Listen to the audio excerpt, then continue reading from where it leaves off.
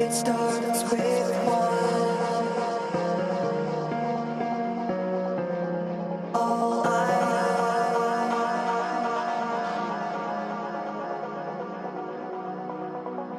it's so unreal.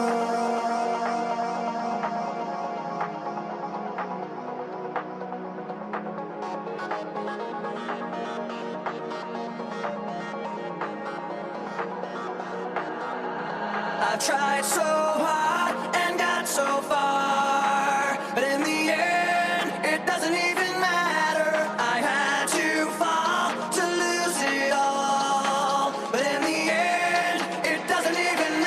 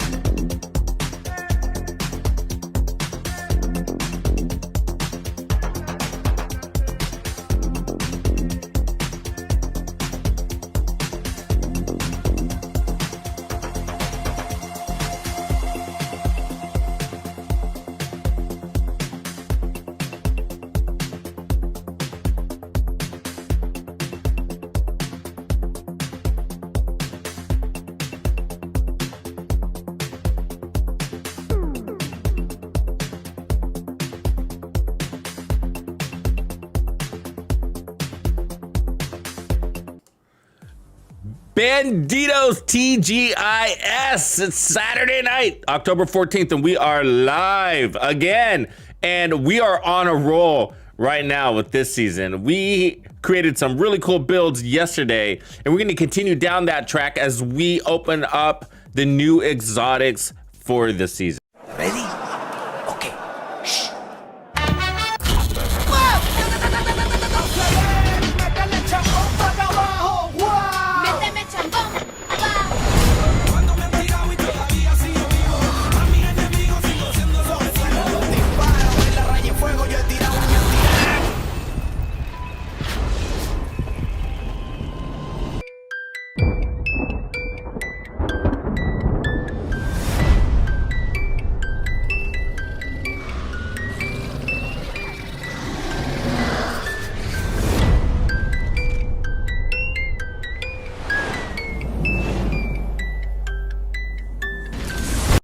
Bandidos, we are live. Thank you for coming back to another show. Hopefully a great one for you. And if you were here last night, then you were probably hearing me giggle like a school child because we created this build. I was thinking about it offline, okay? And I was just like, you know what? I was like, we've created some pretty cool headshot skill builds in the past, and I knew that they worked. We know that they worked. And I was like, with this new EXURO gear set, I was like, I think I could create a circle of death. And the reason why it works, the reason why it works is because of determined. And that sounds weird. You're like, how does determined fit into this equation? Well, let me tell you, it's because like, it's sort of like for a sniper in the Division 2, which basically I am, because I love my headshot builds. But like, you don't want your targets on fire because they're waving their arms and acting erratically. You want them to run straight at you. You know, the rushers are great. Like, we love rushers as snipers because they're running in straight lines right to you. And allows you to pick them off really easy. But when they're on fire, they're running in circles. Their head is kind of down. The arms are up. And it makes them difficult targets. You accidentally shoot a body part that you don't want to shoot instead of their head. So that being said, with determined, you can go center mass, right? And of course, this works on pistols, rifles, and marksmen's.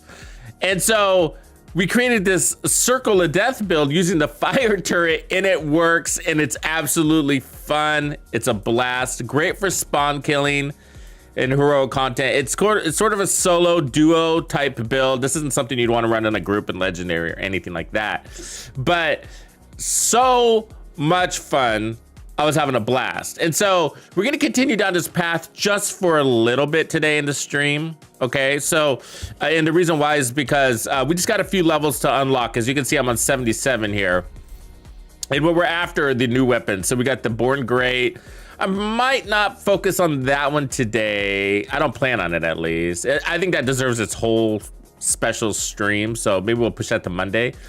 And then, the collector chest. So that's really what we're after. Okay, so just a few levels. That's 8 levels, and so just 8 levels, and then we'll get the collector chest. So it's probably about 45 minutes if I try not to. That's with me talking.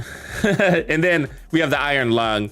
I don't know if we'll get to a build for both of them today, but they kind of go hand in hand a little bit. But either way, we should unlock them both today.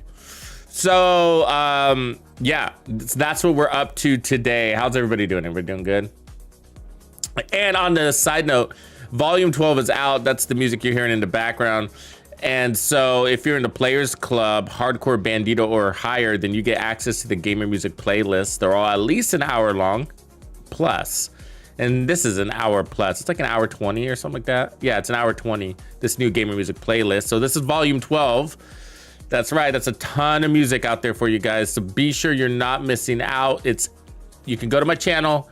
Right at the top is the Players Club members playlist on the top of my YouTube channel, and that's how you can get access to everything. It's all hosted in one place. But I did just put out an announcement on my community tab, letting you guys know that it is live. And then I also host it on SoundCloud, where you can stream it over there too, and download it if you want to. So I give you permission to download these. And YouTube, on YouTube, it's kind of fun to stream them. And so I do a little bit something special, kind of do a moving picture for you on the YouTube side to make it something interesting to have playing in the background as you're slaughtering fools in the Division 2. So anyways, really excited that I finished that up, even for myself, because, you know, I listen to the music more than you do because it's playing in the background all the time. So like, it drives me nuts when I have to listen to the same tracks over and over too much. And I try to come out with at least one every season, one volume per season. And when they elongated the season, it was like, oh, we're stretching it out. So anyways, I got her done. Yeah, I hear you, adversary. Yeah, the DZ is a little tough, man. Yeah, everybody kind of just runs the same kind of thing, and it's a whole nother game, man. It's a whole nother game in there. Yeah. I would work on your PvE. That's the heart of the game, and then dabble into PvP. You'll learn it. You'll learn about it. You'll learn about it. Okay, so let's see. So we basically polished this build off, and as you can see, we got 4 skill tiers. You can play down to 3. You can play down to 2, but about 3 or 4 was balanced, and with the turret, making the turret, you know, have a decent cooldown, as well as the cooldown's different there. There's a relationship between duration and cooldown. So when you're on the go, it's not as it seems. But yeah, so we were toying around with that. So, you know, I'll come up with a build video for this. No worries. And so we talked about creating versions of this just for the first part of the stream. And again, we're going to switch to the chess piece as soon as I open that up. And so, hey, look at my SHD. 11,999. We're about to turn the wheels there, huh? Look at that. Nice. And you guys are here to witness. Witness! Witness me! Anybody Fury Road fans? And so I was thinking like, okay, so how do we differentiate this for, make another version for, so this one's kind of for on the move, right? As you can see, I have an array of weapons here. And so what if we wanted to play from cover? What would we do to change this? You know, and so basically what I'm doing is I'm displacing, I'm setting down my turret, catching everybody on fire, turning it off, killing everybody. The next wave comes out, I catch everybody on fire, turn it off, kill everybody. You know what I mean? So it's like that, and it's pretty cool. And so they don't get too much of a chance to shoot back at you. And so, but there's a lot more relaxed. There's a lot of half of you are relaxed players out there. So I wanted to create a version where you're not displacing and you're letting people come to you. And so I think if we did that, we probably want to get rid of the memento, right? And oh yeah, that's what so I'm trying to remember what we were thinking. You know what I was thinking? We do that one, is it called skilled? Yeah, it's called skilled. So this is tech support. The other one's called skilled, where you're playing from cover and every kill from cover reduces your cooldowns. That's the one we want. So it could be anything. It could be a Providence. It could be a Habsburg. Calculated. That's the one. Sorry, I called it skilled. It's calculated. Kills from cover reduce skill cooldowns by 15%. And you're chain killing. So, you know what I mean? Cooldowns, no biggie. So let's make that happen. So here's an Araldi, that could work. Let's keep it simple for now. Let's see if we like that. Habsburg could also work. We'll take that one. Ooh, that's perfect. There we go. It's ready for us. Skill damage, headshot damage, weapon damage, calculated. We have gone down this dirty little road before, haven't we? All right. All right. And then we were talking about the Ninja Bike backpack being an option too. That's a version, and that's an interesting version because it opens up Bellstone on your chest piece. So we'll see if we have time to sneak that one in here. So Habsburg, boom. Okay, cool. So that's an easy change, right? So kills from cover, and so the kills can also be from your skill or your other skill, and then the chest can stay, and then we probably want to go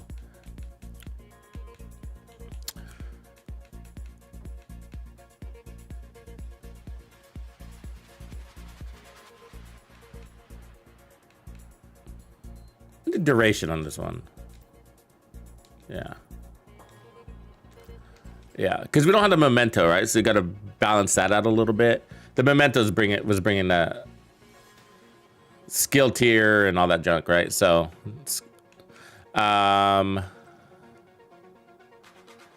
I think that might be a small easy change, right? I think everything else we would just leave. And so we could try Bellstone, because this is gonna mostly be, since we're playing from cover, this is mostly gonna be in scope, which means we're powered up now. You know what I mean? More powerful than yesterday. So let's go Bellstone. and get some armor on kill to come with it. What a crazy build. And then down here, let's put some more skill duration. We don't need haste because we're gonna kill for our, oh, I don't have a lot of skill duration. Okay, I guess we can go haste.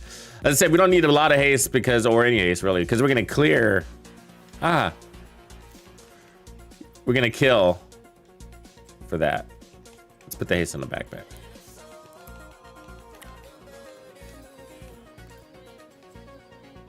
All right, I'll keep headshot here for now because I want to feel it out first. All right, so that's the build. Easy McPeasy. Let's go.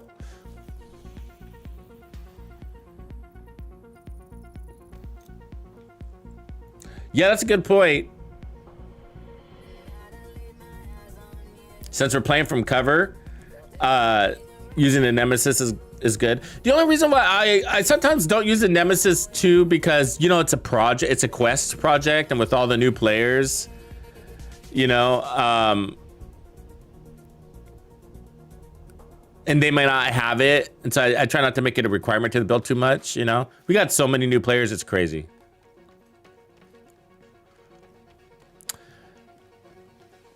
It kind of puts us, you know, people like me in a kind of a tough position, you know, because I think some people are frustrated that they get frustrated that my watch is over 1,000. I know it's kind of sounds funny, but they do. I get those comments. They're like, oh, you know, somebody says, oh, you know, I went out there and tried to get headshots. I couldn't get any headshots. And they're probably, you don't have to be a watch 1,000 to get chain kills, you know, so they're probably just not doing the mechanics correctly. But then somebody will comment and be like, well, they didn't tell you that you have to be over a watch 1,000. They never mentioned that. And it's just like, well, nobody really makes videos in Division 2 for sub 1,000 watches, really. I mean, there's like one or two out there, but like, you know, we're making infinite builds. There's no infinite builds for sub 1,000 watches, really, you know?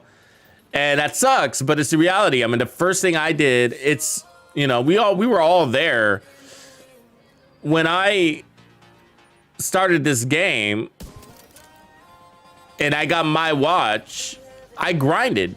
You know, I knew that in order to get to where I needed to get my watch up, you know? And it took me like, you know, I don't know,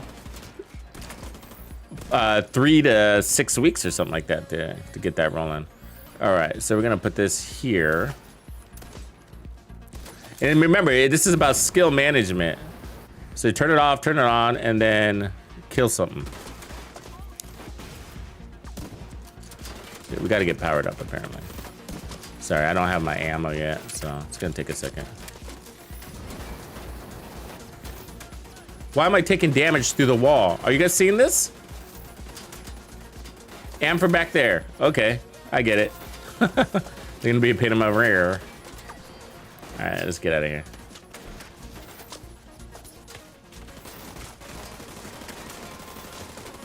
Jesus.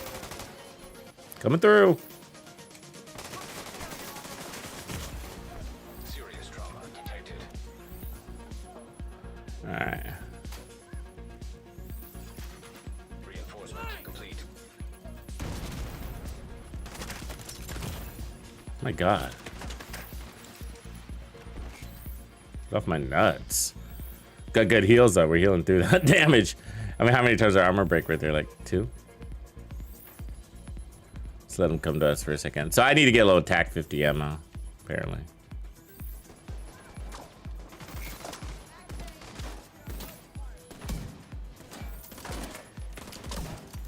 I probably should just put on the Nemesis until then, actually, now I think about it. Get the show on the road.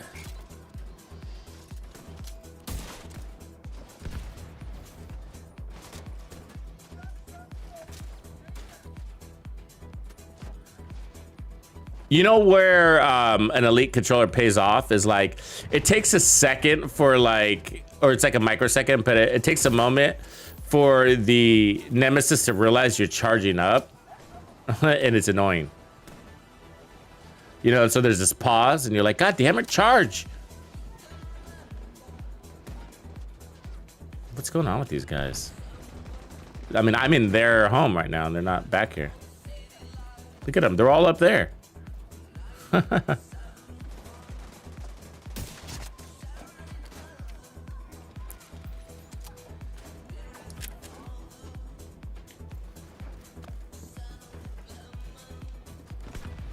Chicken shits.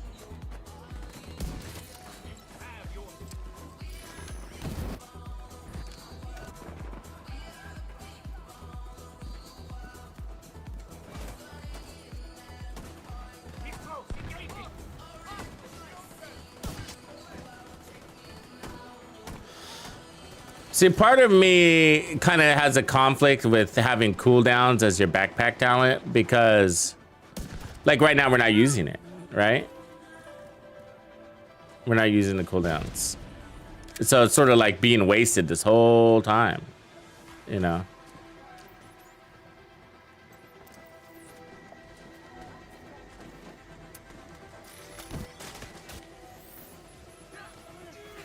Who got her behind me? Good reach on that thing, huh?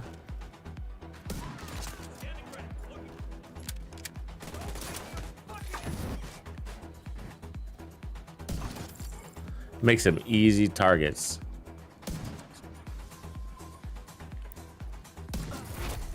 Heavily armored hostile detected.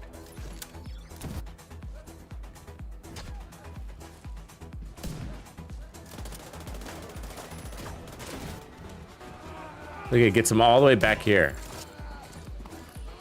Can you believe that shit?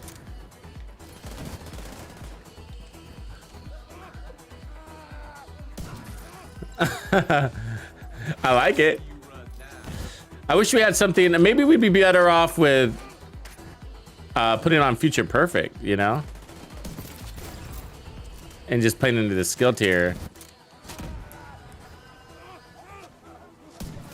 That would allow us to put on more red course. There's some ammo. Incoming hostiles detected.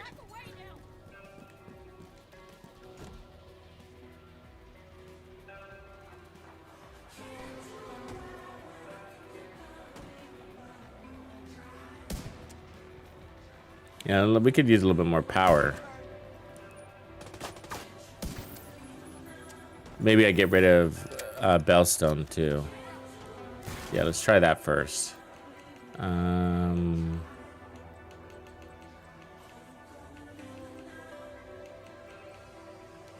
Where'd my chest piece go?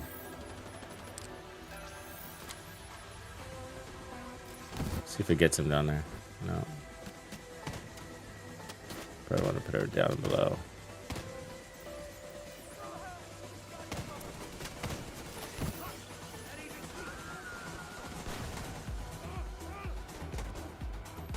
So let's see here. Chess piece. Okay, so where's that provenance? Just dug this. Why isn't it? There it is.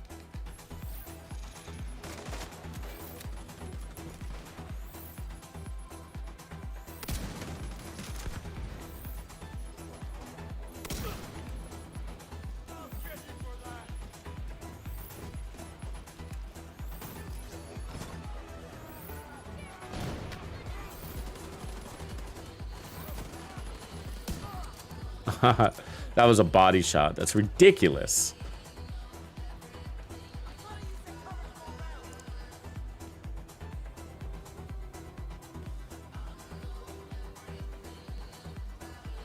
Yeah, I think future would be good here.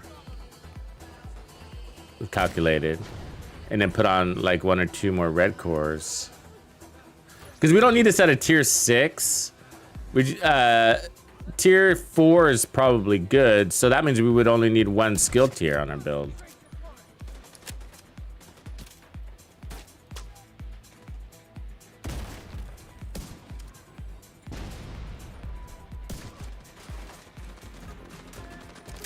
So we're hitting at 14 there.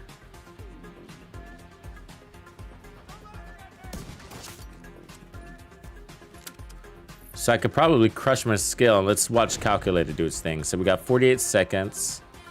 We find somebody to kill. 38. 30. Nice.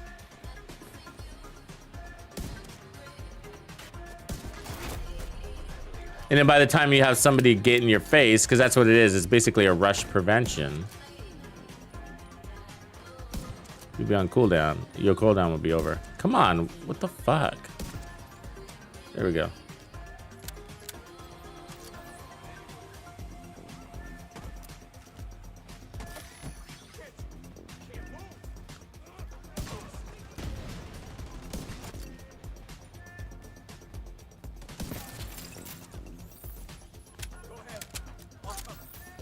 I love that I'm taking damage from somewhere crazy.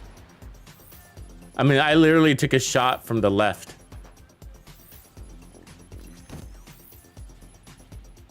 What just shot me out there? That's pissing me off. Like, I just took a shot from the... Oh my God. Look at it. Look at it. No way. Oh my God. Look at it. Are you seeing this? We have flying spider monkey warhounds. I've never seen that before. Oh my God. Have you guys ever seen that before? It was way up there. Oh my Lord. What are they doing to us, guys, in this game? How is that a thing?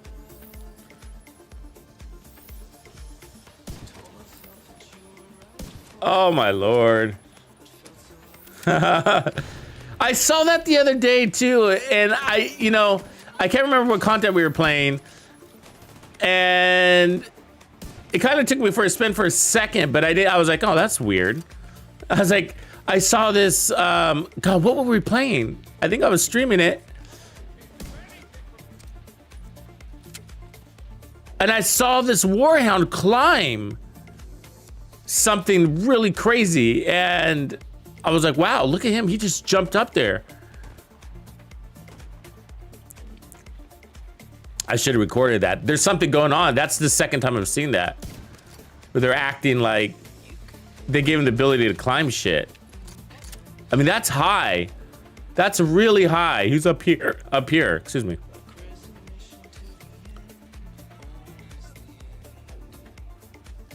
I mean, he detects me from way over there too, which is also weird. Blowing Tux's mind. See, I notice. You've seen him use a zip line? That's hilarious. The special forces zip line and shit. Oh my Lord.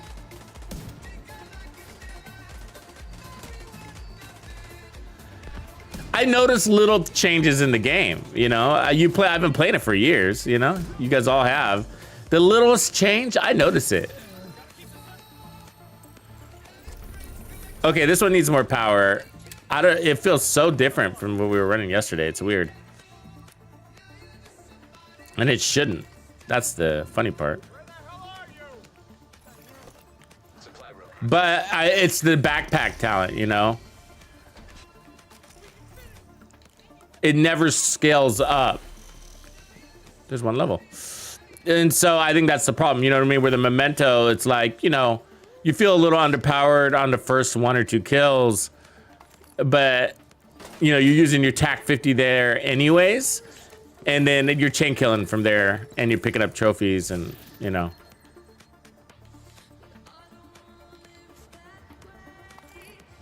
Did we just do it? Was that 12,000? Oh, we did. Look at them zeros. Thank you for calling that out. Head of gold.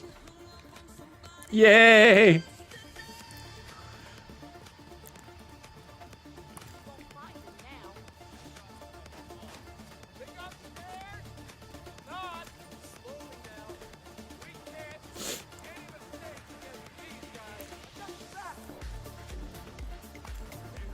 I want to give a special thanks out to the community. Wouldn't be to level 12,000 without you. And to my Maz. Now I'm going to Disneyland. All right, let's make some changes. Just a couple of quick tweaks.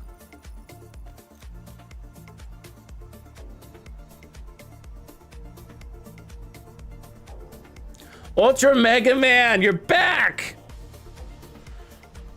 I haven't seen you in a minute, man. Where have you been?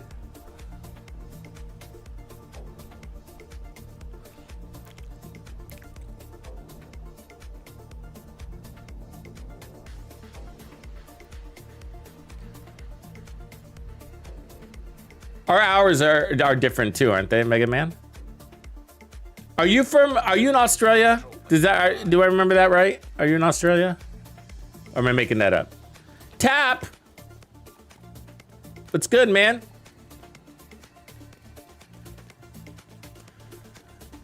All right, so what I'm gonna do is, so we're gonna put on a couple of red cores. So let's do that real quick. That's easy change. So we're just gonna do that. Headshot damage. It's a crappy one, huh? And we just need one yellow core. So,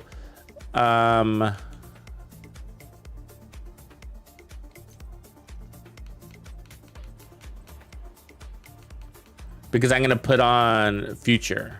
Future is really easy on sniper builds. It's just I don't have a lot of use cases for it. So let's run that one, and then we'll leave this one here. Good. But this one seems to have a really nice use case for it. And it also will, because we don't need determined, and then it'll also, especially when we're playing from cover, but it'll allow us to bring our power back and not waste it, you know, because rushers aren't coming at you all the time, and your weapon talent is kind of a freebie on sniper builds. Sidnet. It's a freebie because, let's see what we're at here. Aces, D and H. Kind of a crappy day, huh? Because you don't need damage, you know, on sniper builds in that slot, which is nice. So, you know, you see a lot of people kind of going all red and putting all this crazy damage on their sniper build, and it's sort of like, well, you don't need to. Not even in group. You know, you got a lot of leeway.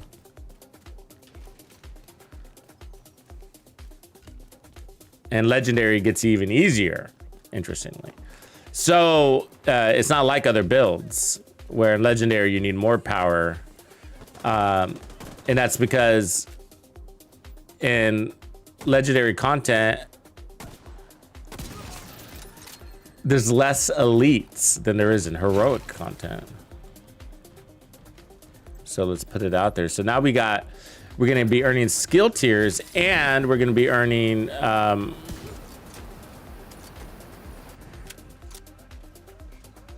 skill haste in that backpack. So the downside is if you switch out, this is what I don't like about Future. If you switch out, you lose your stacks. But it's all right. We're just going to be killing anyways, but you got to watch. You gotta pick your shots because when they're on fire,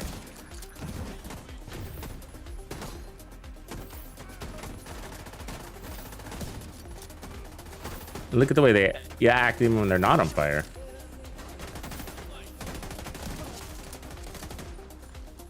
It's working. That was a good little rush prevention example there, right?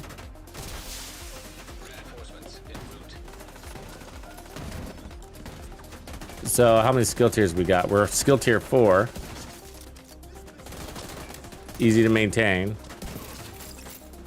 There's still a skill tier 4, and I'm cool with that. We don't really need more than that.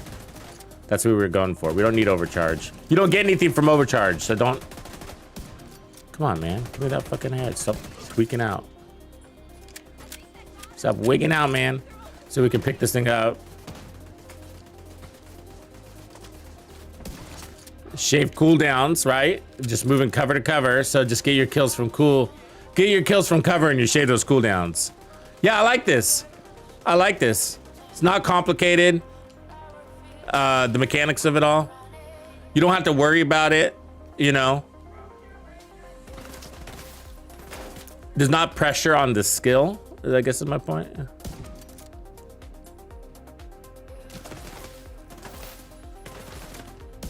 Mostly trying to get these guys out long enough. Fucking mister. I think I did. Yeah.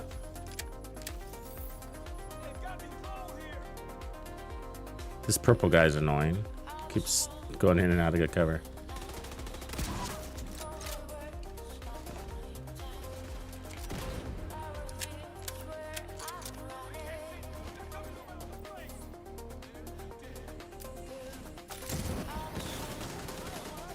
Blows up the environmentals too.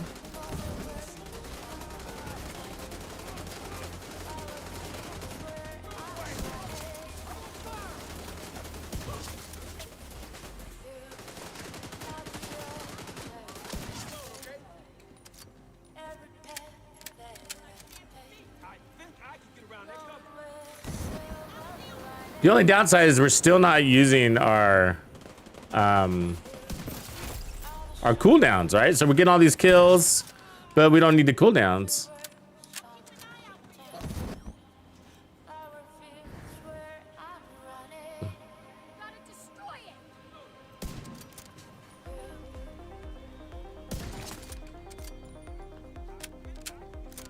Yeah, so that's why, you know, I think playing into cooldowns with the turret, because most of the time the turret is up. And so there's only a few times where the turret's not up. And I just don't think it's critical in those moments to be worried about it, you know? Unless you were, I guess, a 6 skill tier build and, you know, whatever.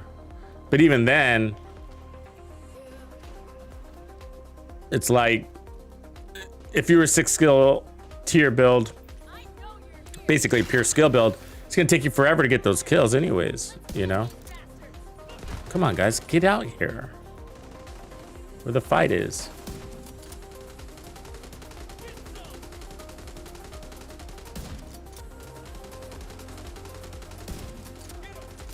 Now we timed out now.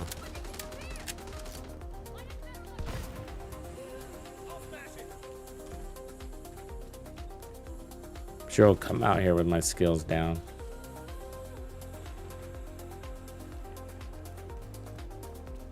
Yeah, so it's kind of interesting.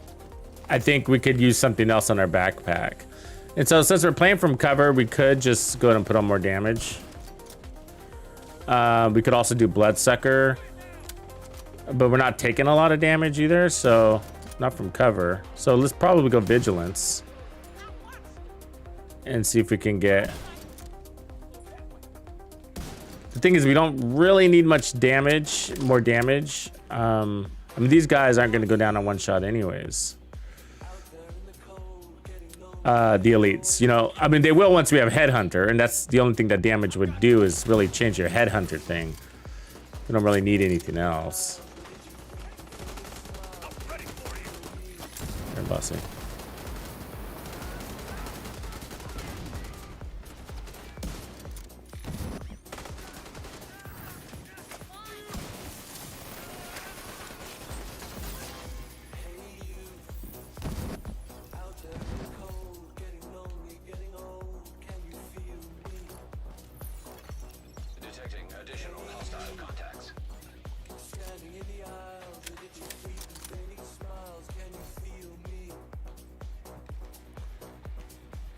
What other backpack talent do we have?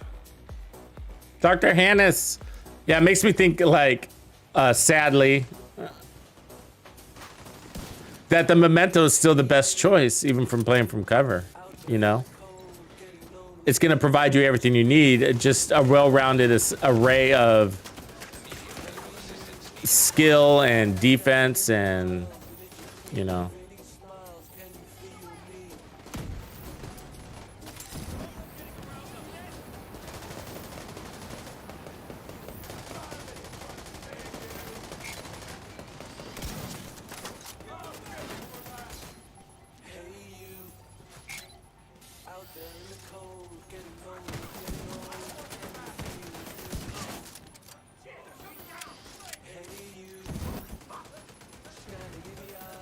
Take that.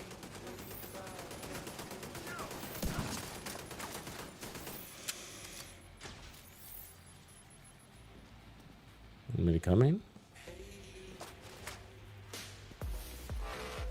No.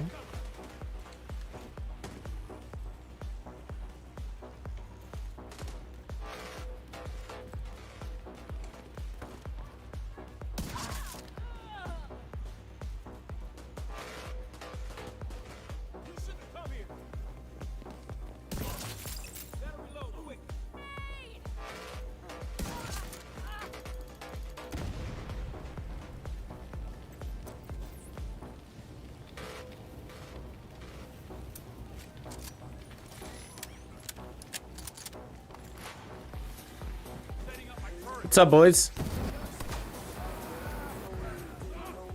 No turret.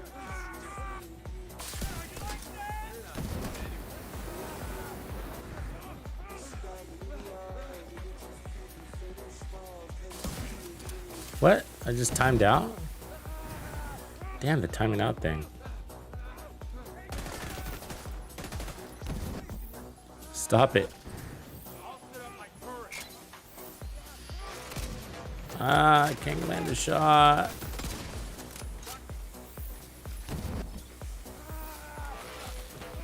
So probably maybe I should stand behind. Yeah, get a little more breathing room. There we go.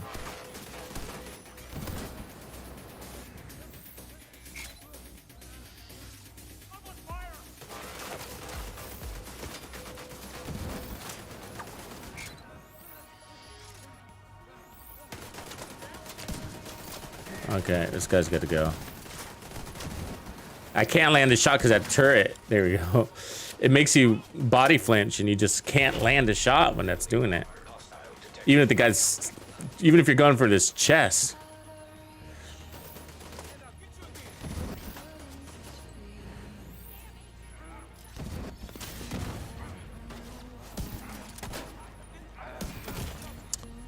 Whatever.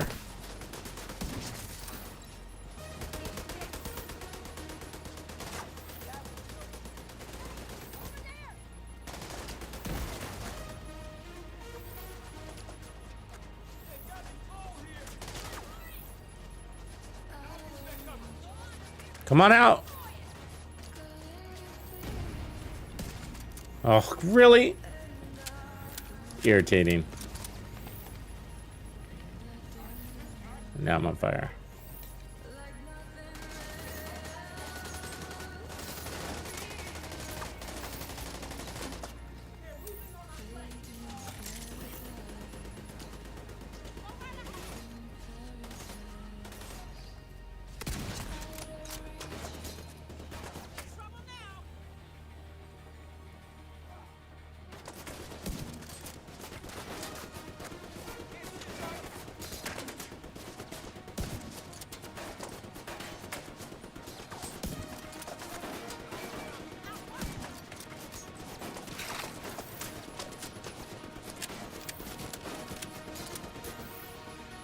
The left eye.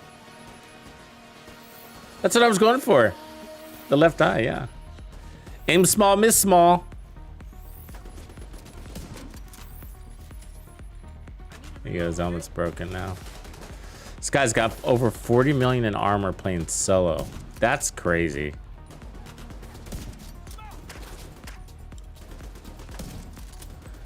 They love to bring him out too.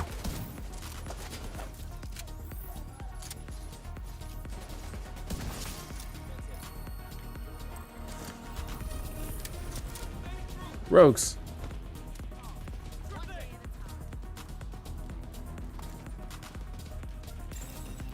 Rogue agent detected.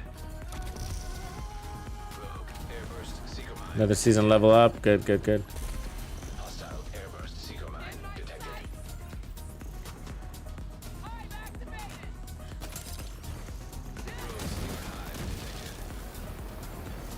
Hostile stinger hive detected.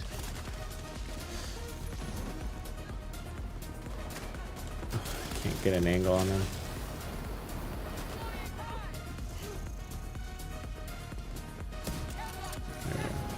They modified the rogues. I'm sure of it. Look how long she did last on fire. Look at her status effects. Watch this. Well, too late. You missed it.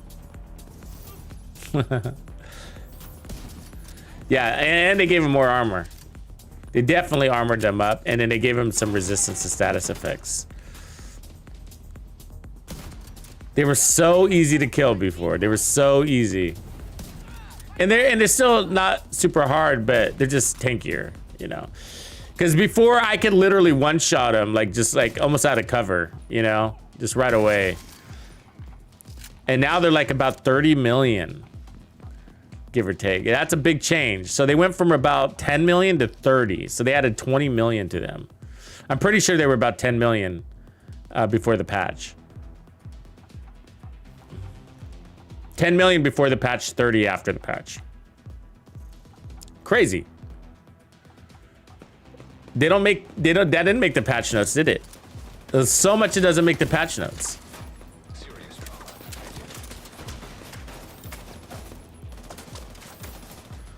And then, so they're basically a boss now. So he's gonna have diminished damage from my tack.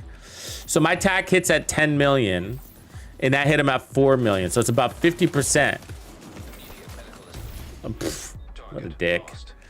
Yeah, so they're bosses now. So it shaved 50% off of my damage.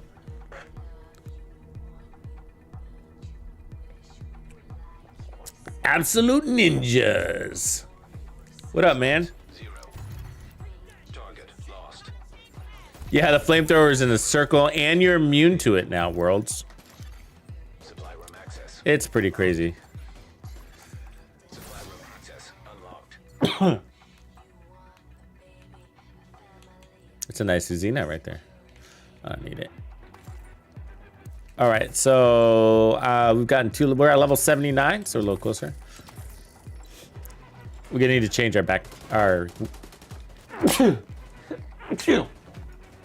yeah, we're not using calculator whatsoever, so we might as well just get rid of that.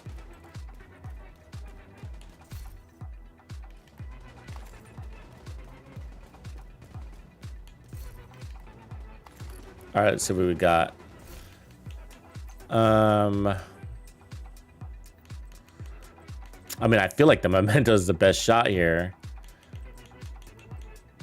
And then that basically puts us to the same build, you see? I mean, the only thing changes is the weapon talent. Let's give it a whirl, though.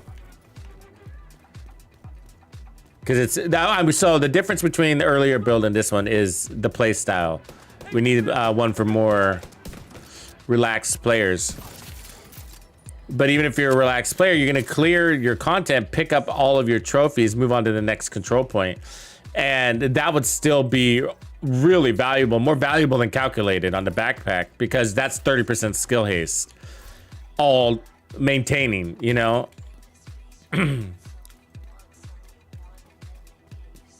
What up, Ash?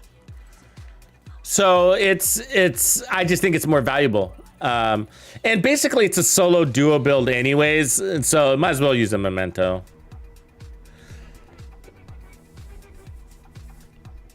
The only other one would be probably the Sawyer's knee pads to pick up that damage. You don't need the explosive resistance, but just for damage, you could go that way and then use the backpack. But I don't think you want to use EXURO backpack or chest piece with this setup, because it's more of a defensive line that you're drawing in the sand with it, not going around catching everybody on fire. And that's because of the playstyle being relaxed.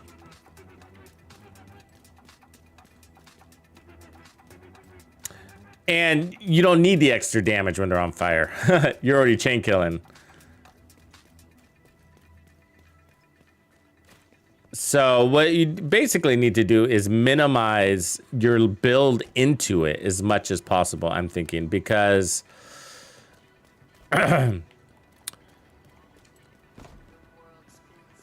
it's a rush prevention, which isn't happening all the time, like right here.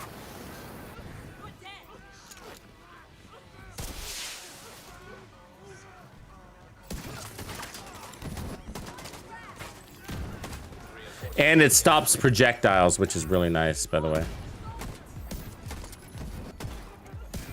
See how it stops this rusher right here?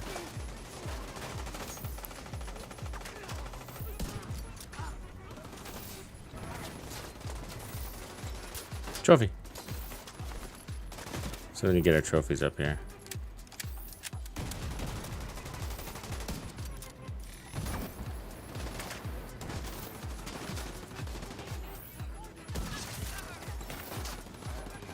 There's another one.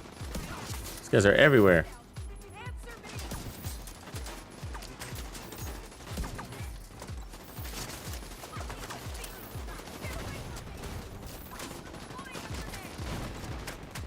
I love how it stops projectiles. I think that might be my favorite part about it.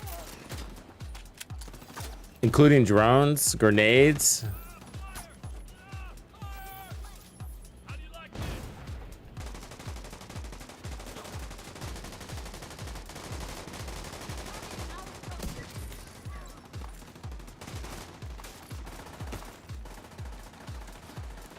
Oops. Down, boy.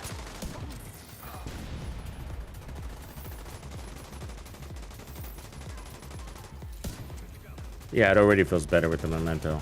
High threat enemy patrol detected. God damn it. Here comes a patrol. Stop. Stop that nonsense.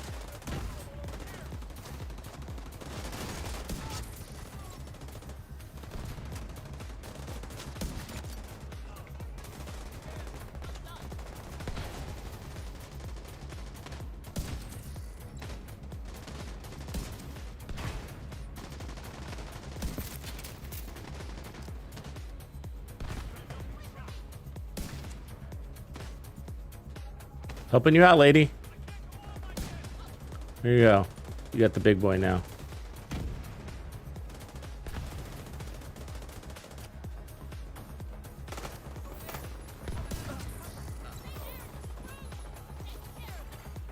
Detecting high threat enemy patrol. Busy little control point, huh? Fuck.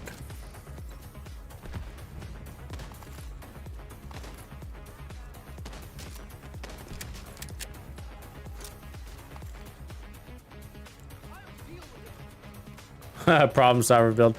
We called it, actually yesterday we named it the Circle of Death, because it creates this circle of death and you basically stand in the middle of it. Yesterday's build is a little bit different. It's a little bit different playstyle, but you stand in the middle of it and kill everything around you. Even with body shots, because we're running determined yesterday, but today we're running future. So we're adding skill tiers on kill.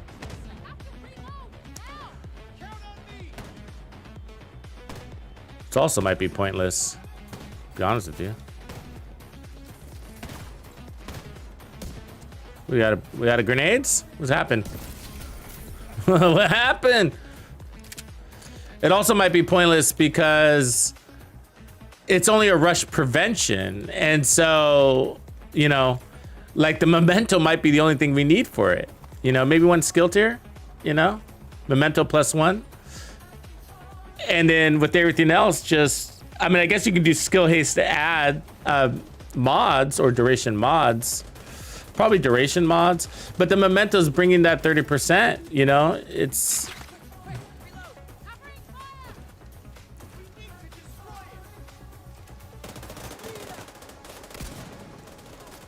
What? Lulu, you rock.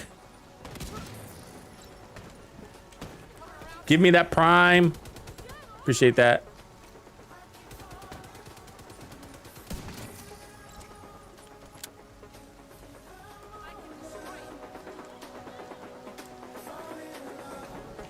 All right, let's do it. We gotta save. We gotta be Captain Hero over here.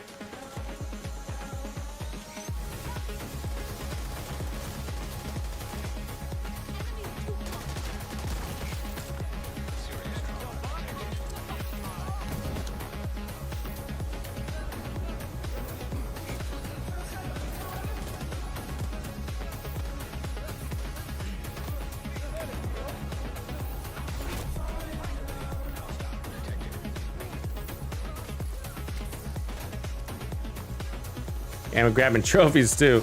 Kind of cool. Why isn't she catching on fire anymore? She gave up on the... She's like, I don't need this crap. Aw.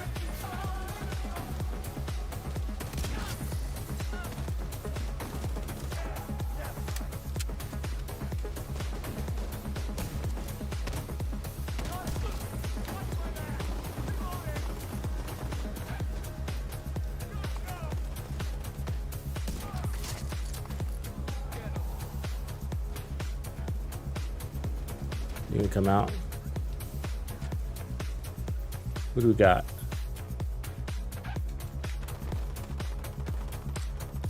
Not gonna like this.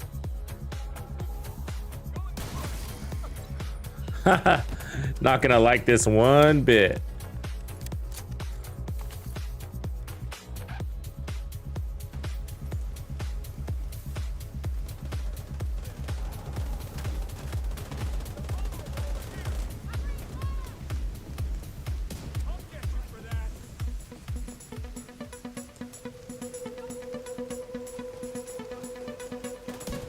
Come here. Give me that little beady head of yours. Ah, stop moving like that, freak.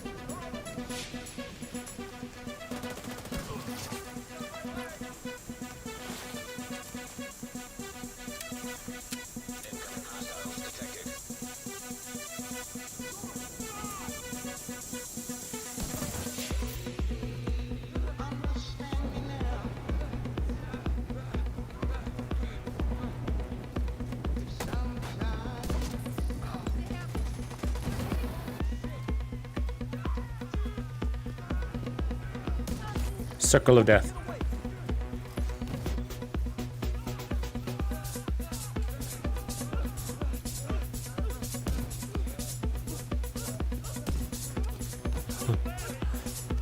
This is where determined would be handy because when they're on fire, they're hard targets.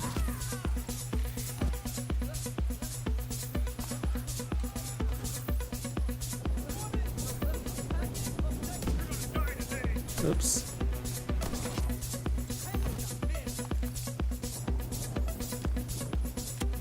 Oh, you got smart. Good thinking, bud. Get out of the circle of death.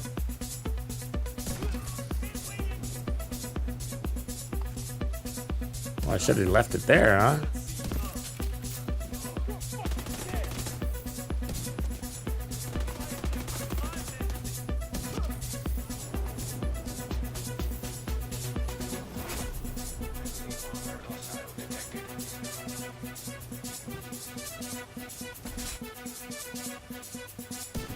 Oh, fuck that up.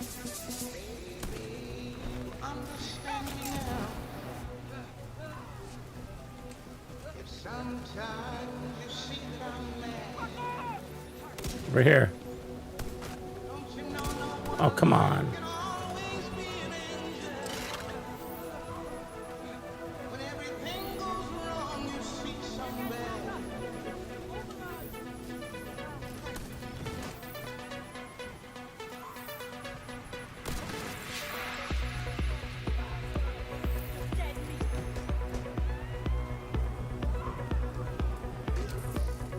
Sucks, doesn't it? Sucks.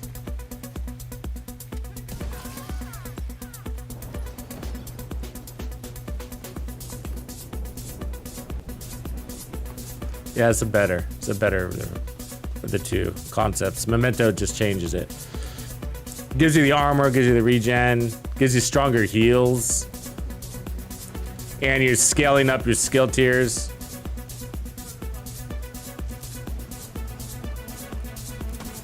You're not as fast because you're not running determined, but that's why I like yesterday's build better. Because when they're on fire, there's a better synergy there. But you can still run determined. You might as well. But then we're back to the original build.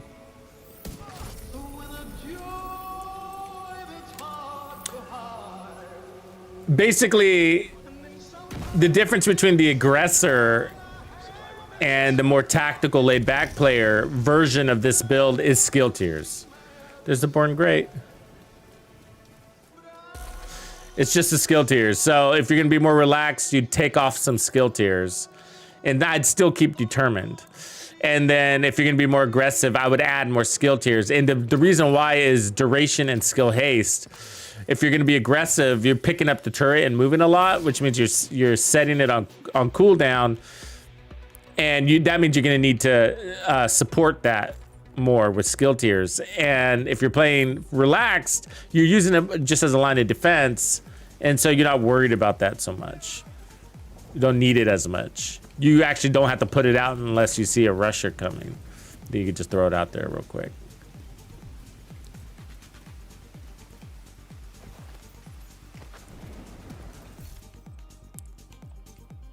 So we got the Born Great. All right. So it came decent. Stabilize. Shooting gives 1% weapon accuracy, 1% weapon stability per shot. That's amazing. 75%. Stopping, you got a 6-second timer before it goes out. That's cool. So we'll do a special lab on that. Create builds just for that.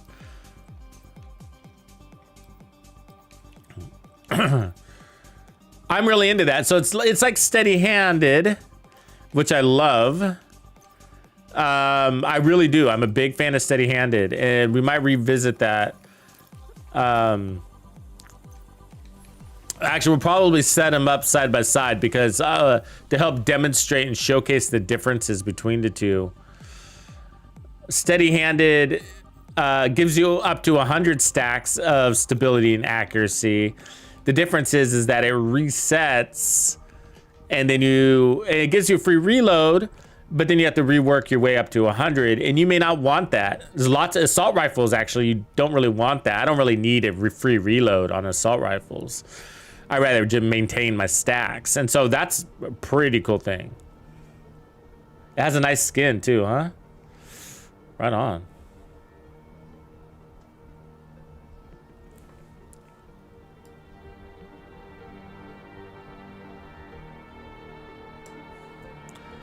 Let me know if you recognize this song. It's a remix of our last intro.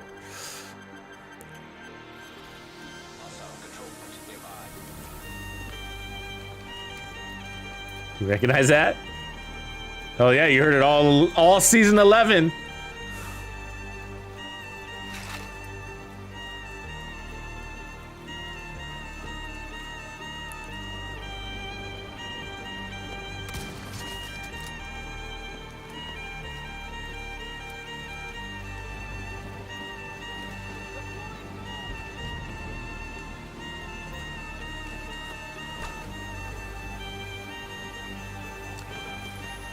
I hate this thing. These skills fall into that. So you can't pick it up.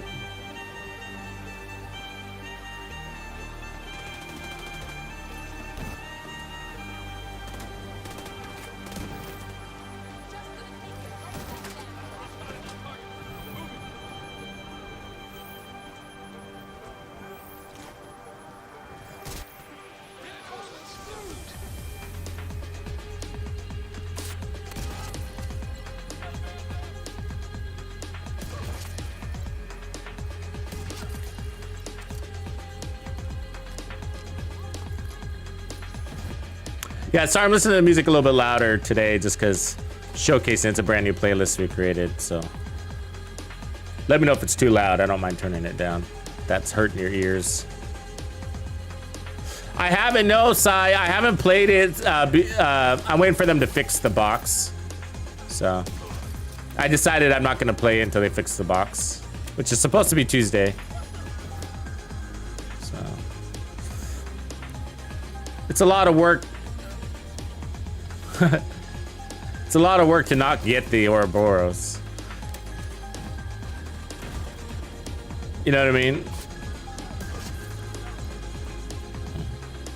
Get all the way there, and I was super disappointed the last time we beat it, and I was like, the box is broken. I was like, oh, what a waste.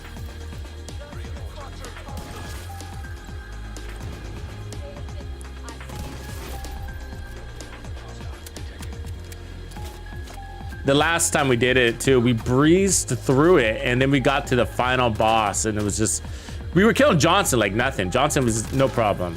It was Martinez's mortars were just wiping us over and over and over. We could not get by the mortars. It took us forever to get through the mortars. It was painful. And I was trying to tell the crew, be like, look, you can kill Martinez at the same time as Johnson. Just make sure you run a full DPS build, and she dies right after, you know? You just gotta go full DPS on it. And a healer, you still get your healer.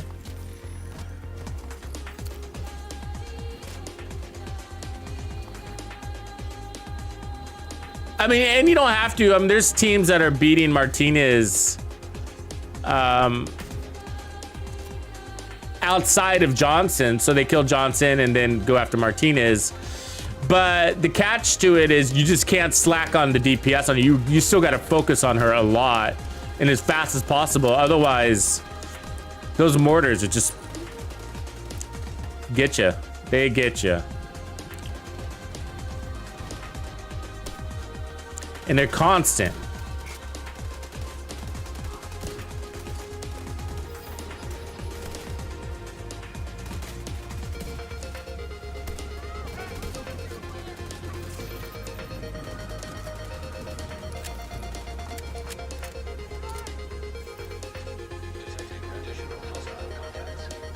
Yeah, I'm waiting. Yeah, that's right, honey.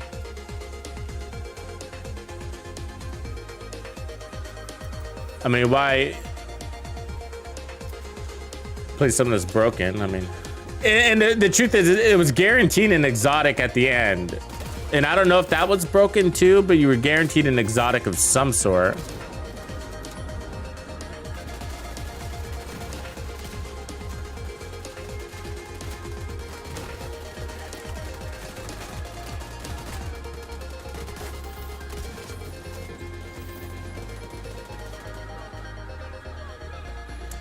And so with the box being broken, you're not getting anything, right?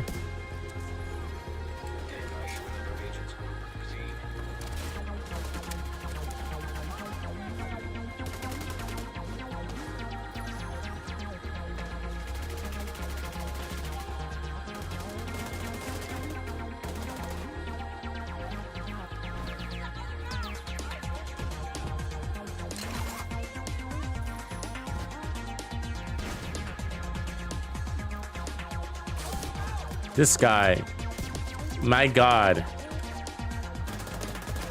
he's harassing me, man. He's a stalker. Like stage 5 clinger. Oh, come on. And the way he moves, you know? Like he's dodging bullets over here. Oops, that was a bad shot. I'll let that one go. Stage 5 clinger.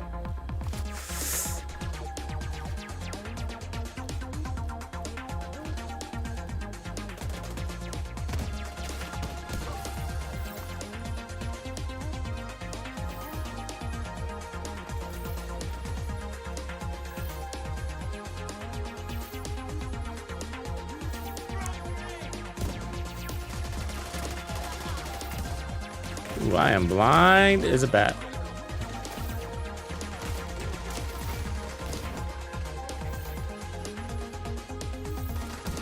Oh my God, I can't get anybody right now. Bad placement.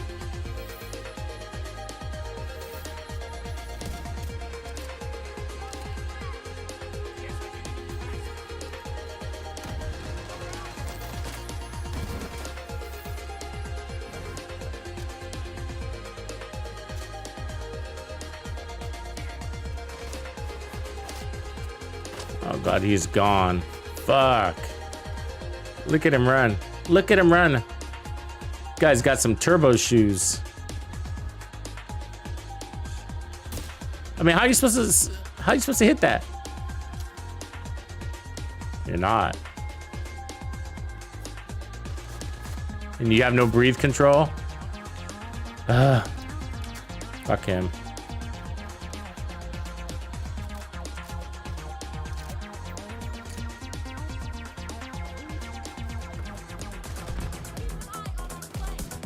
Do you think it's weird that the Division 2 doesn't have any breathe control in their aiming system? It's like in every game.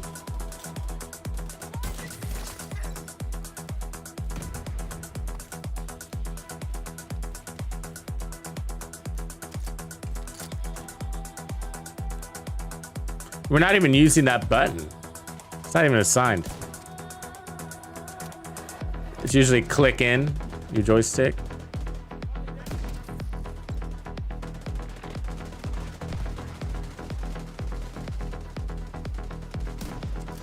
And audio is off on the headshots.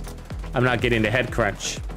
So I'm not sure if I'm getting the headshot. Only visually I can tell. So normally there's a crush of the head like that, and sometimes it doesn't happen.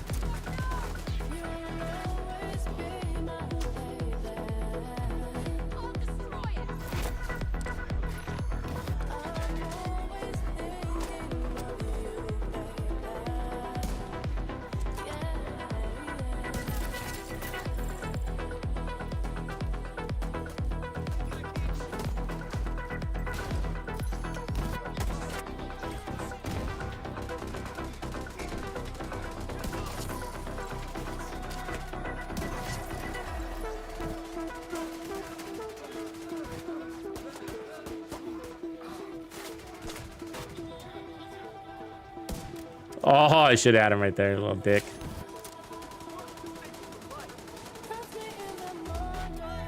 He's peacing out. Where you going? Where you going?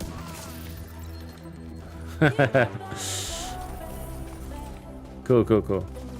Uh-oh, you got reserves.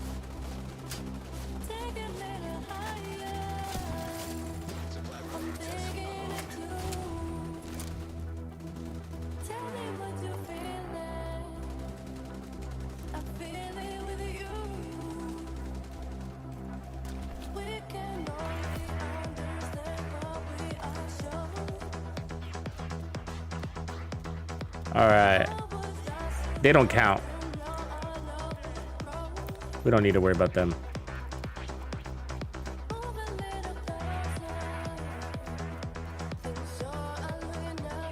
A mechanical pigeon. Yeah, prone would be cool. Would love to go prone. Or jump a little bit too would be nice. Or sliding would be nice. Love to slide. Slide into cover. Is that too fancy?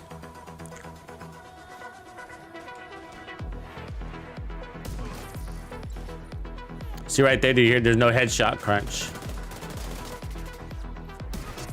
That one had it. It was quick though. I knew we could do it.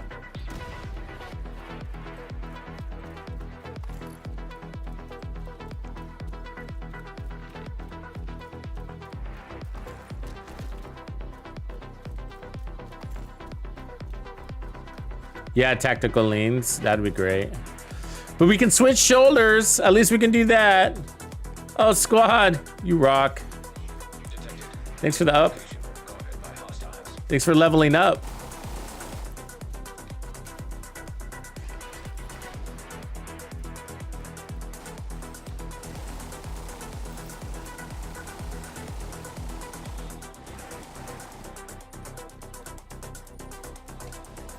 Here, hold this.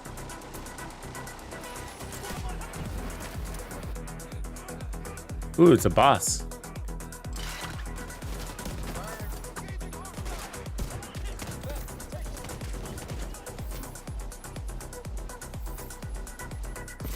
So if you're new to the game, bosses are always the same configuration. It'll be 4, oh man. Oh my God, they're everywhere. It's 4 purples, 1 named elite. So my turret's out there killing shit. I just left it.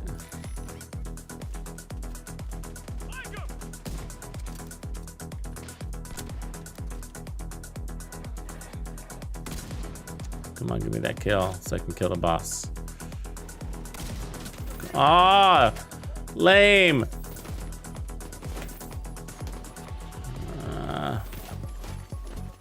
I got hyenas on my ass too. This boss is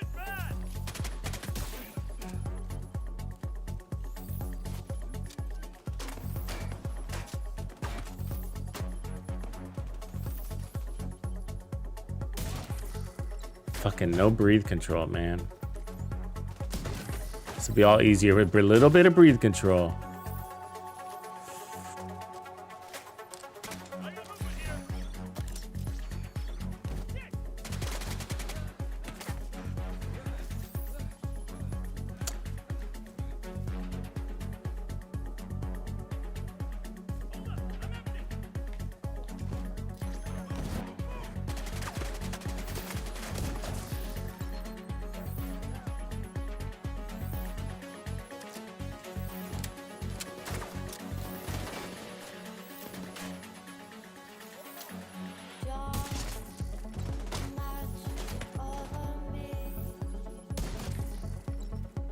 No head crunch.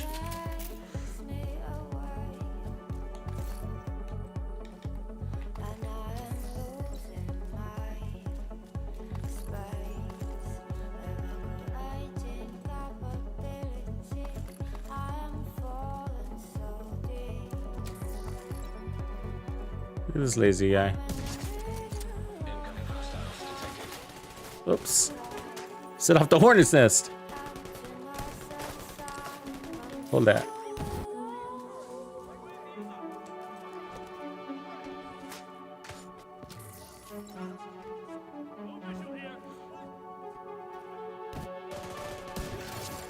Access key detected.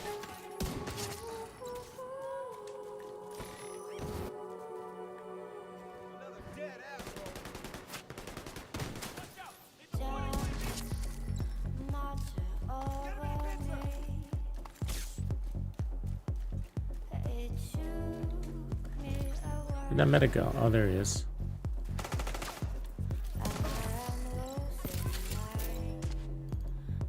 We're done. You guys are late to the party. Where were you? Somebody's still out there. Ah.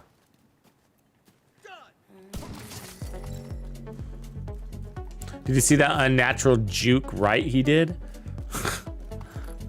Like some sort of alien digital glitching NPC.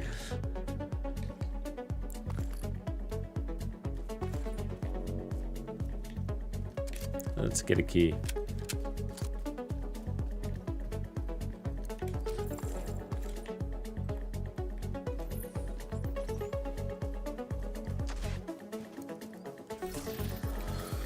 Boo. Dumb gun.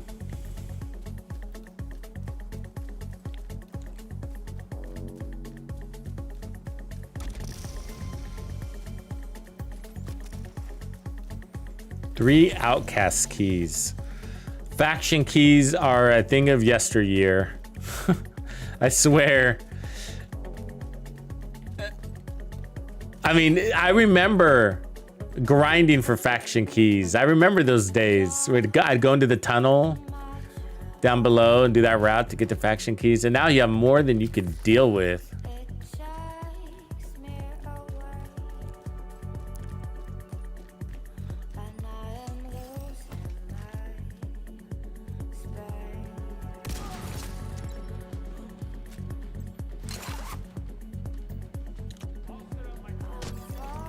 Reinforcements incoming.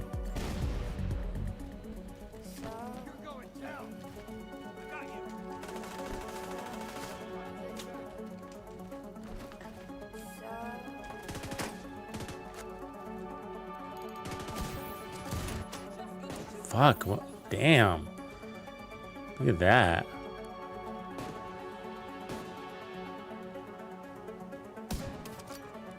Timed out. Fuck.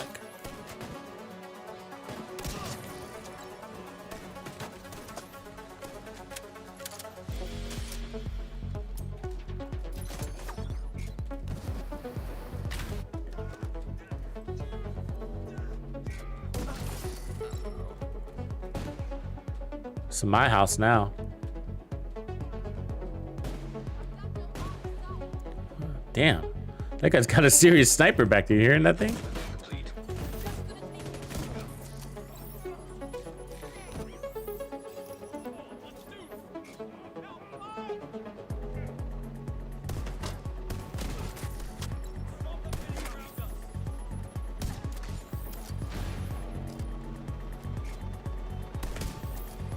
Gotta take out that medic, man.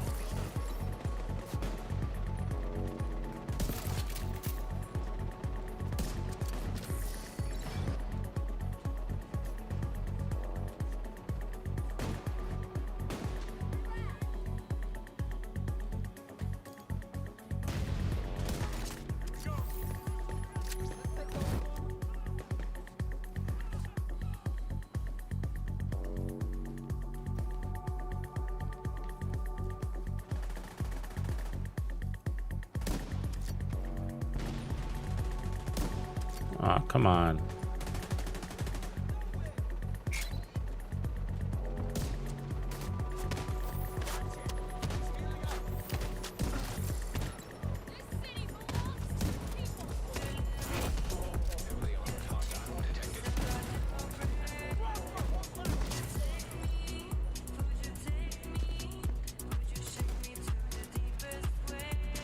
Somebody's coming. There's steps.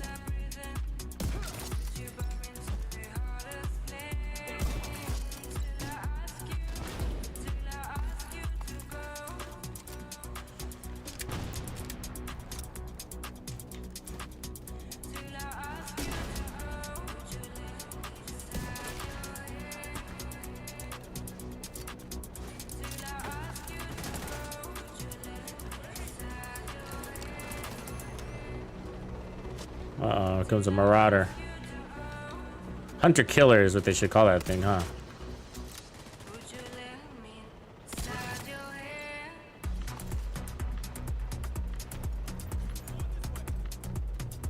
I need a good Terminator movie.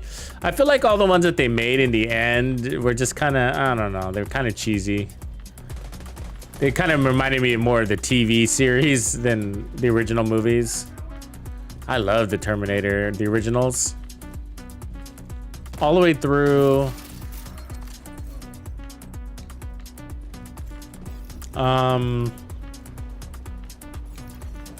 Genesis was kind of dumb, I thought. A little too out there.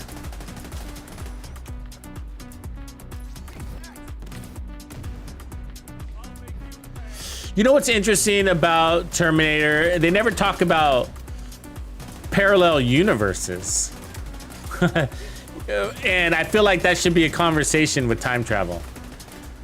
You know, like in this universe, but in another version of the universe, why not just travel to a different parallel universe?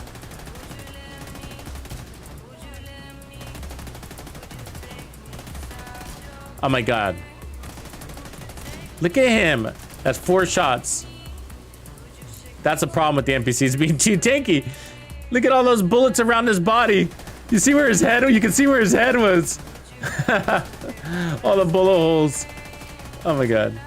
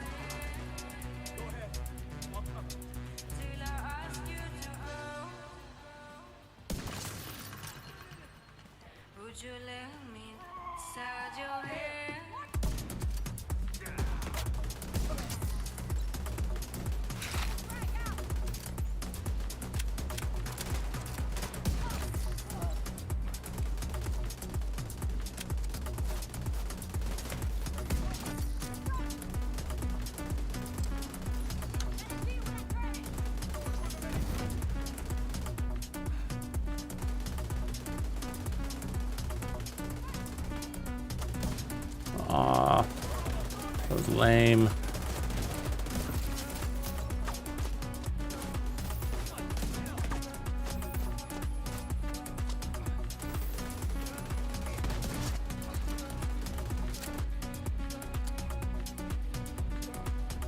Go.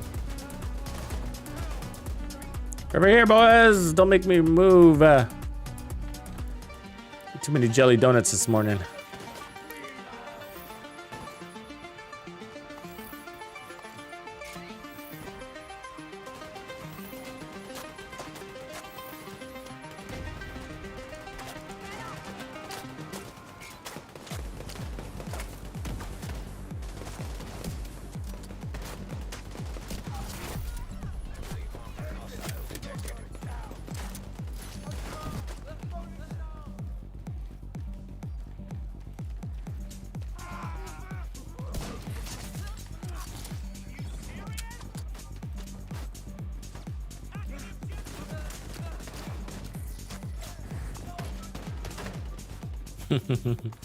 I'm just terrorizing now.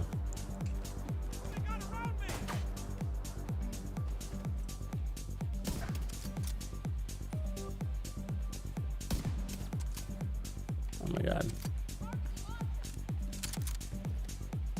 He pieced out, didn't he?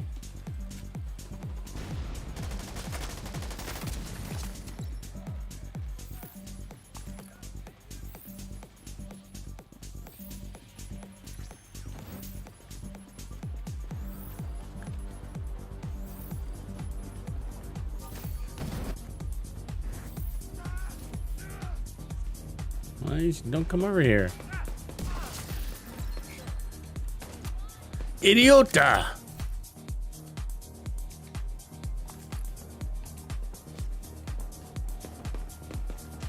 Yeah, basically, P-Wolf.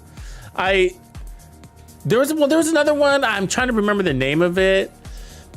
It was the one kind of focused on Kyle Reese as a kid, and he was in LA. I thought that one was kind of cool. Where I just can't remember the name of it. It was like a special project Skynet was doing, and they had a human that he was basically half Terminator, half human, but he had a human heart, so he was difficult to be detected as a Terminator. Do you remember that one? I feel like it was called Judgment something, but they're all called Judgment something, so I tried to remember the name. Yeah, that might be the one. Matt Smith. I'm not sure the actors' names, but Salvation. Yes, Salvation. That's the word I was looking for. I liked that one. I thought it was pretty good. It's kind of a side story. I had the Batman guy too. What was his name?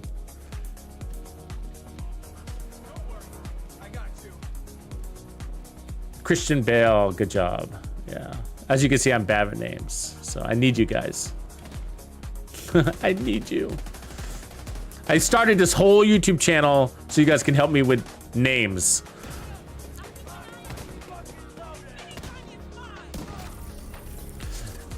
Like, so it's weird. Like, for some, like, I remember people's names, like your guys' names, I had no problem. But like, when it comes to actors and movies and songs, I just can't remember names for the life of me. It's so weird. It's the weirdest thing because I have a really good memory. I remember everything. And part of why I'm so good at this game, really, and why I can run this channel is because I remember all these details that I picked up along the way. You know what I mean? But like, when it comes to those things, if you want to stump me, ask me a song name. Just ask me a song name or an actor's name or something shit like that.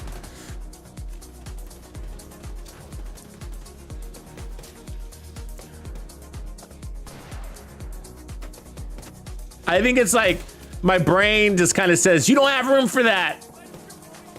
You know?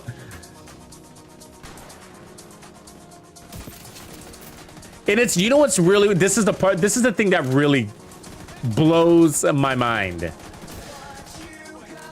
Is people that like have a whole song memorized and they only heard it once. That blows my mind. And there's so many people like that. I'm like, how do you know all the lyrics to the song? Well, I heard it on the radio. How many times? You know what I mean? Because you know how many times it takes for me to memorize a song lyrics? I mean, the last song I memorized was probably like Gin and Juice from the early 90s. I don't know. You know what I mean? Like, I can't memorize songs like that. And people just do passively. They don't even try. They just know all the words to every song they've ever heard. Blows my mind. It's like, I did not get that gene, you know?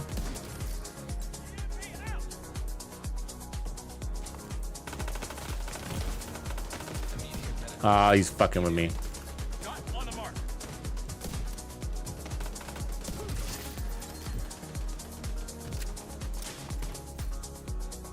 That was a hip fire, blind fire, headshot kill. Pretty good. You don't land many of those.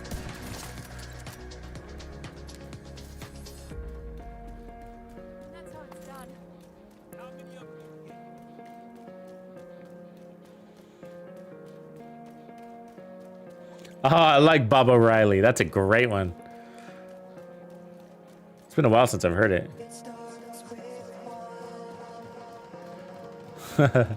Aw, thanks, P-Wolf.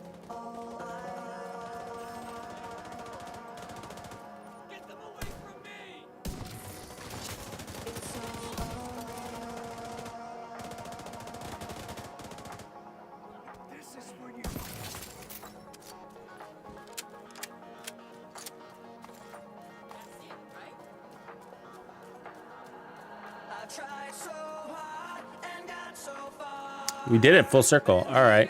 Where we at? 81. Let's see where we're at. We're almost to 82 here in a minute. It's taking me longer. I should have turned on directives. Let's do that. Directives so we can bust through these last few stages.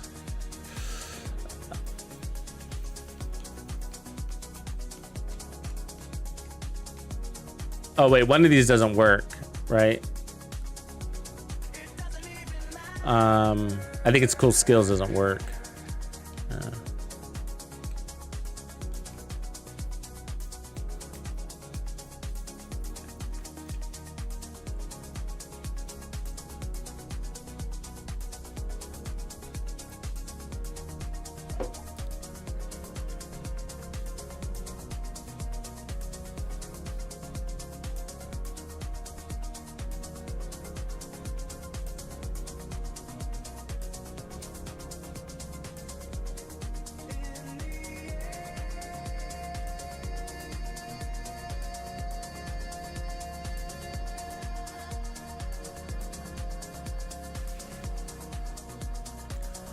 All right, let me reset control points.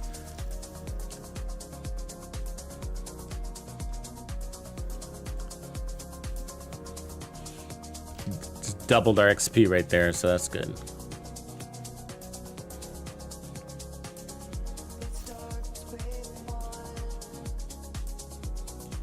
And then I'm gonna switch out weapons. Go back to the rifle, just go a little bit faster. I'll put the White Death on backup. And then we'll take that to no scope. Just for speed.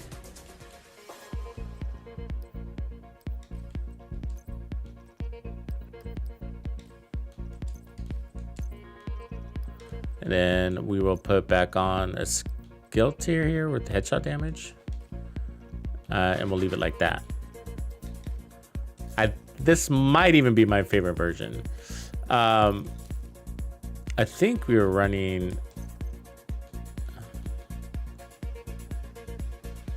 I can't remember what mods are running. I'll just leave them. This might be right. We might even add skill haste mods. Hostile control point identified.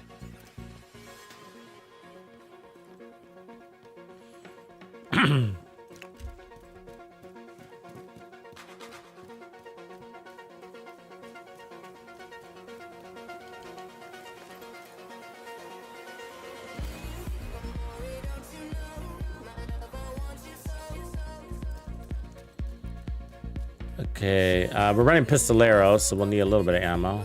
Let's get that headshot going, though. It's gonna take 2. Lost all our trophies. All right. Oh, we got ammo. Look at all that. Nice. Well, now I'm out of ammo. We had it for a second. Let's let him up. Thank you for the ammo. Need that. All right. Take out this guy's turret. See, that's how fast you get into one-shot killing. That's quick.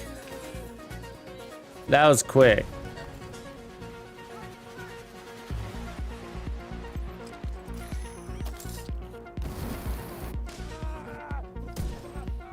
Did I miss or hit him? Come here. Oh, now I missed. Great. Great!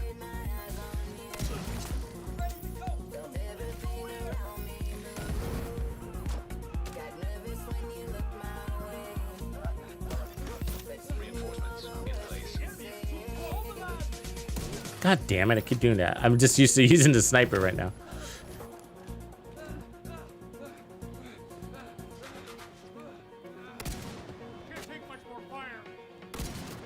Ah, fuck that up. Shouldn't have gone for that elite yet.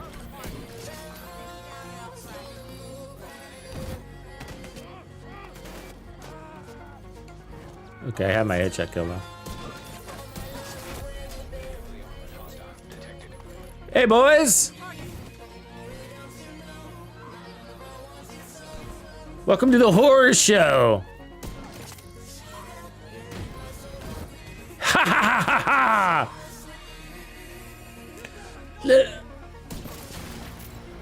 Who's that? There's a foam guy somewhere. Oh, way up there. Thanks for that trophy.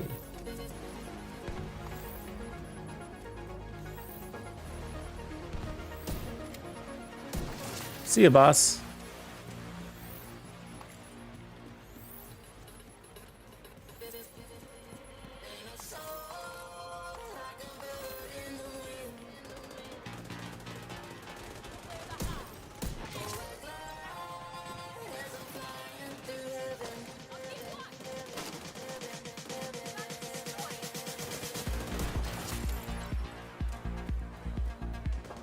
Oh, there's one alive. God damn it.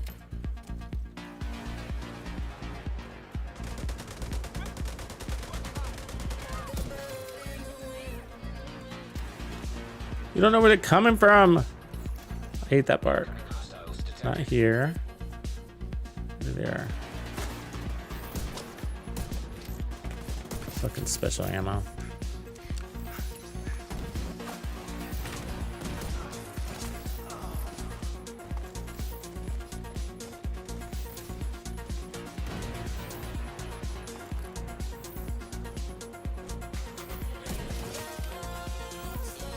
The build is sick. It is. It's amazing. I think it might be my new favorite for the season. Just being able to run into a crowd and be like, hold this!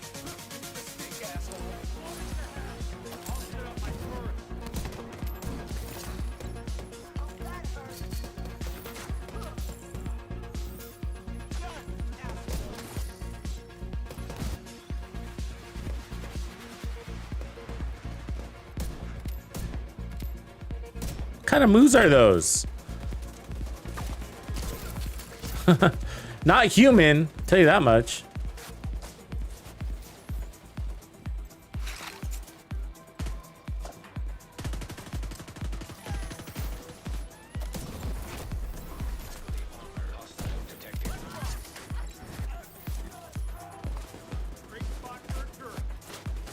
The hell you are.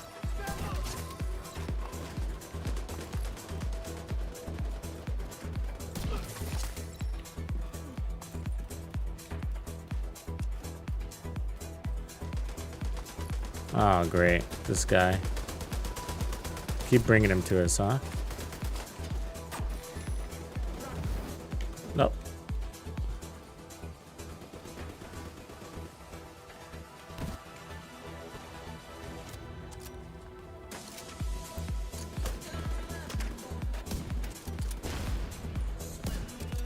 No, might probably, since they keep sending us this guy, it's probably best to just run a Nemesis as backup.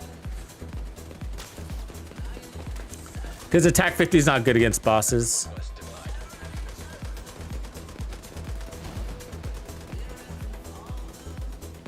Ah.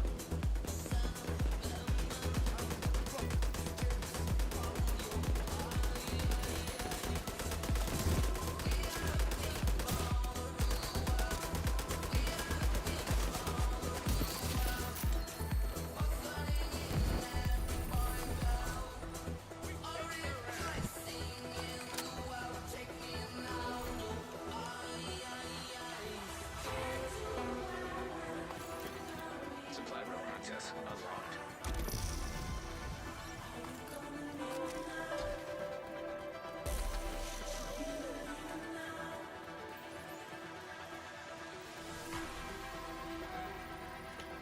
Oh, wait.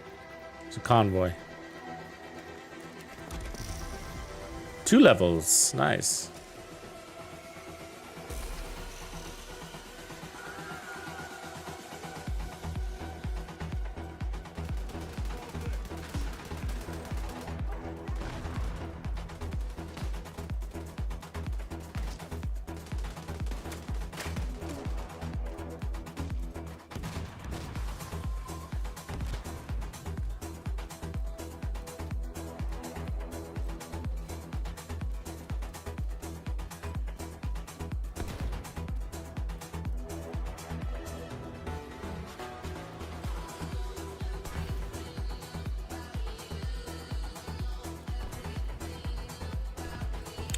That sucks, Dragon. I want to put it on the FAMAS. I think the FAMAS is one of the weapons that could use it the most. You know? Thing's got a kick on it. It's pretty annoying.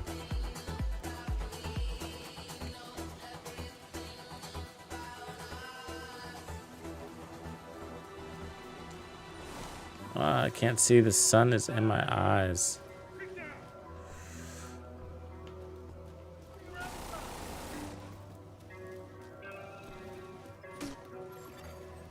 Heavily armed. Hostile supply convoy nearby.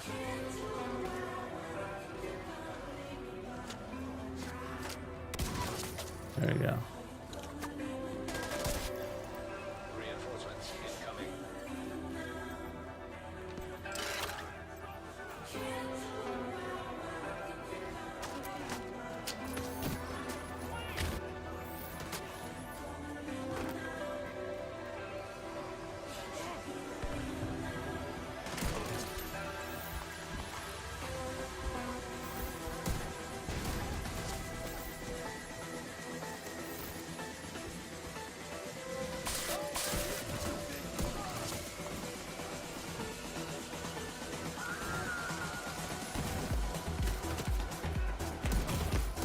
Ooh, what's shooting me? What's over there? Ah, fuck, there's a turret right there. God damn it. A little wailing on me. Killed me quick. Not that squishy.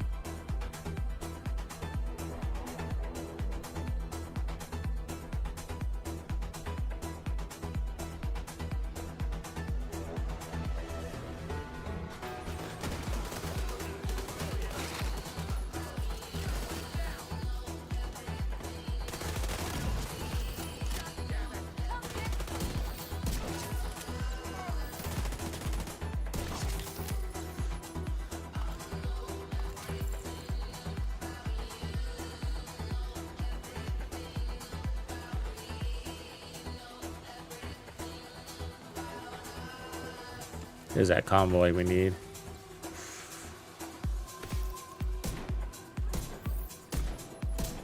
What the fuck? Is he bulletproof?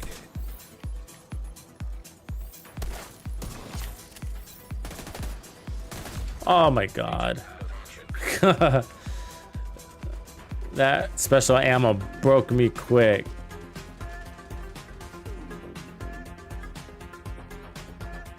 Gotta be careful with that. Gotta be faster, basically.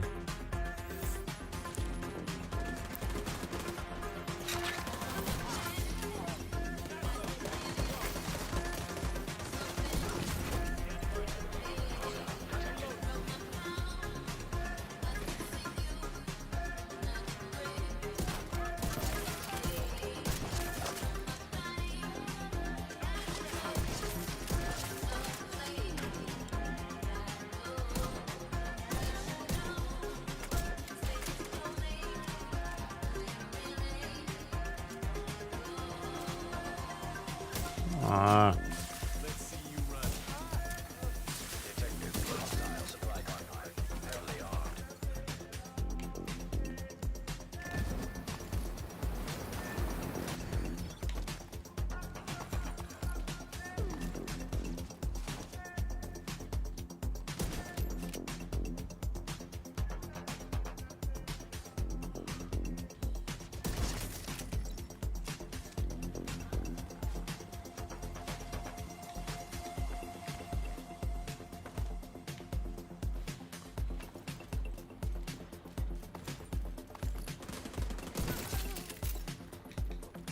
Where's the convoy at?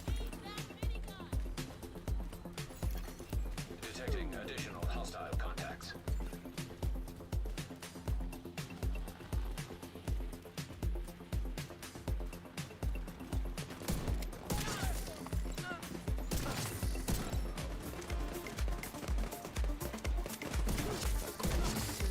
Backup request declined.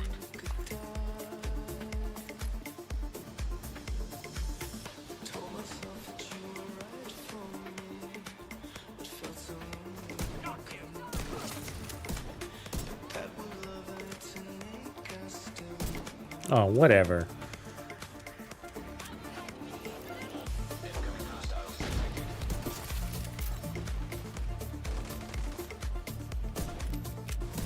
There's a convoy.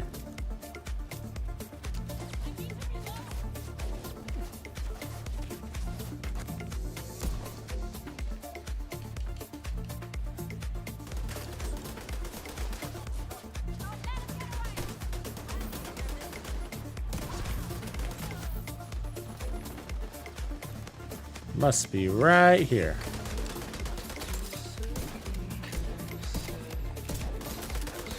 Hostile supply convoy nearby.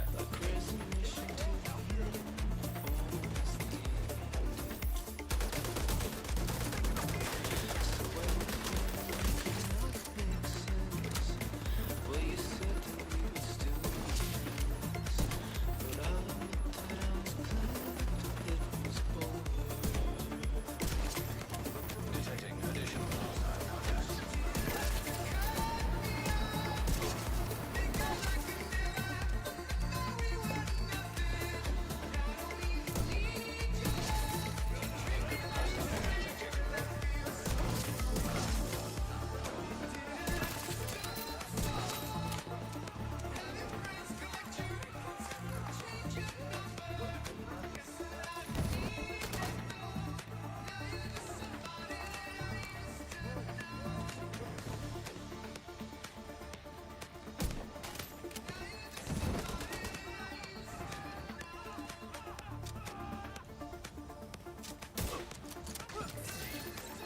There it is. Easy convoys.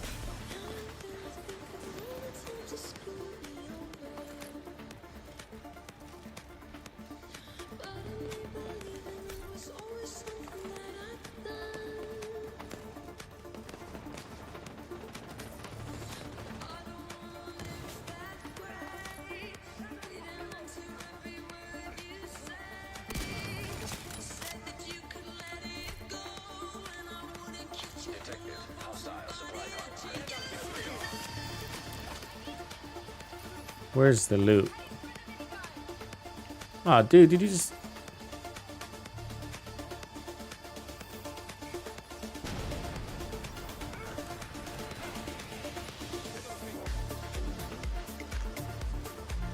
Maybe that's it up here? Yeah.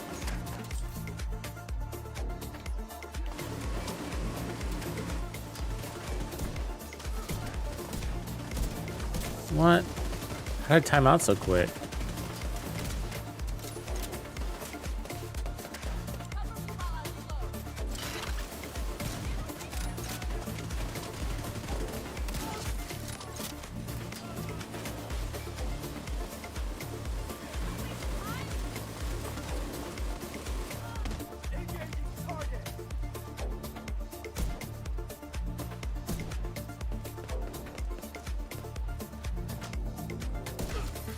Ah.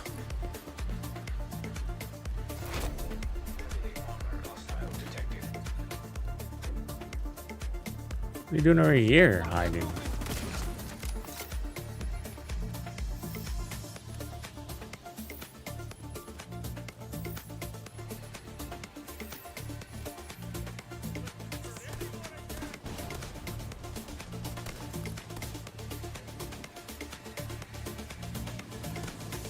Get out of my house.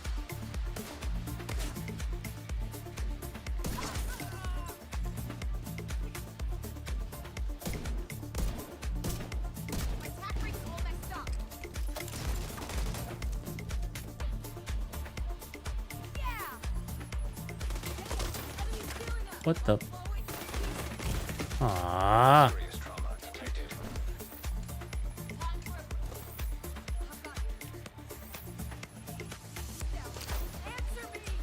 My heels are good, huh? Look at that. Some good heels. Walk into my spider web.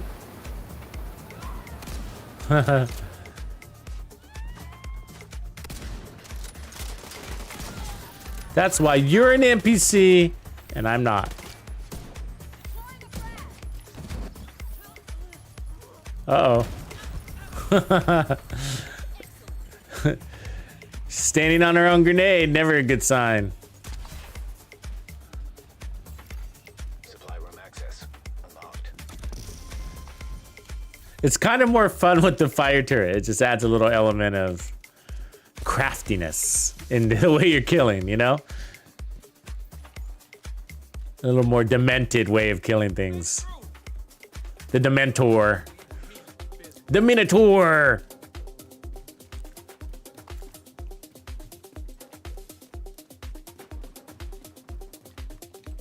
There's something about Minotaurs that are really cool. What is... I don't know why, but... something really cool about a Minotaur.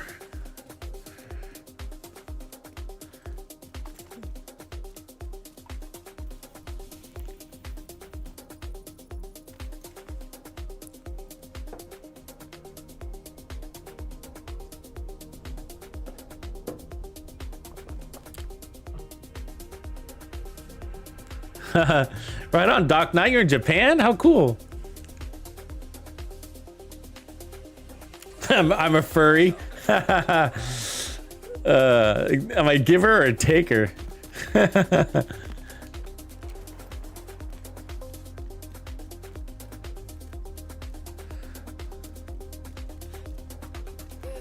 Reminds me of that movie, Role Models.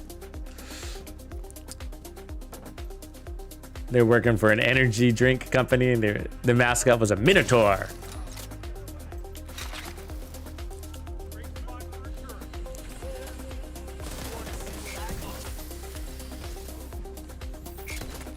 No, come on. That fucking foam. Oh, whatever. That's fucking weak.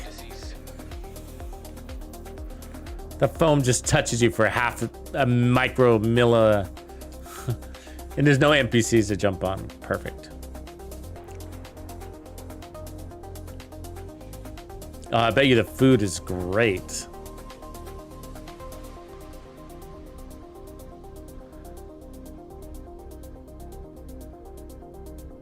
Was it work, or are you military, or not? A lot of military people end up in Japan.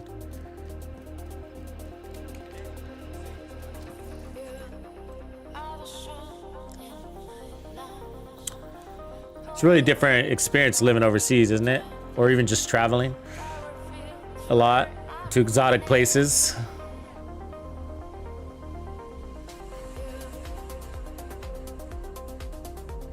You just gotta get your kiddo to get an Xbox. Come on.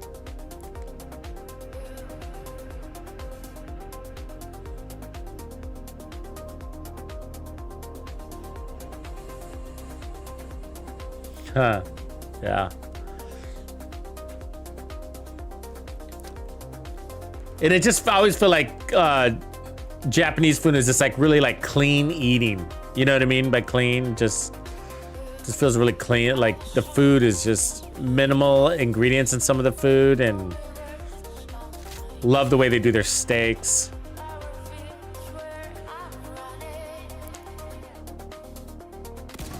I think the most expensive steak in the world is Japanese, isn't it?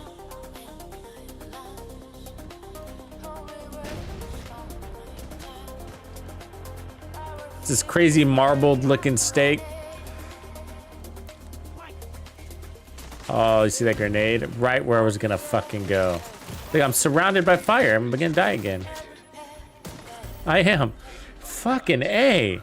And where's my backup, man? I hit that flag like 2 hours ago.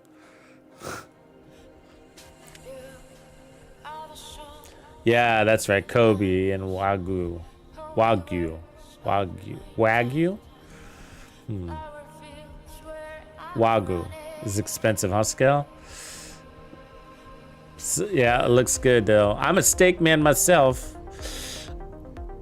There was this period where I went like pollo pescatarian, if you know what that is. Basically, no red meats, no pork, no processed foods.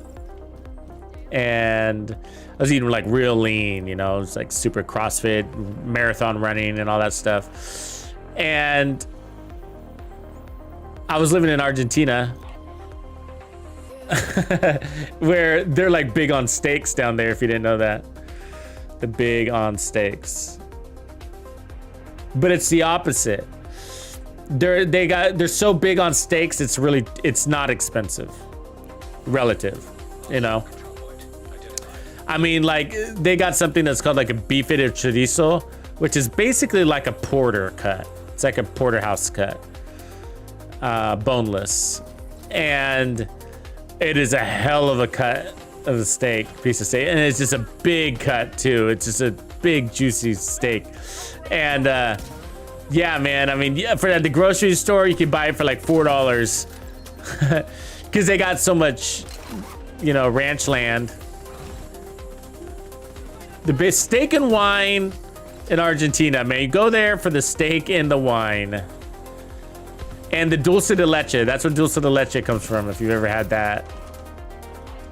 Which is basically like it's like a caramel in a way. It's a lot more application though. I mean, they have some dulce de leche ice cream that's insane. It's like insane. It's not like the dulce de leche shit you get here in the United States, which is more of a flavor. Dulce de leche there is an actual component in the recipe. Kind of like, you know, like when you go to a Dairy Queen and get like a peanut butter cup blizzard and there's like a peanut butter cup actually in it. Yeah, that's how they do their ice cream. There's like dulce de leche actually in it. You know, like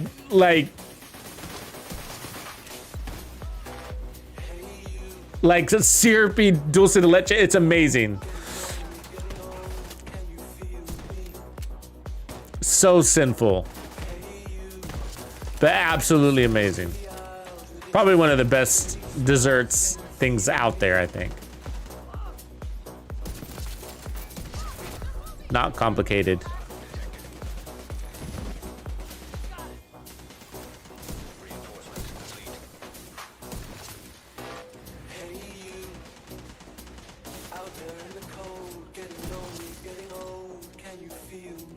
Boss isn't gonna come down, huh?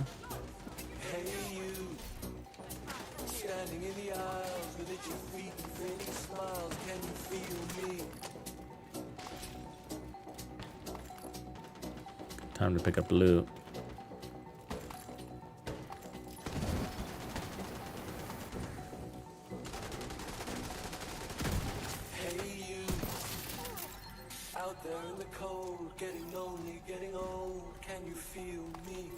Child's play.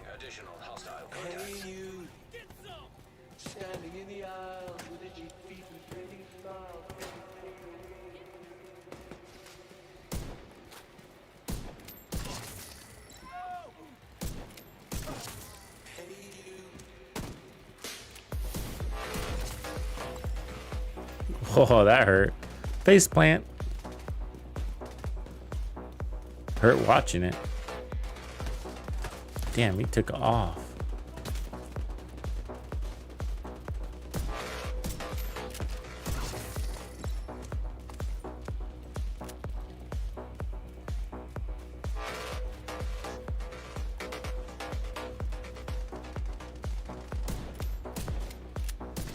I swear my bullets go right through these guys sometimes.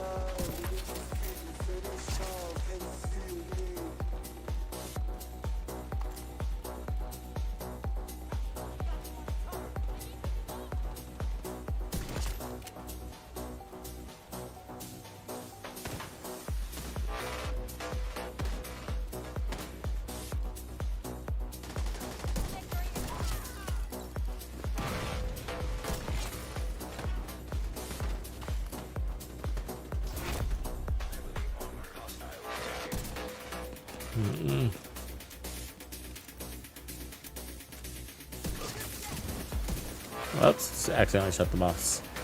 Save the boss for last.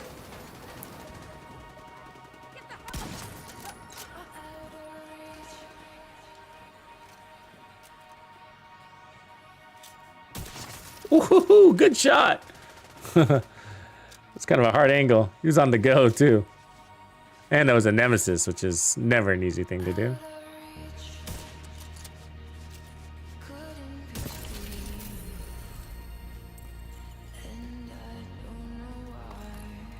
Just sometimes you just got the luck on your side. Rare in this game though. Supply room access unlocked.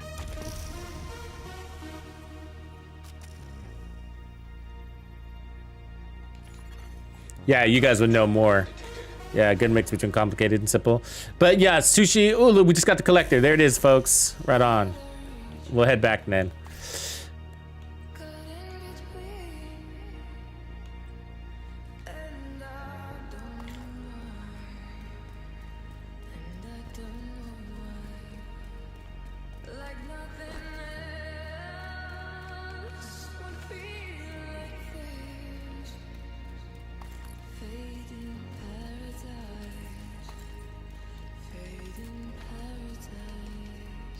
Deer. All right, let's take a look at this beast. It's been a while since I've actually looked at it.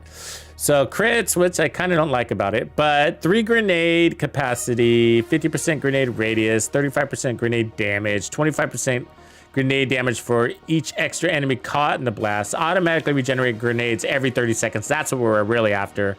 Plus the capacity, up to 2 grenades. I'm liking that. All right, let's go to town. Going to the lab.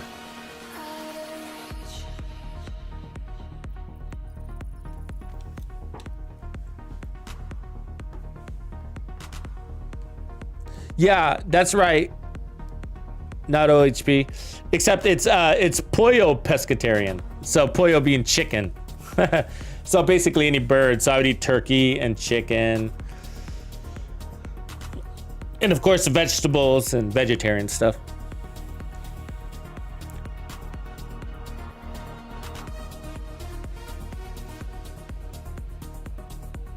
No, I got 2 chats. I got 2 chats. I got a YouTube chat and I got a Twitch chat. I've been meaning to sync up to Twitch chat. I used to have it synced and then it got unsynced and I gotta kind of tinker around with the widget. I'll probably do that tomorrow actually. I just kind of forget. Yeah, but it's helpful having the chat's up there for me so that I can see what's going on and not take my eyes off my killing spree. Let me take off those directives real quick.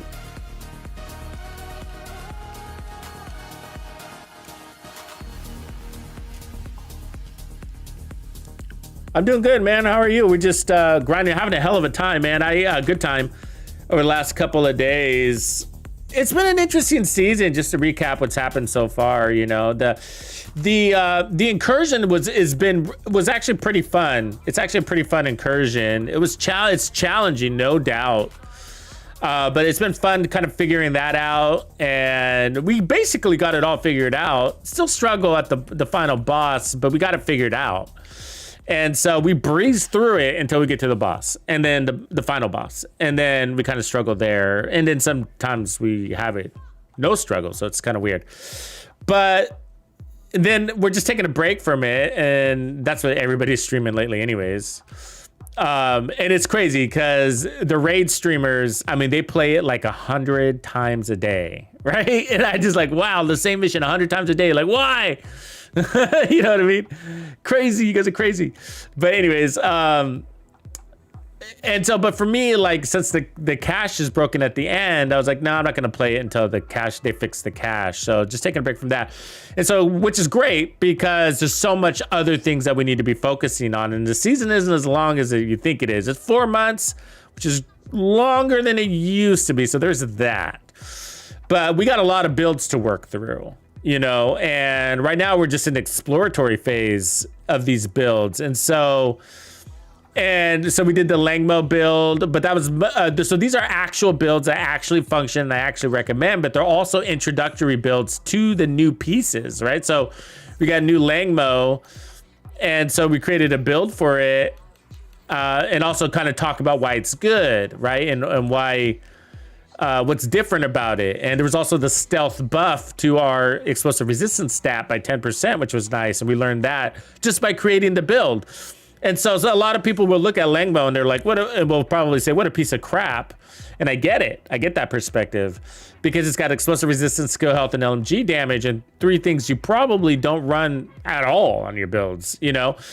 But explosive resistance is something I got a lot of experience with. I mean, I've been making explosive resistance builds for a very long time, several years. I mean, at least since 2020. I don't know, long time. And so I'm a big fan of explosive resistance builds, and I've also realized which weapon or build types work with explosive resistance and which ones suffer from the loss of the damage. And crit builds suffer from explosive resistance because, you know, crit builds just need like every ounce of crits that you can get. But some builds like skill builds don't suffer because you're basically swapping out skill haste for explosive resistance, and on turrets and drones you don't need skill haste. So it's a win. It's a win.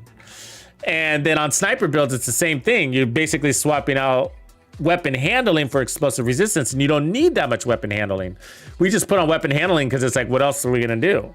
So that's also a win. So those are two builds. And then also you can some rifles and some pistols, but only very high powered ones, headshot ones basically, which is basically like a sniper build. So anyways, we learned that, and we learned our ORTIZ, and then we kind of started breaking into the off meta ORTIZ, and it makes a hell of a good time.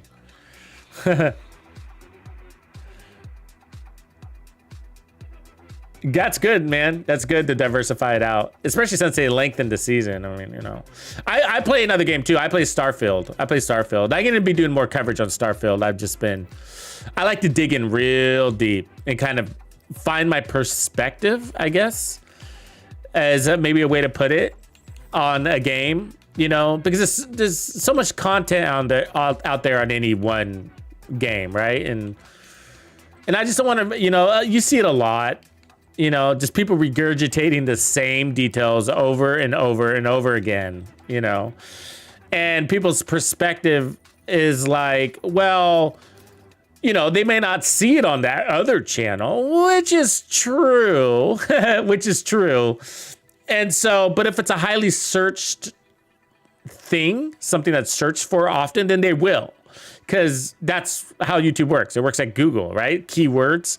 So they will see it if it's a searched for term, you know, and you might have a different spin on it, but is it a different enough spin on it to justify a separate video? I don't know. And so I just really feel like, and we do some of that here too, right? We do some of that here too on my channel. Like I cover some things that other people cover too. Hey guys, this is what happened in the season reveal, for example, and I recap the reveal, but I also drop my thoughts, basically my reactions on it. And so that's the unique value there, but that's only once a season that overlap with other content creators, you know what I mean? But I do try to do things differently overall from the other content creators, you know, and so that's why I'm not Starfield. So when I break into another game, and why I don't just jump in and start covering it and just start throwing shit out there, because I'm like, what's going to be my angle? Like, what do I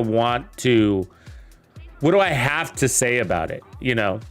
And so I'm pretty much ready to do that. I'm just kind of, you know, up to my neck in Division stuff right now as far as content, but I really enjoy Starfield, and I got a pretty kick butt character over there that I think people will probably want to see and maybe even try to replicate the path, the journey that I've taken over there, because it's pretty darn cool. Anyways, okay, let's get into today's build that we really, just so you guys know, if you're just now getting in here, we've been basically grinding. So you know, I was just, I needed a couple of levels to get this collector's chest, and so that we can focus a little bit more on that. So sorry it took a little while, but here we are. And so if we need to do another stream on this, we will. Oh, right on, Honey Tankin. I'm on like 122. I'm not gonna do NG plus. I'm not gonna do it, not for a while. I mean, I might branch off my character and do NG plus and then start another path, but I don't see the point. There's so much to explore. To reset your characters is ridiculous. Yeah, I just broke that 12,000. It was crazy. When we started the stream, I was 11,999. So it was like one level in.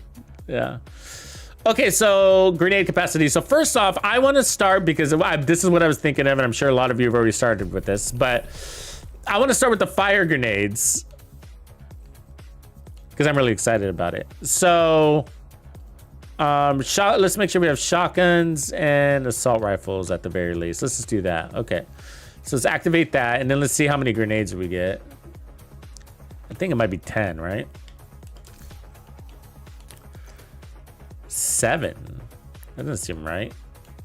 Is that what we get by default? I mean, that would be saying that we only get +3 grenade capacity. I mean, that doesn't seem right.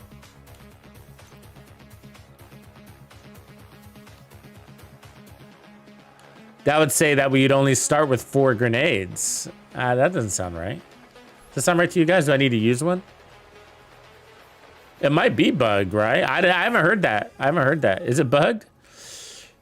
I know people are using it, but that would be a bug. Let me see here.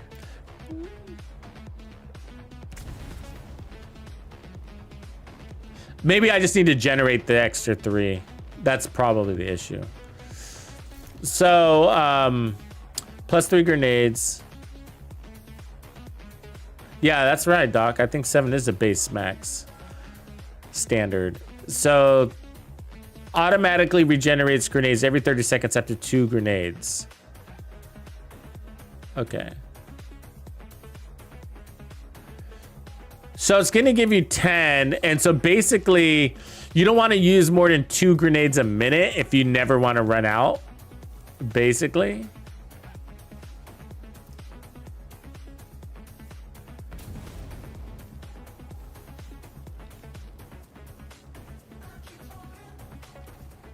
Okay, so we're at 5. We'll let that regenerate. Let's create a build.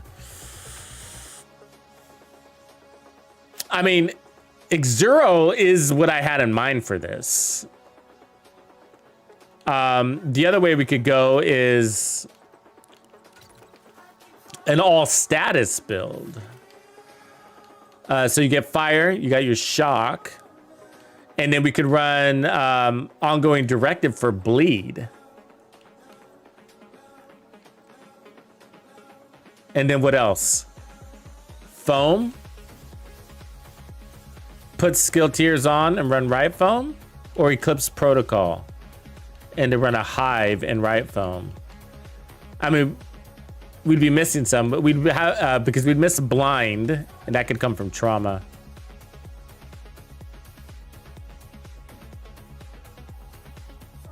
Oh, you only get more regular grenades? Aww. Is that what they're telling me? That's lame. What? It's the fire grenades that we want.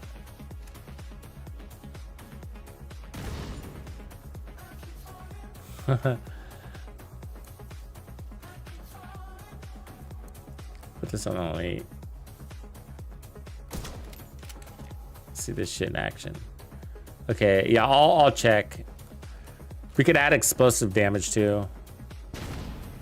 So 1.5. I mean, that's not going to kill anything. Let's see. The fire's different, right? So let's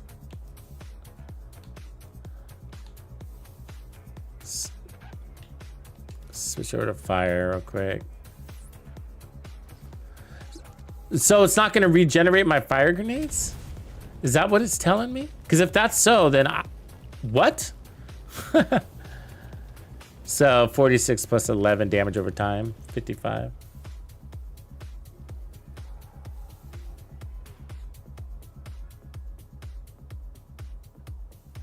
Yeah, tell me. Oh, you have to have less than 2. Then you start regenerating, so you have to use them until you get less than 2.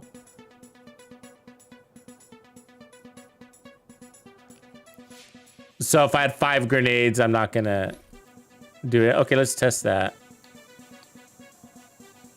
So let's throw these out there. That's what you're saying. Yeah, that's not very clear. Has anybody done a tutorial on this? Because that's not very clear at all. It doesn't say that in the chest piece. Okay, so we're down to 1. Doesn't say that at all. It says 20% automatically regenerate grenades every 30 seconds up to 2 grenades. It does look cool though. Okay, so we'll let that regenerate. Yeah, my chest is bugged out here. Hold on, let me change this. Yeah, that's not supposed to. Parent slot, AB on, AB off. There we go. There we go. And then let's go back to the collector. Yeah, it does look cool. I like that. I like that. Inspect character. Yeah. I like that, the hand drawings on the grenades. It's like detonation wire. Which basically looks like a suicide vest, doesn't it? Which I always wanted for this game. I wish we had a martyrdom. Can be a little distasteful though. I think that's why they don't do it.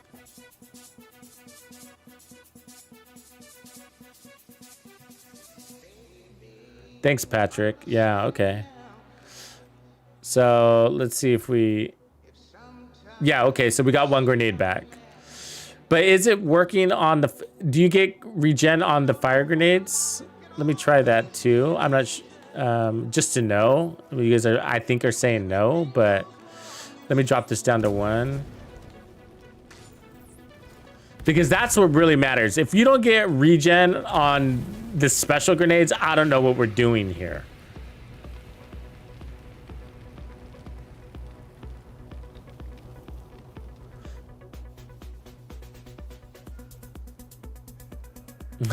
You know what I mean? Like, if you don't get regeneration on this, well, I don't know what we're doing. Lightheart, what up?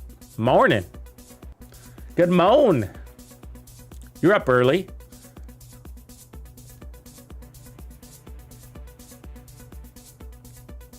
Okay, so it looks like it just regenerated one. Okay, so it does work. Mr. or... How am I saying your name? Is it M. Rap Rocco the Gamer? Rap Rocco the Gamer. M. Rap Rocco the Gamer. What up? Sorry. Mr. Aproco. Got it. Okay, gotcha. Yeah, when you merge it, when people merge words, it makes it hard on my eyes. Mr. Aproco the Gamer. Gotcha. Thank you for that. I try to get people's names right. You're out all night. Party on. Lightheart, party on. Okay, so it looks like we generated grenades. So let me go all the way to empty just to be sure. And you are gonna pick some up along the way. Kamala Lala is the Flash. What up? It's going good. It's going good. We just got the chest. And so we've been doing a build stream continuation for the lab that we did yesterday. And, you know, this isn't an actual build. I just screwing around here for a sec. And then we were just kind of grinding out until we got the chest. Because today I wanted to focus more on the chest. And we just got it.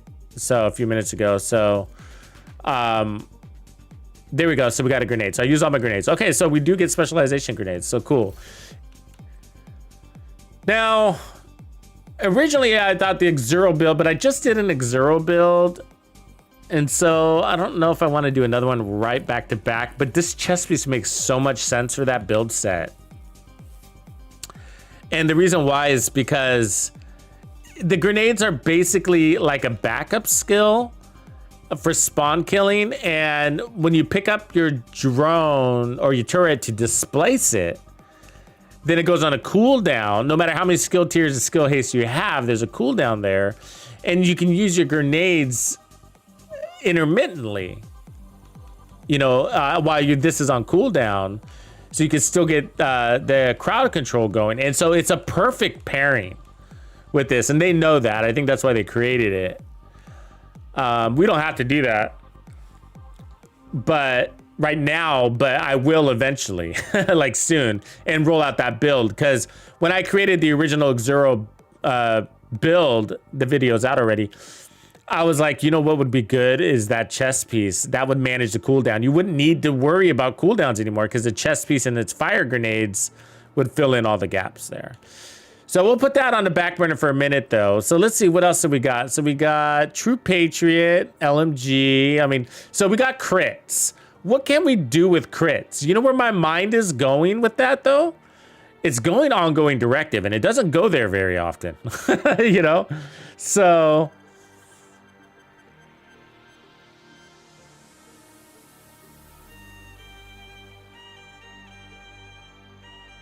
yeah, it'd be nice as a holster or knees, actually. This would be nice as knees.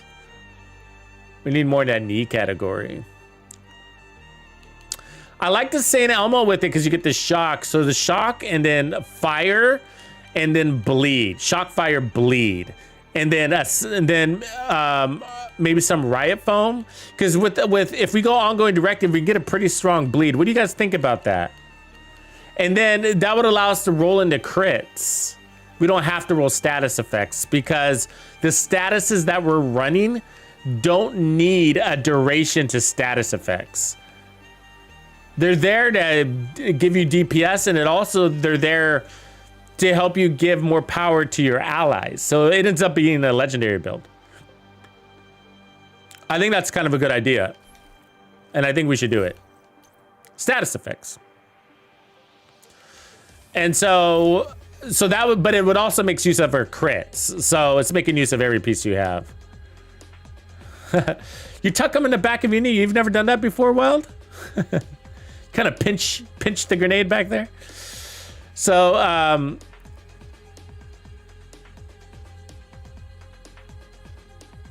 yeah. And then I think you kind of get used to abusing the grenades. The catch is, with ongoing directive, we might not want to use the St. Elmo. You know, a lot of people aren't a big fan of that, and I'm not sure I am. You know? We could use the Scorpio, though. I mean, we don't have to use any of them, really. We could use the Born Great. Get amp damage behind that. Mechanical Animal, actually. Yeah, the Mechanical Animal is what we use. Or whatever your favorite is. The Mechanical Animal and then the Lefty. The Lefty for sure, right? Or we could go Lefty full time. And Perfect Sledgehammer everybody. But do you see why the Mechanical Animal? Because then we can get the Riot Foam. And you probably want some sort of heals over here. So you got foam, whatever. And then we could run Perfectly Wicked on the backpack. There's a Perfectly Wicked from Habsburg, which wouldn't be bad because it's headshot damage. It'd be a little helpful, right? But if we maintain the Lefty as our primary, like if we did the Lefty, then we could run the opportunistic, that one. The problem with the Lefty is that it's not a very strong shotgun in the first place, but it would have amp damage and you would be throwing grenades. This might be a full-time weapon because then you're full-time buffing your team with Sledgehammer. This is probably pretty good, probably the best route. You're just gonna have to conserve your ammo. And then as a backup, you could use the St. Elmo. Yes. Yes. So this is why. You guys remember how I said the St. Elmo is an amazing primary weapon, but it's actually an even better secondary weapon? Because you earn your shock ammo and then you can stow it, right? You can even do it into testing range. So put it on an invulnerable into testing range, and then you can go out and do the game and get it and use it, right? It'll stay with your gun. So, I mean, you don't need to do this, but I'm just saying that there, and then we reload. So we got a shock ammo, and then you can go and use your eighth, whatever, and then every now and again you're like, oh, I'm in trouble, or a boss needs to get shocked, or here's a rush. Then you can shock the whole rush, right? You can shock the whole rush, and then switch back to your primary, and then, you know, go like that. And then so it's a way to conserve your shock ammo, and then when you run out of shock ammo, you just use it for a minute to get it back, and then stow it away again, and then you have basically an at-will shock ammo weapon. And then you got riot foam, and then you're gonna have bleed, and then you're gonna have fire, and then you're gonna have extra damage from the Lefty, and you're gonna have extra damage from perfectly opportunistic, and then you're gonna have extra amp damage from ongoing directive. That's an amazing legendary build, and you can run it solo. So let's do it. All right, let's go get some ongoing directives, shall we?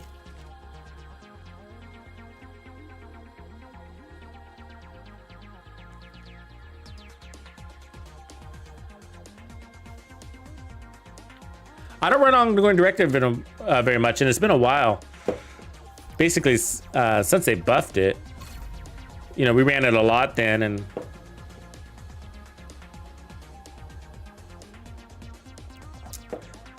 yeah, I mean, you're right. You're not wrong, Doc. Like, ongoing directive is a team build, and so it's not. It doesn't have the DPS that Striker or Heartbreaker does, and it's also less than Umbra. And that's because it's dishing it out to your team. But you can run it solo. If you do run it solo, you should still feel strong though. But it's gonna come down to what your primary weapon is. Like, I ran it with the and this is also a really good option, by the way, the Doctor's Home, and you feel hella strong with the Doctor's Home. You know, so it does just kind of depend on your weapon. But yeah, you're not as strong as those other builds. It's true. So we're not gonna be able to run a chest, which would give you personally more amplified damage. Oh, it's equipped at the top. All right, so we'll take that.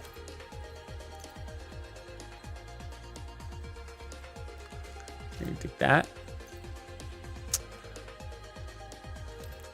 I mean, you could take the backpack. It just gives you a stronger bleed, but not super helpful, I think, in team scenarios. Plus, we're gonna have so many status effects, it's not gonna be a big deal to elongate the bleed.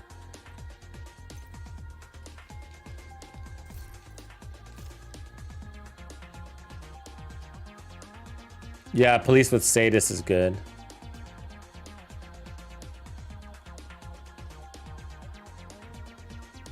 Yeah, it is Dio, Soka, yeah.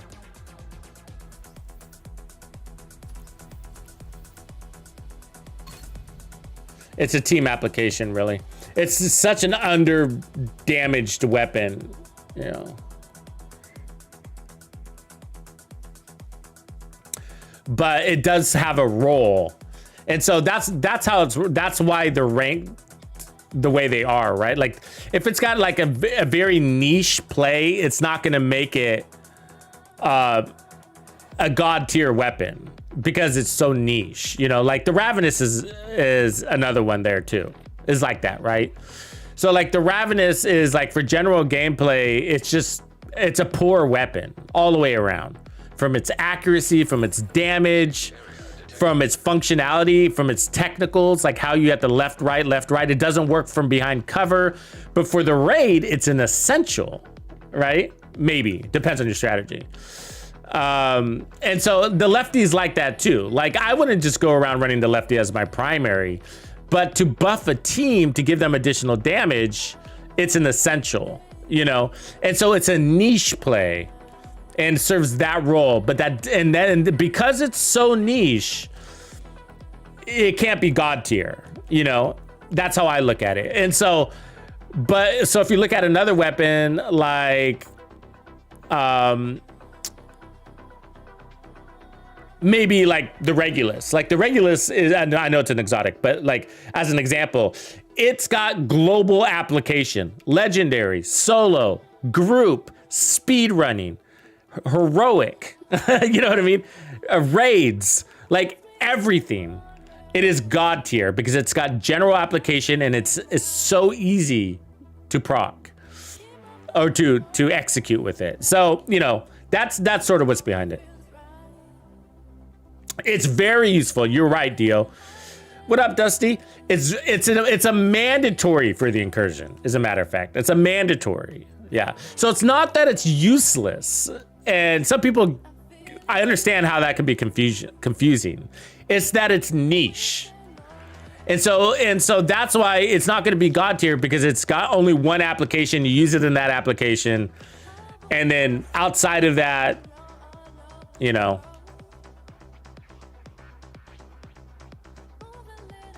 everybody needs the Regulus. Yes, I agree. And so I guess I'm looking for, well, I don't know why I'm in here. I don't know why I went over here. I don't think I need to be. Because I think we're going to have the exotic chest for ongoing directive, and then the backpack and perfect opportunistic. And so I am, just so you guys know, I'm actually thinking of the incursion with this build too. But legendary for sure would work with this. It's popular ongoing directive with legendary.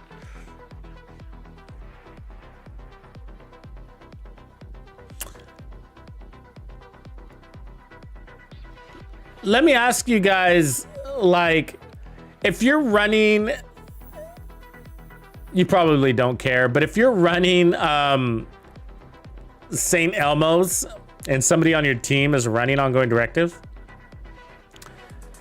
and you get your shock ammo replaced by bleed ammo, does that irritate you? It does come with more amp though. Where shock ammo doesn't.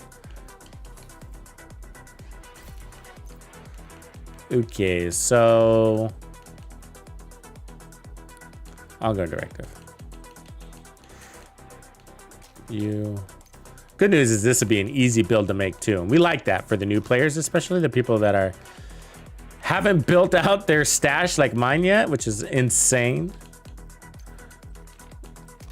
In the membrane. I'm insane, I got no brain. I would like an all red backpack. I haven't really achieved that yet. Well, I have, it looks like. Okay, let's re-roll that. Apparently I have. Just needs to be optimized. It's worth it too. Yeah, Cypress Hill was sick back in the day, man. Bone Thugs in Harmony too. Oh, I loved Bone.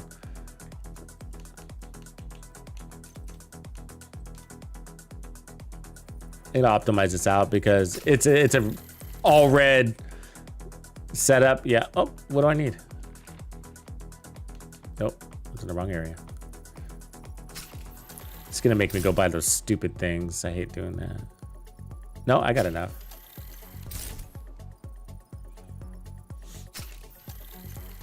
Expensive to optimize things, guys. So expensive. It looks so easy because it's a touch of a button, but that's so expensive what it just did. Like, you don't even know. Okay, so I'm gonna make this all red, so that's what I'm going for here. Ongoing directive gloves. But that's a keeper. This is a keeper, right? This is a keeper, and that's why I did it. I mean, I use perfectly opportunistic all the time. And there's a chest piece version too, perfect. Spotter. All right, we got that already, I guess. We got that already. Okay, good. So we're good there. What are our crits like? 49. So what we got here. Reload speed, crit chance, crit chance. Do I want reload speed? Is that all we got? Rate of fire is kind of nice. What is our reload speed? 1.4 seconds? We don't need reload speed. Let's go rate of fire. We don't need rate of fire either, but fine. What is that crit stat again? Sorry, I gotta look. 49.79. So we're actually balanced. So we can go up one. So crit chance, and then crit damage, and then crit damage. Cool. And then we got amp coming off the set. So we get status effects. That'll help with our fire grenades. Reload speed, rules of engagement. This is about the hollow point ammo, which is going to give you amplified damage by 20%. And bleeds them. So you're going to bleed and fire. And the fire is also going to help you earn that ammo. And then you're gonna get the special damage. It's a special damage, perfect sledgehammer, so you know. I know it says damage to armor, but it's like a special damage. It's weird damage. And then you get opportunistic from this too. So let's go see how it feels. And then I got riot foam. I don't know if I want riot foam or need riot foam now. Because before we were talking about using future perfect, so maybe a decoy. I mean, we could do traps. Yeah, let's do traps. Shock traps. Hold them still, kind of thing. Keep the protect the perimeter. Because we got heals here. It's about as good as it's gonna get. And then cool. We're pretty squishy. Let's go do it. It's a team build. That's why legendary. All right, let's go. Let's go have some fun. Let's see if we can hold it down.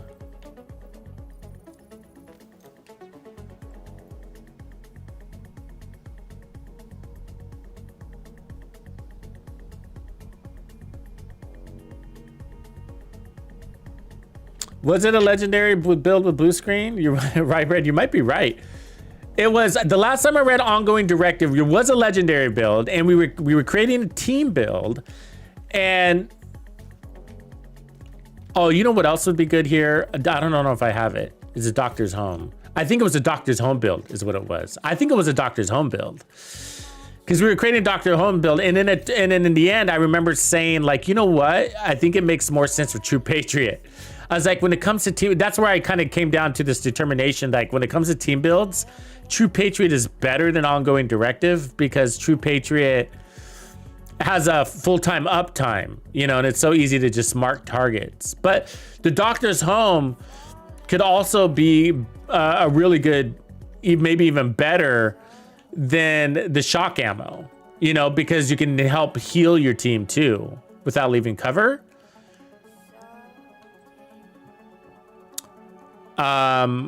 You're gonna miss out on opportunistic when you switch to this weapon if you do that. Now, if you go to St. Elmo's, you're not into it for the damage, you're into it for the shock. They're both pretty good. Probably St. Elmo's. Let's focus on status effects.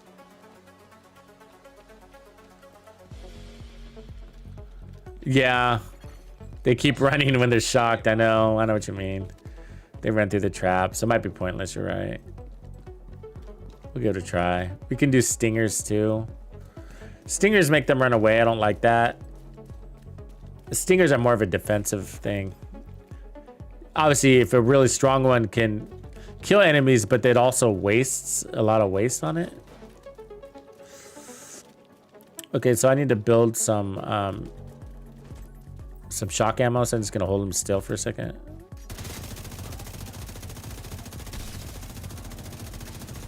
Got our ammo.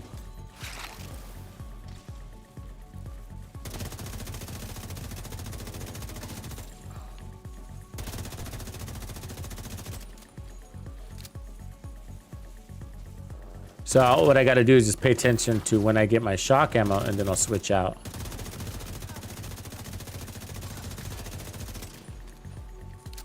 Is that shock? I think it is. Yeah, it looks like shock ammo now. So, right? Do I have bleed ammo or shock ammo? It looks like it says bleed. It does. I wasn't getting counts towards my bleed ammo? I mean, my shock ammo because I had bleed ammo? Is that what was happening? Like, why wasn't I getting credits for those hits? Huh. Alright.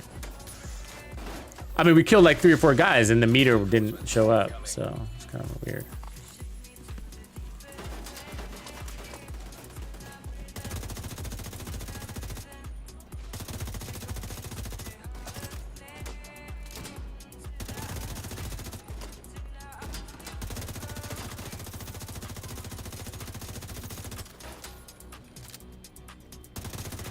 So right now I'm just kind of watching that meter down there.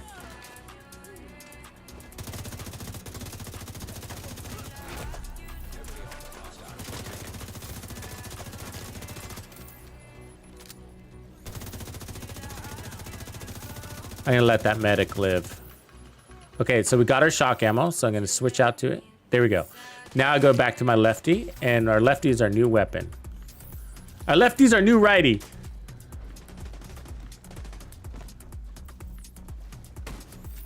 What grenades do I have right there? Yeah, that's the right ones. Don't worry, he'll run back into the fire. That's what they do.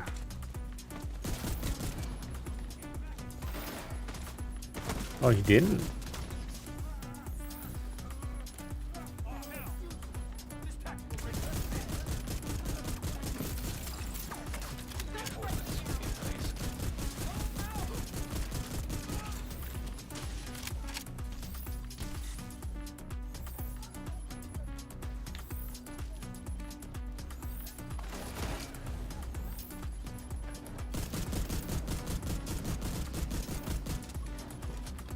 So they're also getting we're amping up the fire too because of opportunistic. So it's kind of cool what's happening there. And we got amplified damage bullets right now in the lefty. It's actually a pretty good little concept here. What do we got running around here? I hear footsteps. Oh, they're on the other side. Okay. So let's go get this boss.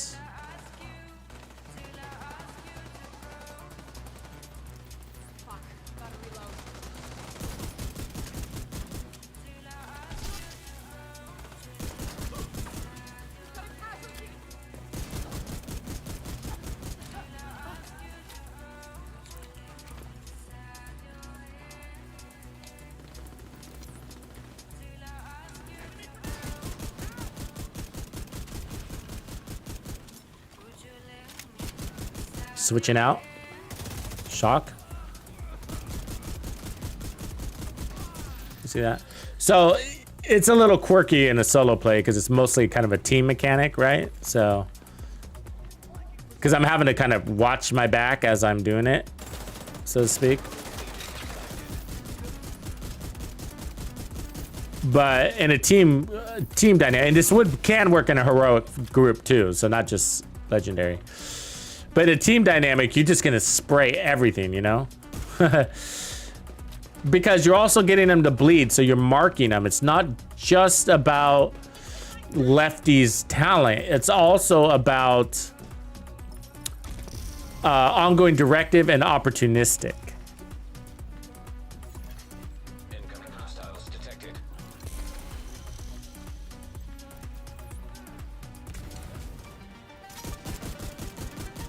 Switch a shock.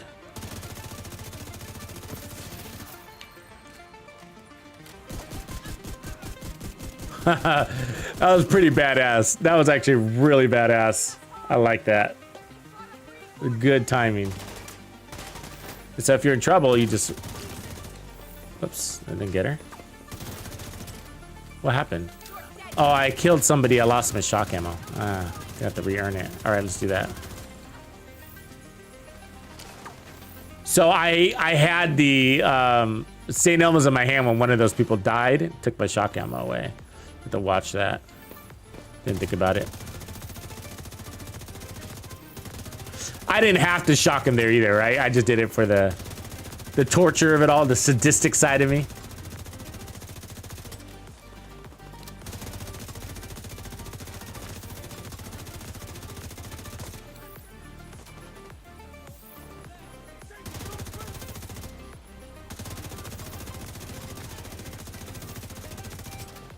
Got the shock ammo now? Yeah. Yeah, good. Okay, we can switch now.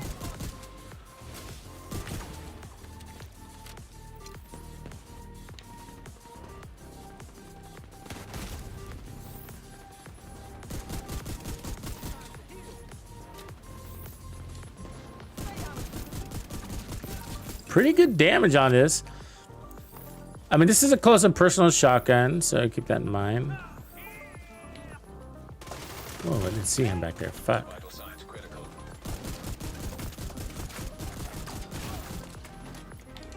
A little armor on kill wouldn't be bad. Kill him.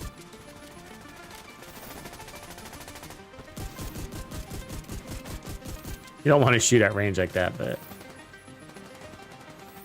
not with this shotgun.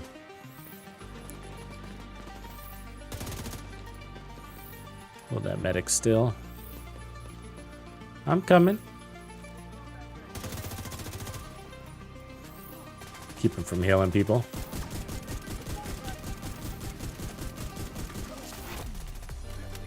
Hostile detected.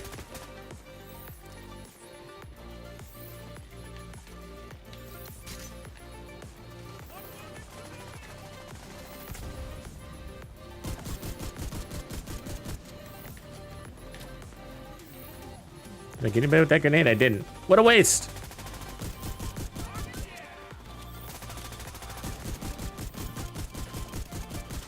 So you really got to be that close to this thing to be killer effective with it, you know?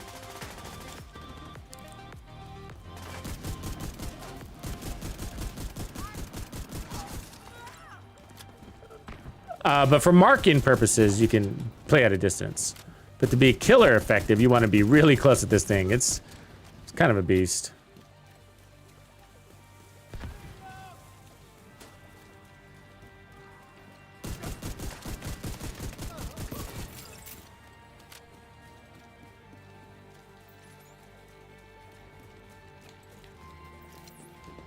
I'll save my grenade for the boss, actually.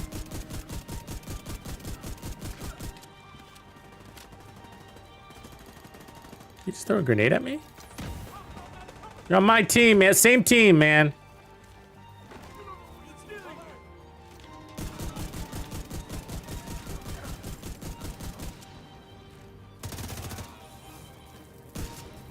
Oops, hold on.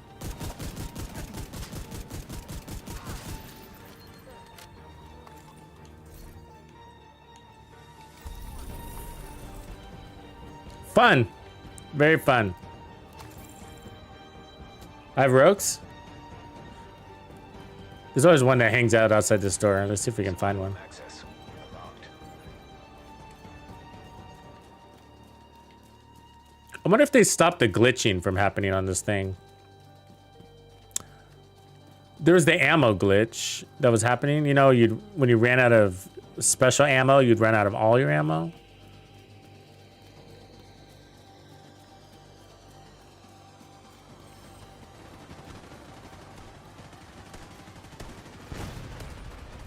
These guys.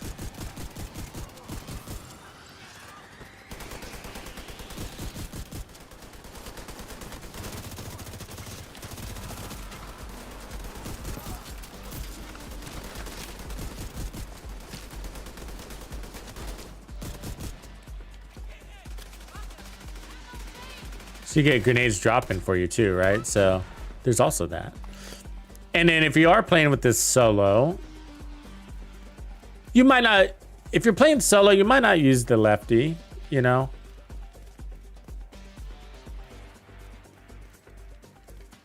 What weapon would you use? I guess I kind of like the mechanical animal idea for a solo build. Because you're gonna give it amp damage, and then it's gonna earn you skill tiers. So it's gonna be strong, it's gonna earn you skill tiers, and then you can use riot foam also. Or whatever, stick with the shocks.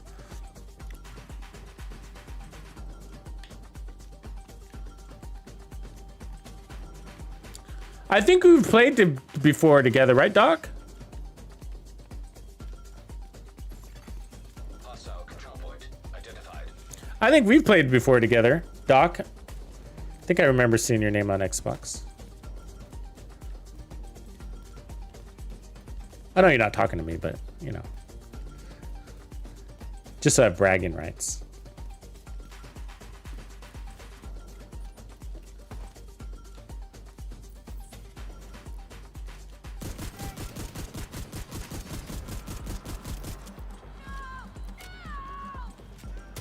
Oh, don't hold that weapon.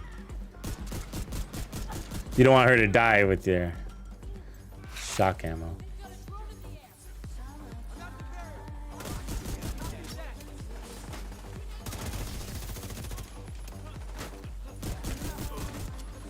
Ah. No. Medical assistance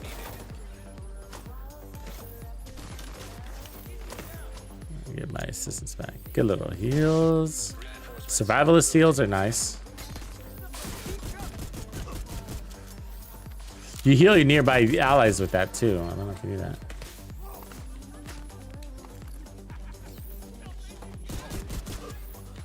God. I mean, non-elites with this thing are pretty good. Do I need ammo with this? I do.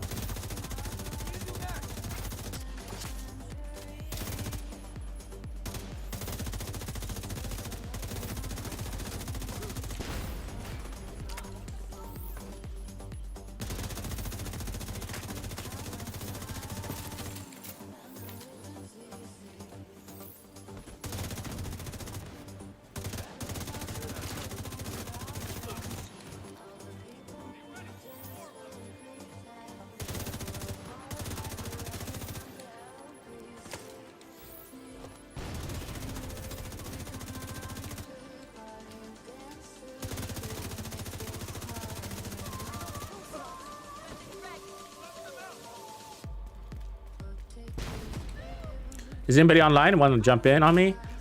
Commander, you out there? I was thinking I need a quick test team for Legendary. Nothing intense, just want to test the build. Make sure my game's open. If you're out there and you're on my friends list, jump on in.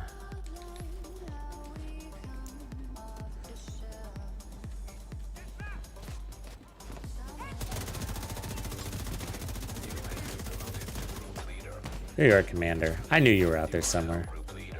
Okay, we got shock ammo. We got 2 more out there. 2 more.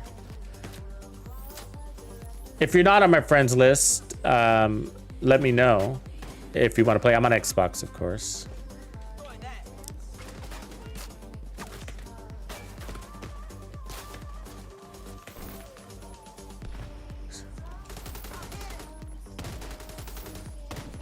Roll that.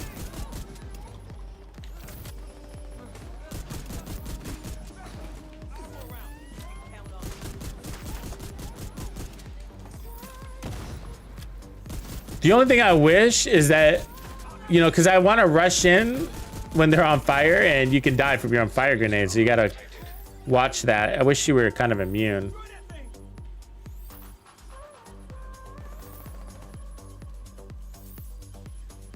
Oh, you totally could, P-Wolf. Yeah, that's the way to do it. I mean, when it comes to going solo, there's 2 real methods. Like one, like for, all right, Jack, appreciate you, man. One more person out there? If not, we'll just matchmake. So just give me a minute to answer this question. For solo legendary, you go all in, man. I'm like, even glass cannon is a good one to run. You don't have to, but even glass cannon's a good one to run.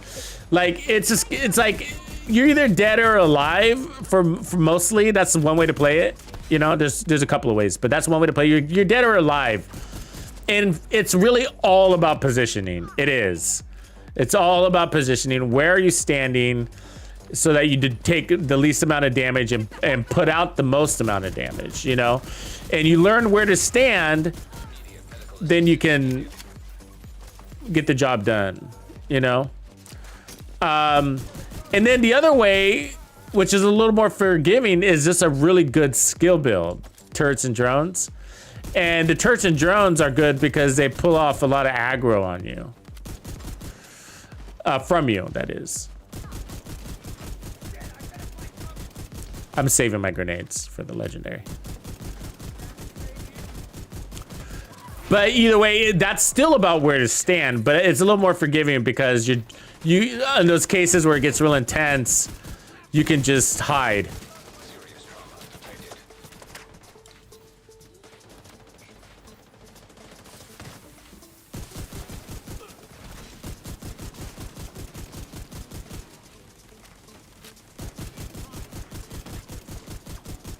And let your tech do all the work. So yeah.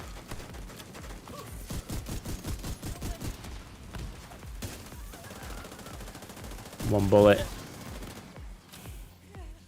Good job, boys. All right, let's head over there. If we get somebody, we get somebody. Detecting additional hostile contacts. Oops. Like, I hate when it does that.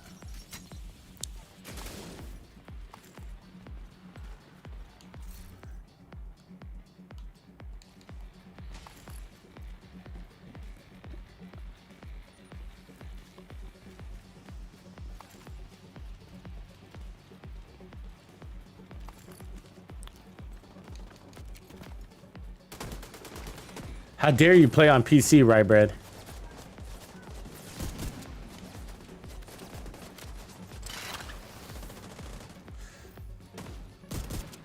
I got so much invested in my Mac, I can't game. You know what I mean? Because, you know, gaming PCs are expensive. And the only reason why I would go to PC is just for like PTS reasons, so I can get some, try to drive some feedback to those devs about some of this shit.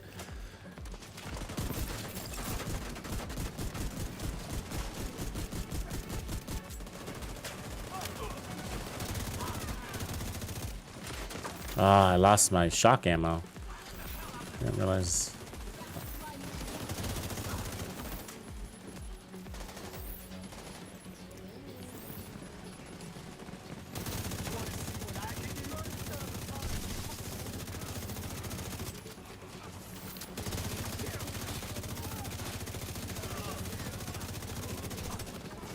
The back? Yeah, all right.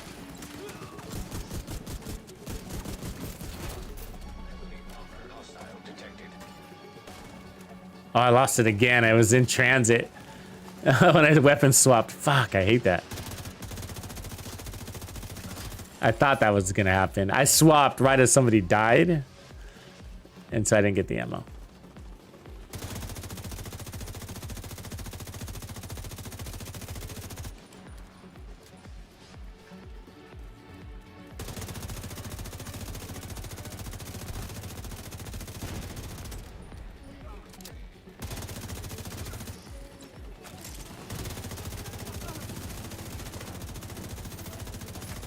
I'm just spraying and praying, getting my stacks.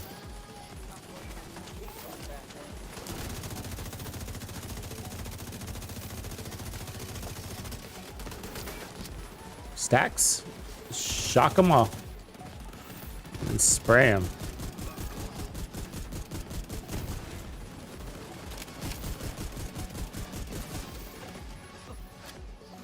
One lonely heart.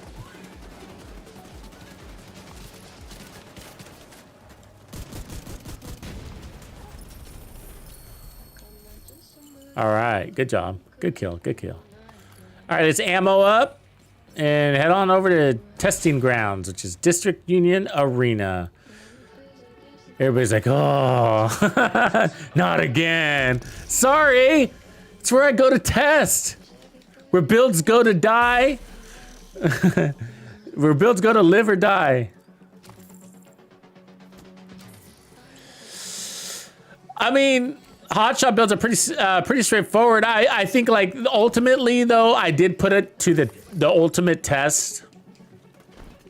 910 directives, legendary summit, floors 0 to 100, and it turns out that the Mantis is the ultimate beast, and so the decoy helps you land more of those shots, you know, because you're worried about, with hotshot, what you're aiming for really is like perfection, right? Headshot, headshot, headshot, never miss kind of thing. And the decoy corrects AI behavior, and it keeps them from like staying in cover and hiding too long, and it keeps them from doing cartwheels. They start walking in straight lines and stuff like that. So, but also it saves your butt, the decoy, right? And it can, for the most difficult content, the Mantis and the decoy really get you out of some binds.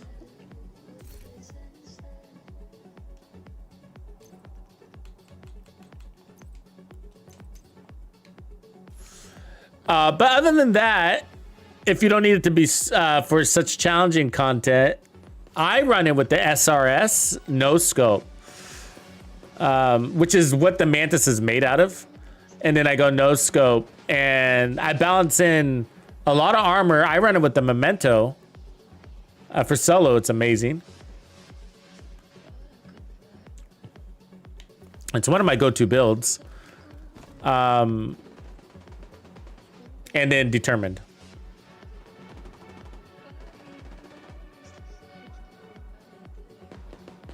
Yeah, that's right. Displaced. He's got the equation there. Determined is really because again you're aiming for perfection, right? You need that determined crap. I love determined, but you need it to make sure that you can maintain hot shot, and it is a little buggy. Hot shot, like throw. I don't know if it's still that way. I haven't played it in a few, but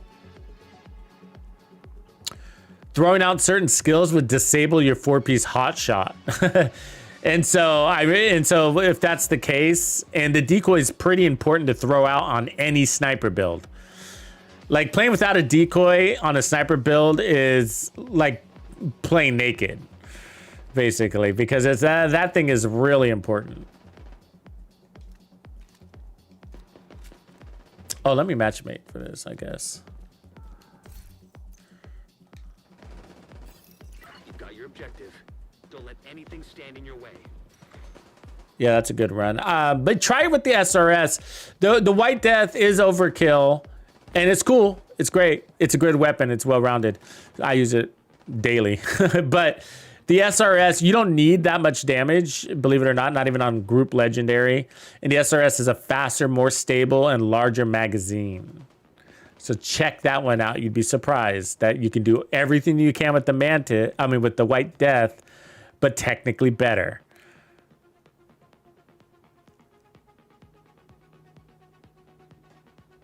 We did back in season 11 some real deep diving on the sniper class. And I was a White Death no scope guy. I was doing that for a very long time. And then I realized that, God, we are so overkill. We started stripping damage off and stripping it off and stripping it off. We're like, we could still do it. I even took off damage to targets out of cover. Yeah, you don't even need to run damage to targets out of cover on your weapon. You don't. I replaced it with stability, because I was playing no scope, and you didn't need it. It's so sniper classes are so strong. Everybody runs around with an overpowered sniper build is basically what's happening.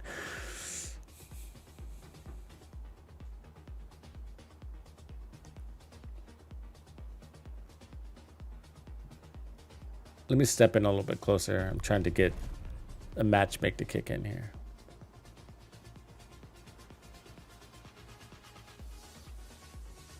We don't have to have the fourth person. It's fine, but here we go.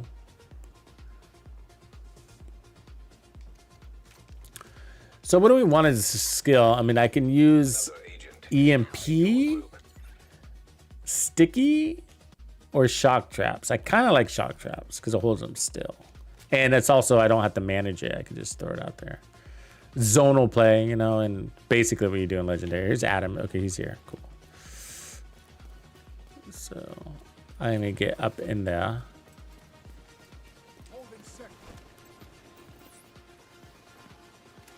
Now let's throw this out. Oops. Yep, you guys are in trouble.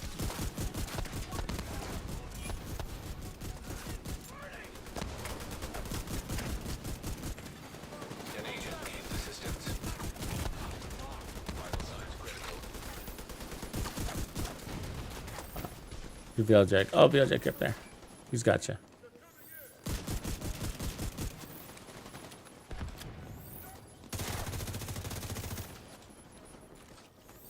No escape.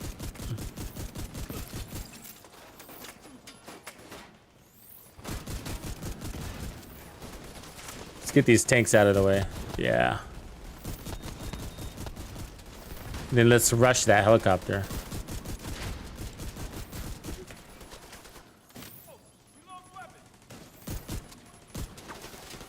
So I'm mostly marking. That's what I'm doing here. So yeah, I'm pepper spraying the crowd.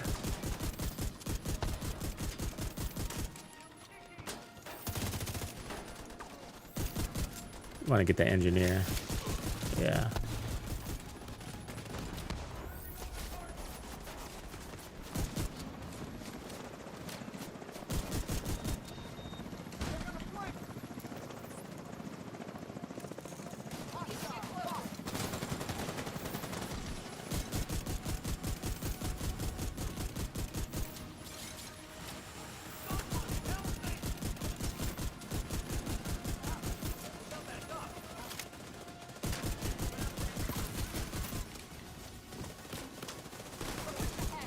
that out of my way.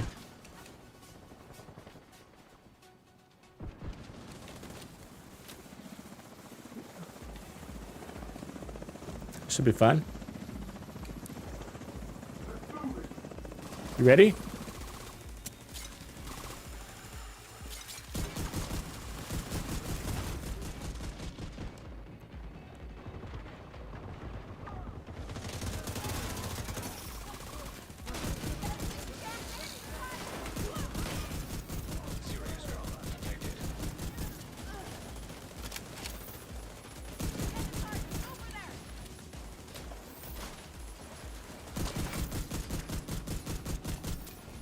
Support my teammate. Ah, reload.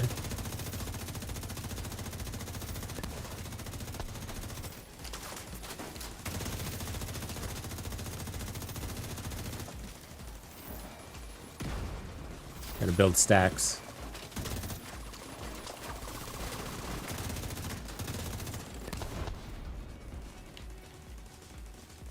Bunch of dead bodies. That's what we like to see.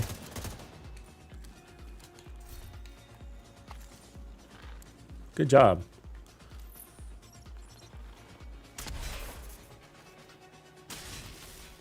Oh, I got some gear. Let me grab that.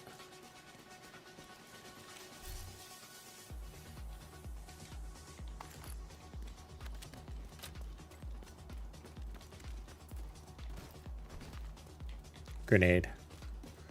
Take that.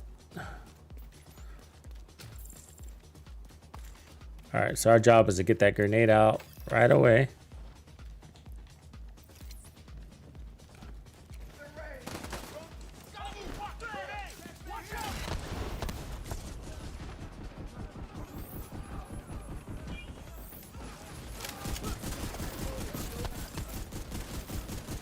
I mean, what a mess, huh? We got traps.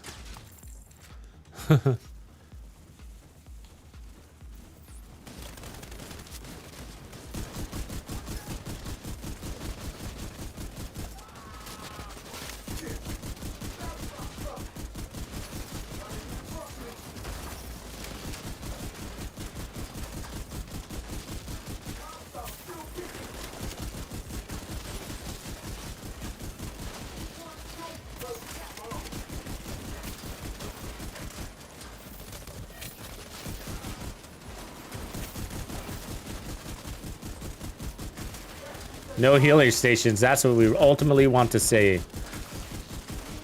All right, we didn't get one healer station up.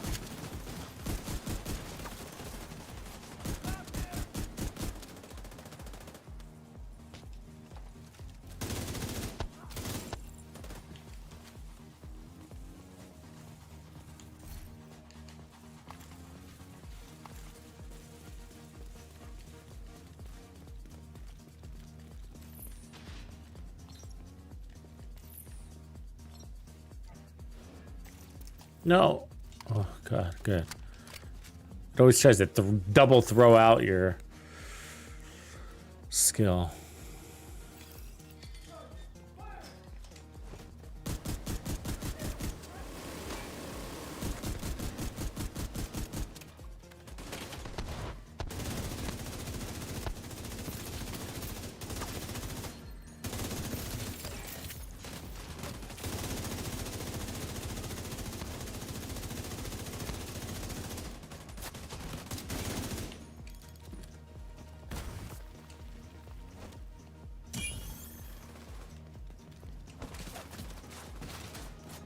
It's kind of tough building stacks, I gotta say, you know?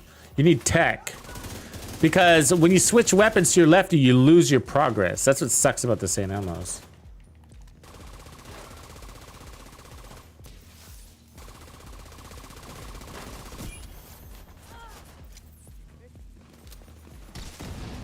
Welcome to the party.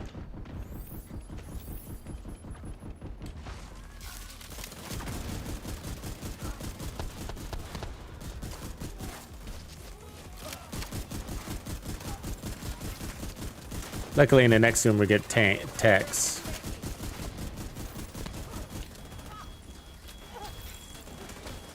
Good run.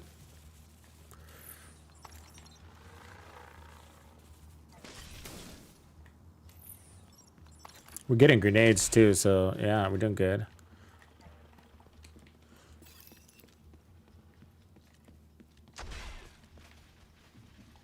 So here I'll build my stacks on this. Need 100 shots out.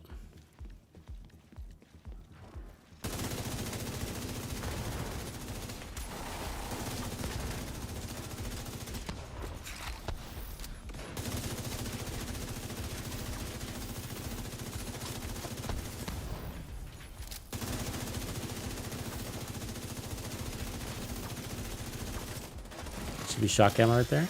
Yeah. Oh. Make sure I got it. Oh, it went back to bleed ammo. God damn it. Because he died right when I swapped again. Oh, that's such a pain. I like it though. I like having that shock on demand. I do. But it keeps getting overridden. It's gonna override again right here. You see this? No, it didn't. Oh, good. I don't know why that last one over here. He wasn't marked. So I gotta get a couple of shots out. So, because we're almost there. Before I throw out my grenades. Immediate medical assistance needed. There we go. All right.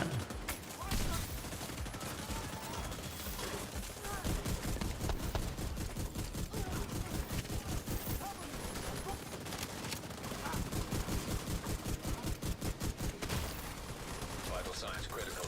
Heal up. Oh, we got heals in the crowd. Nice.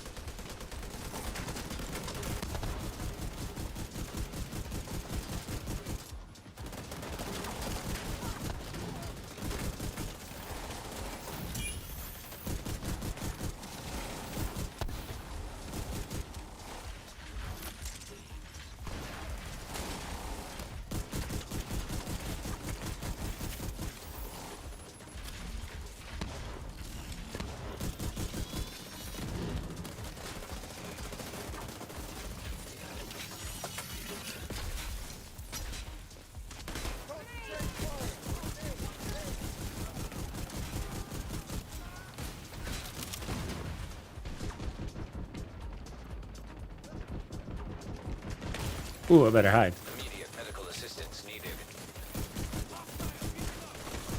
Ah, damn it. Yeah, I played a little too close. I was so excited. Thanks, Commander. Yeah, it's hard. I get it why they quit, though, Wizzy. Are you on Xbox? We'll be doing runs as soon as they fix it. They're going to fix it on Tuesday. Apparently.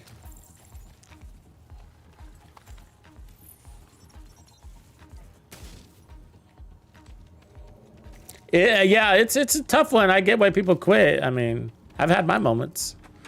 I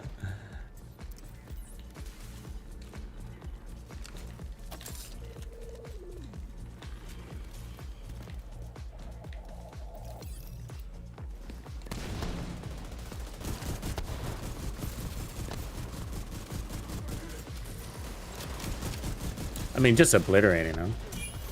Shock him.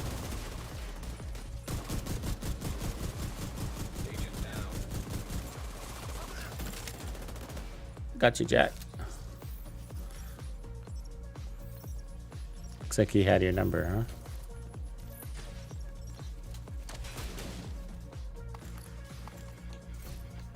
All right, here's the true test. So in a perfect gameplay scenario here, okay, this is what you should all aim for in the world. Out there for this next room. This room's like the true test, really. And the next two. And what you should be aiming for is to get them to not drop their healing stations. If that's the test, like if you could get them, if you got, if your team is on point and keeps them from dropping their healing stations, then you're golden, pony boy. Oh shit, I missed my spot.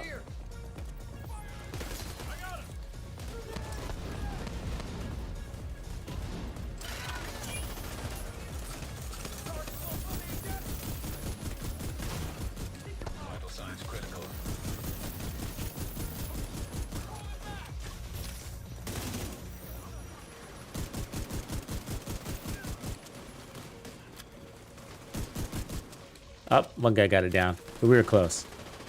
It was close. Burn him. There we go. I think that was it.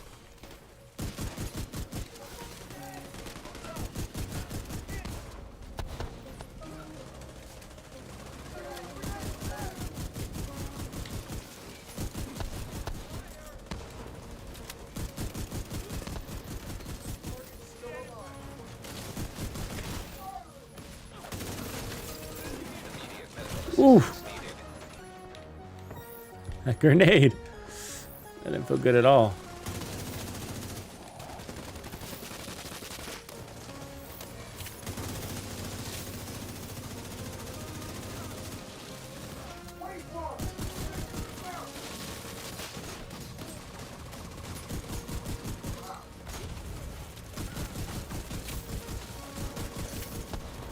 They should allow cooking grenades with this chest piece, don't you guys think? Because there's a delay on your toss. They should allow some cooking.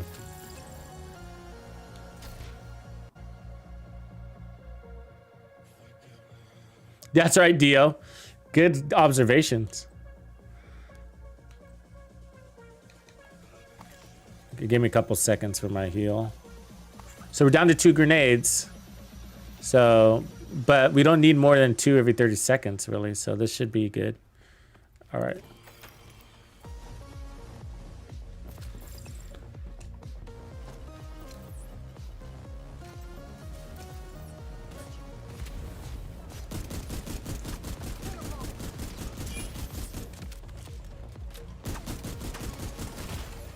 See that sniper. I actually don't like standing here usually. It's a kind of a bad place. Snipers like you. See, yeah, it's kind of a hard toss back there.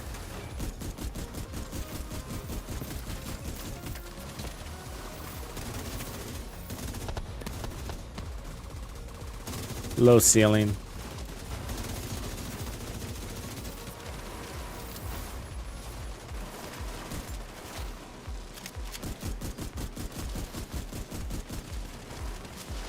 Out of grenades. Be nice to have one right now. I'm not gonna lie, there it is. Yeah, it's barely hanging on the grenades at this stage, right?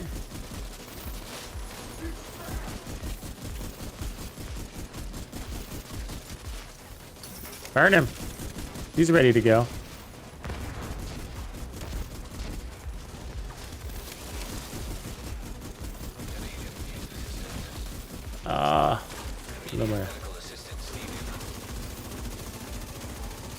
A little more umph here. DPS side.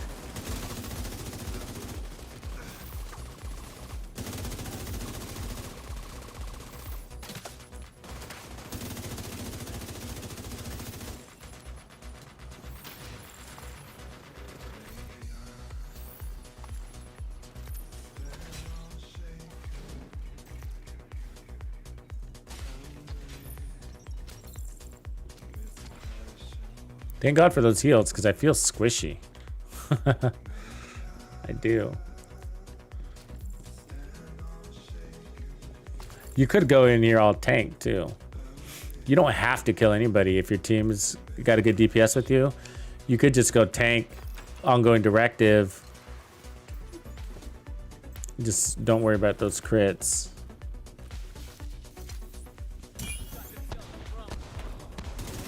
Oops. On there.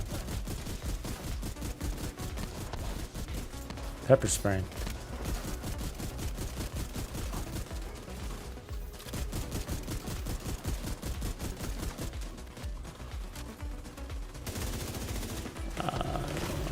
Get his heals off. Fucker. Got it off. Healing up. There we go.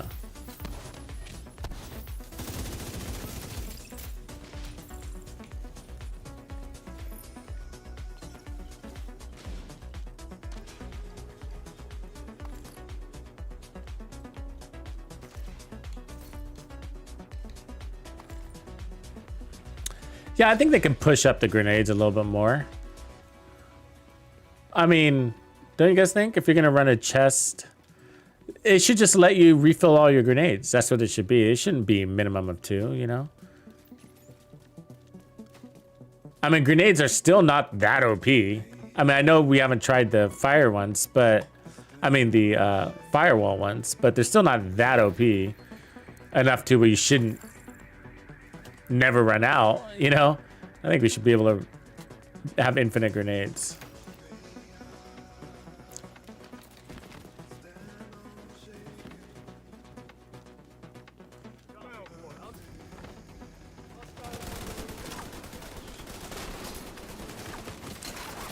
They were in sync all the way. Good job. I was watching them. All their moves were the same. That's good. You did it exactly right. You have to tuck and roll on that escalator. I don't know if you guys know that, but you have to do that. Like,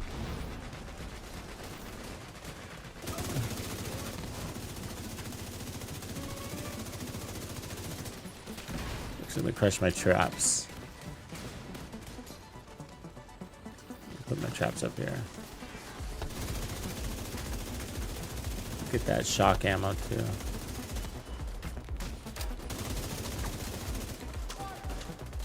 Got it.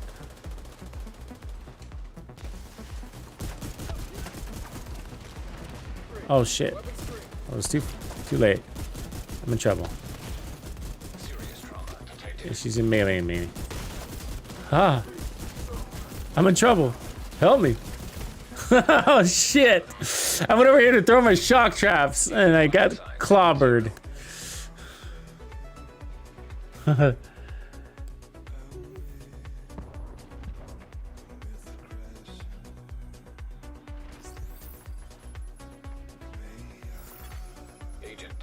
Yeah, I think so. I think they almost as good. It's a little frustrating.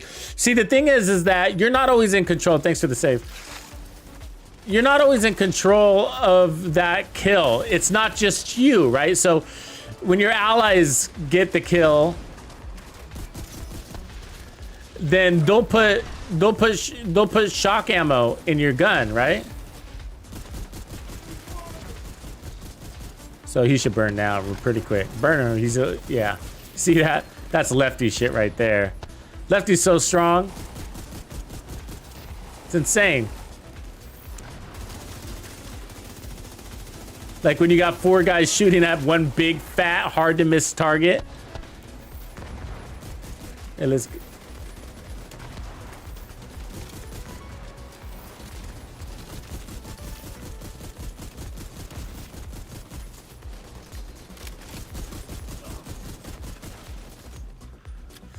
So yeah, your allies are shoving that bleed ammo into your gun too, so you don't see it. So sometimes there's a marked target and they get that kill and you're not aware of it and you're holding the St. Elmo still and it kind of sucks.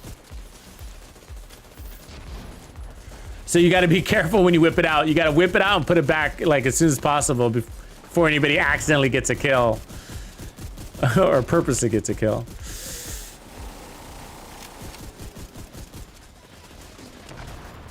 So otherwise, the doctor's home would be the good alternate.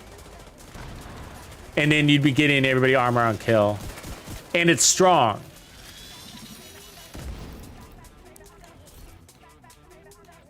Doctor's home is a nice, strong weapon. M1 ACQB.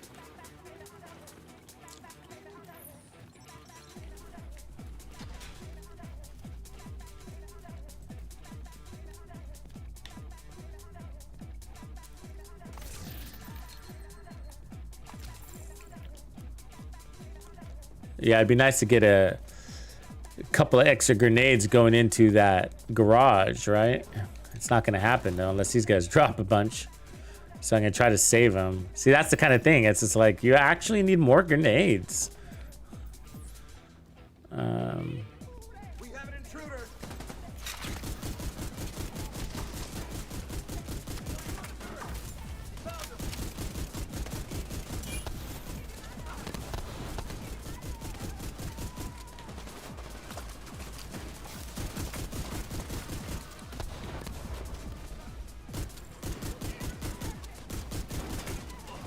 I don't know why she wasn't marked. I mean, if there's an opportunistic on their head, that means they should also have the mark for this special ammo from ongoing directive.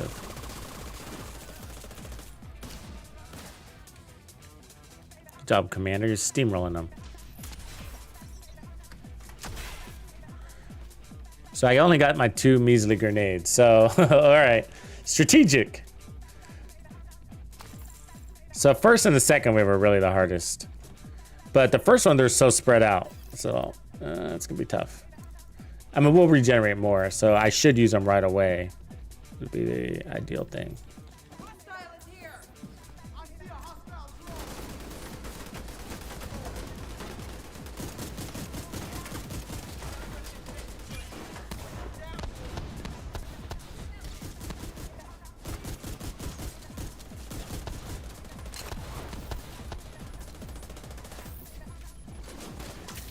Left flank. Left flank. You spawn.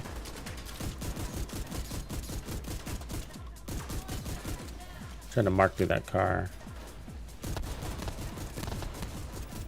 And not get hit by that fucking drone. Oof. Thanks for the heal.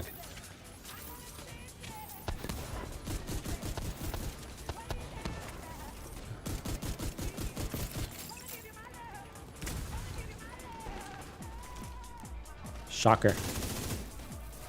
Burner. That's why we want that fucking thing. Shock him. Did I get him? I don't know if I did. Somebody did. Out of shock ammo anyways. Already, I don't know how.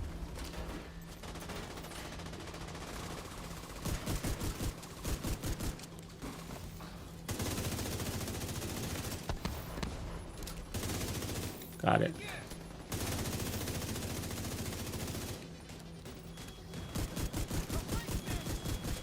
Oh, fucking drone's still out there? Where's this drone lady? There she is. How is she not dead? She's a beast.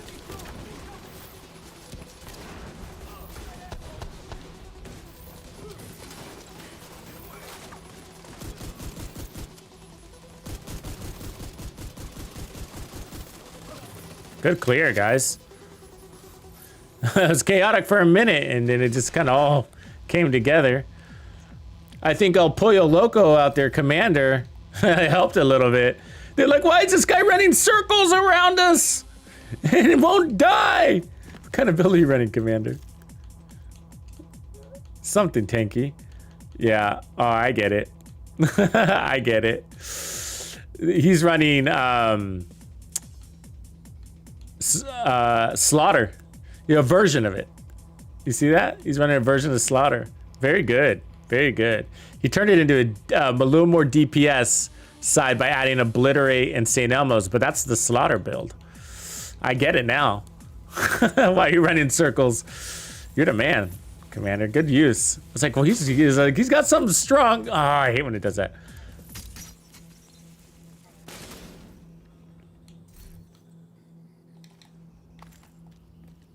Yeah, that's one of my favorite builds in the game. So I don't use it. That's why I don't use it. You ever do that? You love something so much you don't use it? Because then you'll never stop using it.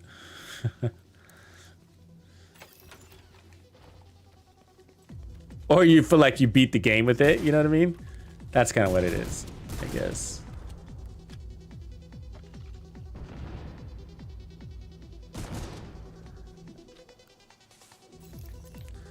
Could beat the game. Oh. I am not so tanky, personally. I'm a little on the squishier side.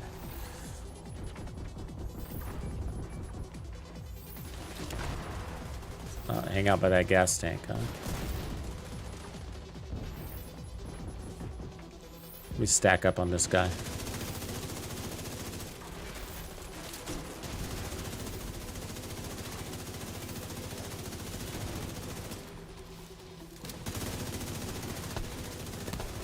Reload and then swap. There's my shock ammo. Swap.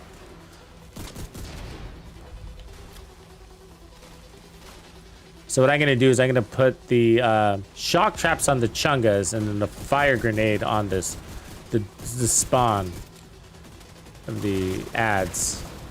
So here's the ads. Spawn. Shock.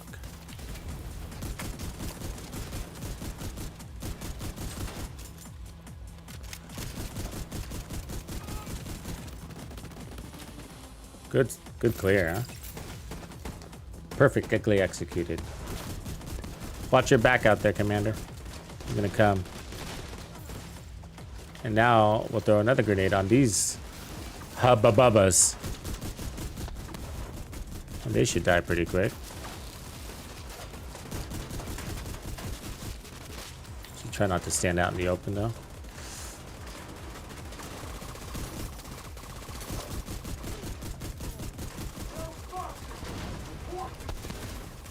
Little shock ammo. Professional encouragement. Some lead encouragement.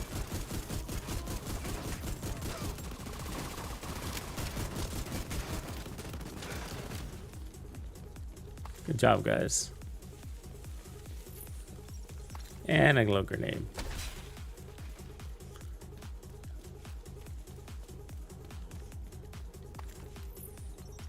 All right. Good clear. Walk in the park. Those heals have been helping though. From Viljack. I think you are a little squishy with the red. You could add an armor. You don't need DPS. I mean, really? You're a team support build, but we're contributing. I like contributing. That's why I like it. But you could go all armor. There's nothing here stopping you from going all armor and being a tank. You could be a tank version of these, you know? It's just that you're not dishing out the armor, so it's, you know, sort of don't need it. Let's get those snipers up there.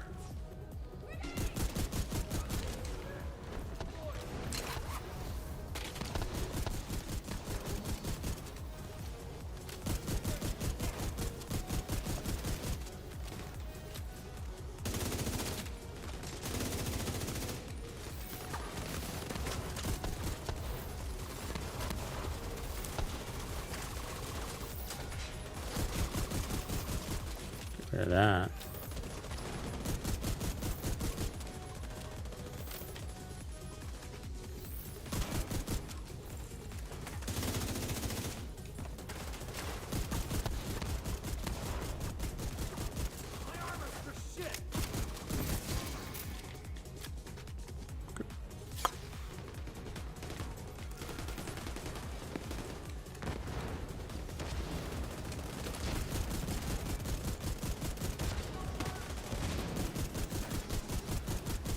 Kind of saving my grenades for that last wave.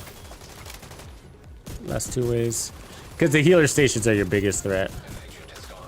Uh-oh, lost Wheeljack. Oh no!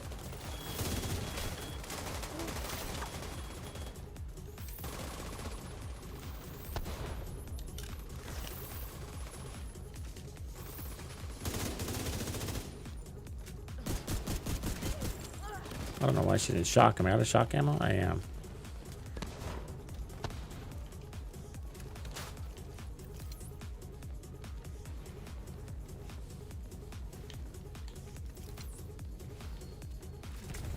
Uh-oh. One escaped.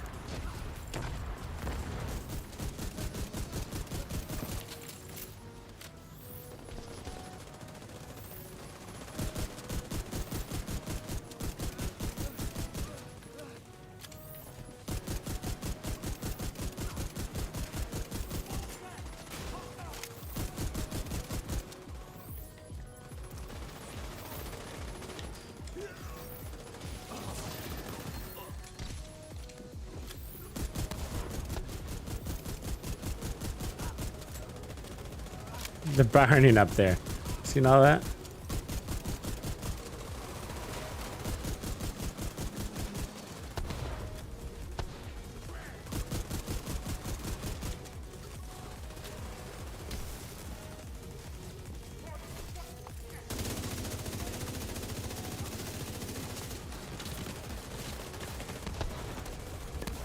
Watch the pulse. Oh. Serious trauma detected.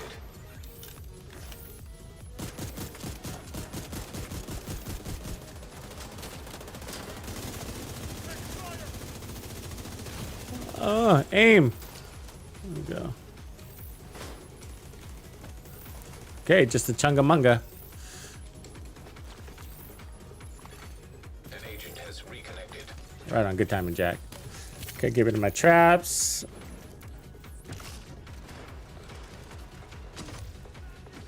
Then I'll support the team from back here. We'll still throw grenades at him, of course.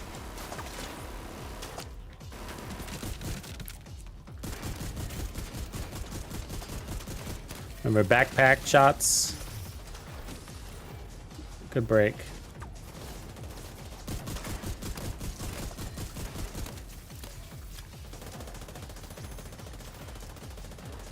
It's gonna pulse. Vital signs critical.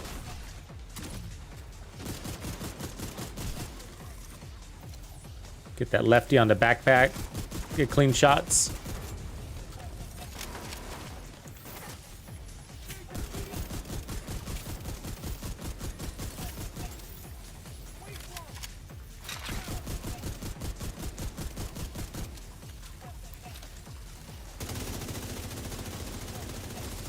Pulse. Serious trauma detected. Lefty.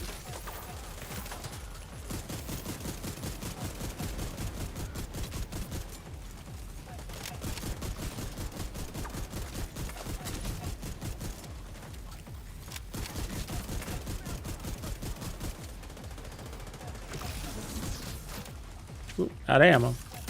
Gotta clear that. Make it an ammo run.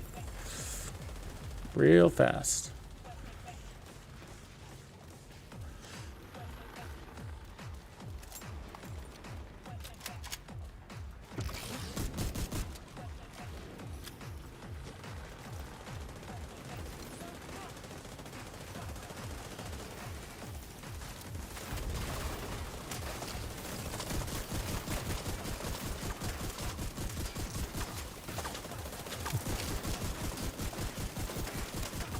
Uh-oh. Vital signs critical.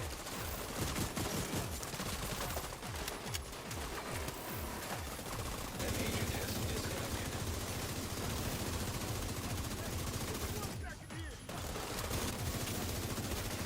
There we go. Backpack broken. Headshots, headshots, headshots.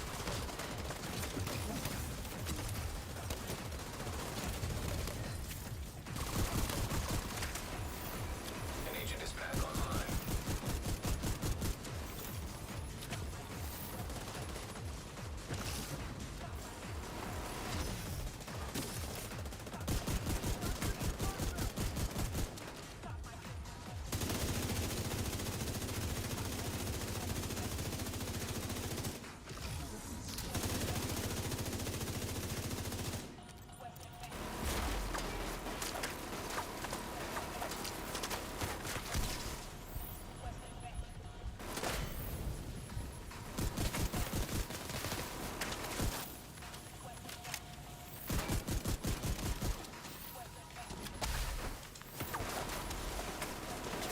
Why are you looking at me?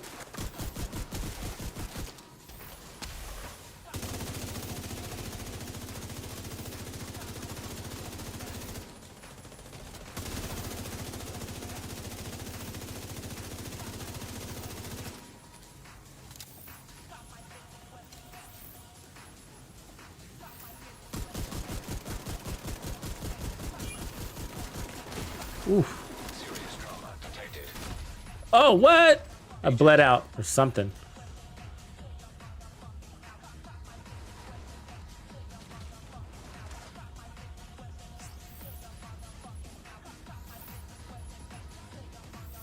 Could probably run one armor core to keep from little shit like that getting you. You know what I mean? An agent needs assistance. I got BL Jack.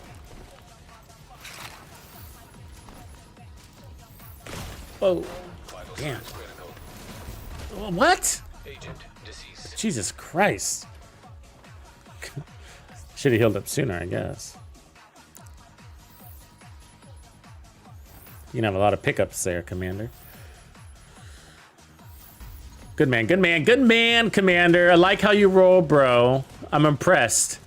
Anybody that runs the slaughter build, I know has exquisite fucking taste. You know what I mean? And VL Jack's my team support guy. He's always got some team support build on. He's always taking one for the team is what I would say. You know? Everybody's got their thing with me. For me, like I spot their uniqueness and how they play.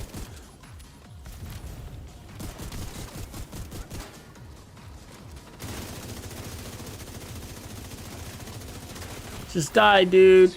Just die.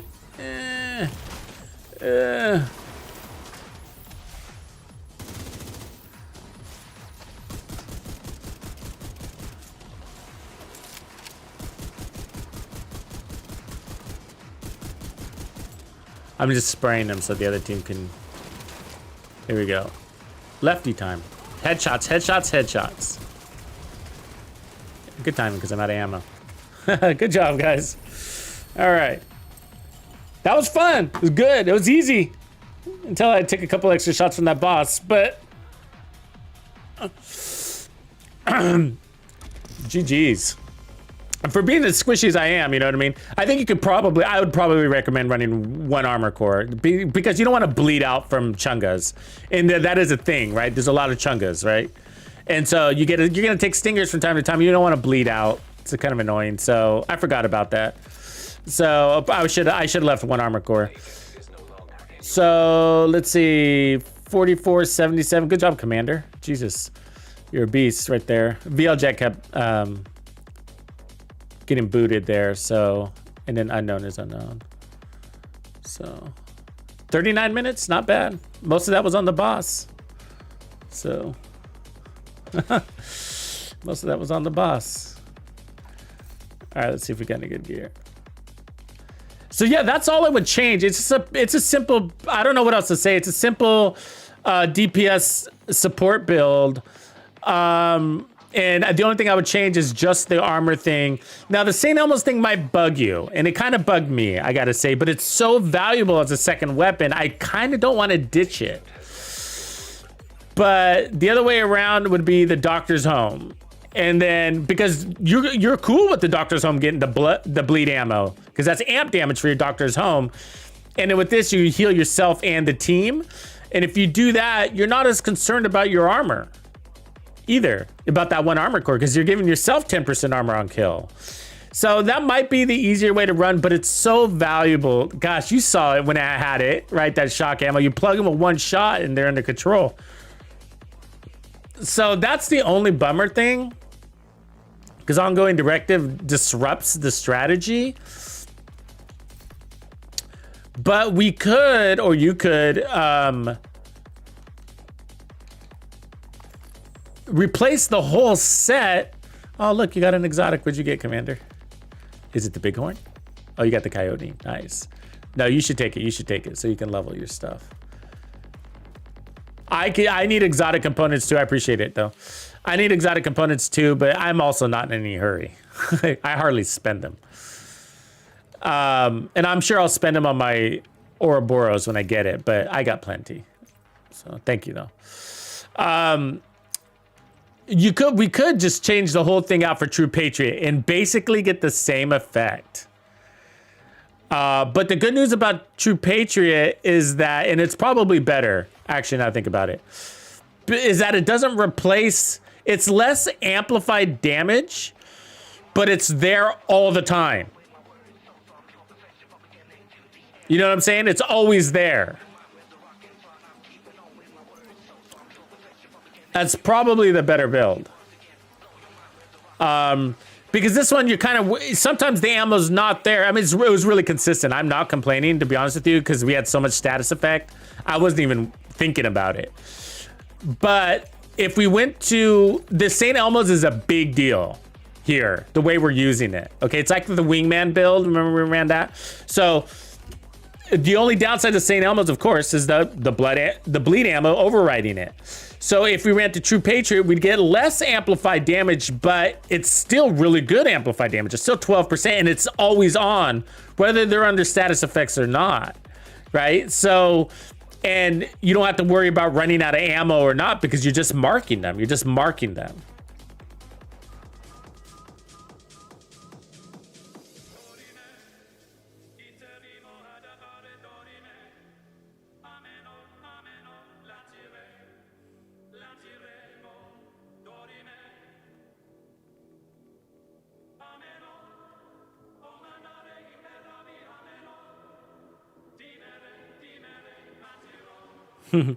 Riz Rob wants to do the PDX Eric. Appreciate you, man. The Heartbreaker SMG one? Which one? Thanks for the dono, bro. I've made quite a few Heartbreaker SMG. Oh, I know which one you run. The shieldless one. Is that the one you're going for? Ooh, good job, Grumps. Good for you. You're a soldier. Oh, look at your mask, man. That's sick. Where am I on that mask?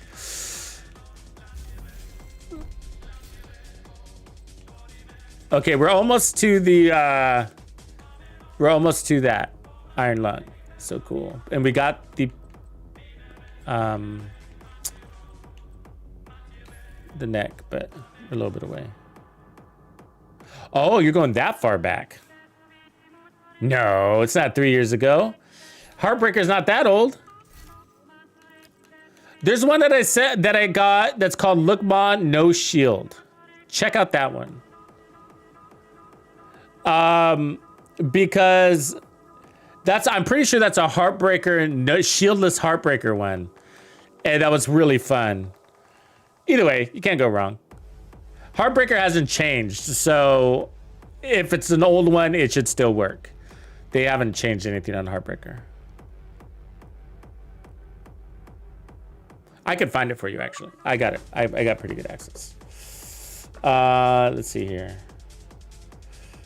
Pretty good access. It's my channel. I mean, I got fast access. Actually, I gotta say, Eric, have you seen Kill So Fast They Poop Their Pants build? Do you know what I'm talking about when I say that?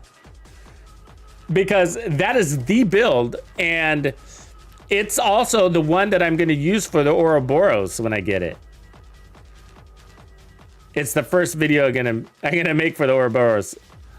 It's called Kill So Fast They Poop Their Pants. I'm looking for it right now. I'll drop the links. That's gonna be my Orboros build. It's pretty sick.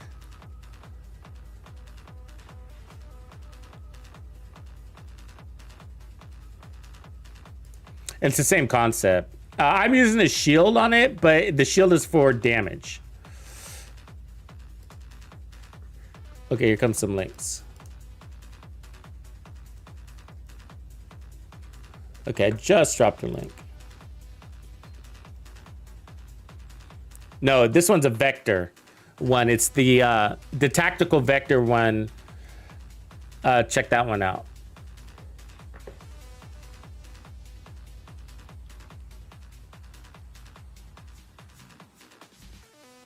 And so keep in mind, I'm using the shield for offense. So it's not a defensive shield. So you can change that by changing the talents. And so I'm running Intimidate there. And so the shield protects Intimidate. So you kind of always have it. But it's also, I'm running the Firewall shield, which is giving me additional damage. So if you want to go shieldless, that's fine. Just don't go Firewall and maybe change Intimidate for Obliterate. And that's all you have to do. It's all good. It'll still work. I mean, you got the crit chance thing. It's mostly the pieces, you know. For SMGs, you need bonus armor. That's the key. And good moves. You got to play fast. SMGs are tough. It's a tough category to pick, actually, for a new player. Which, by the way, are you in Portland? Is that why you're PDX? You know I'm in Portland, too. Did I tell you that? So, hey, guys, back to this build. So I'd strip down some damage, but it's the same concept. Nothing changes, right? So, but we get a bigger mag, and that's kind of nice, right? 91 in the St. Elmo's, but now we got 91, I think, shock rounds, right? Commander, should we run it again? VL Jack, are you still out there? Let me run back to the change my gear real quick and just take off those armor cores.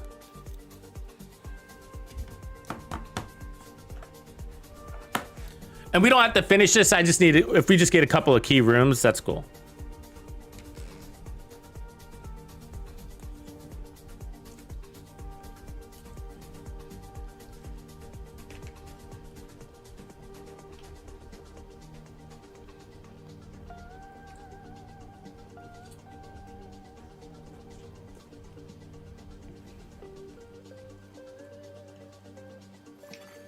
Friendly control point nearby.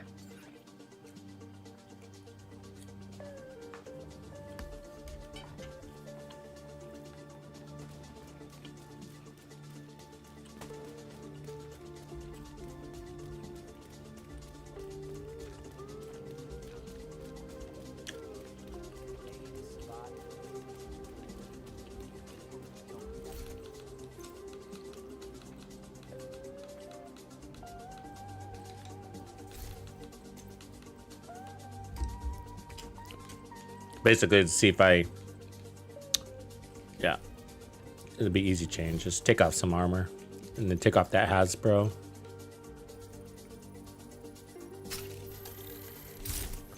Remember to change this back when I'm done. Because I'm using this for the Incursion right now and it works really well.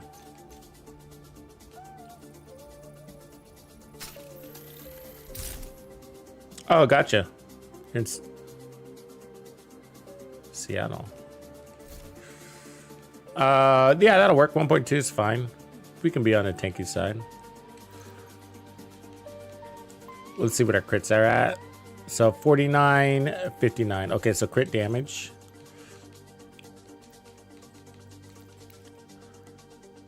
And cool. And so with this one, you know, you can really toggle back and forth a lot. I mean, this is going to want you to use the shotgun a lot. I mean, we could go Scorpio here too and just simplify that. Because that shocks too.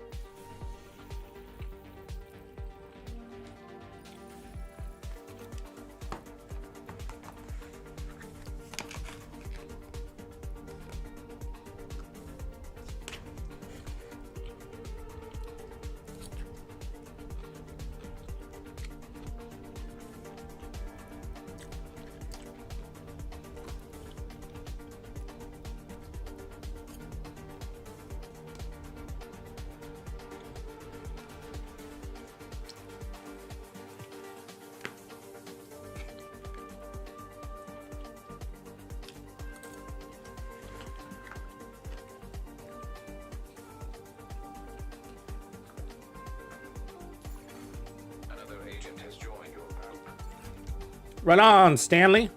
Jump on in.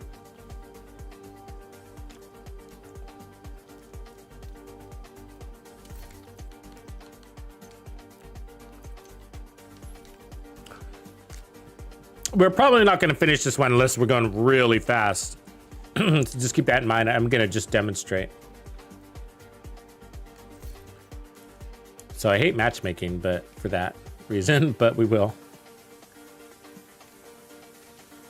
I just need to show a couple of key rooms. Yeah, it started raining here yesterday.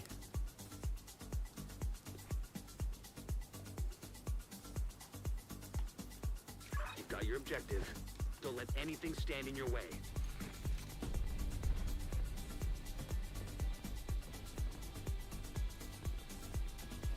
this way.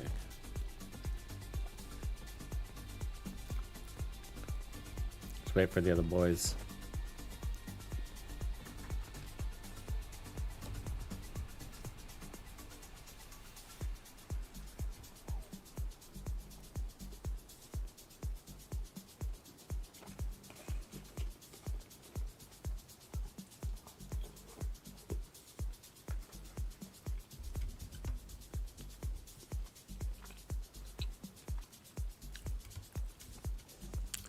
Well, I like to say I stream 6 days a week, but I'm not perfect.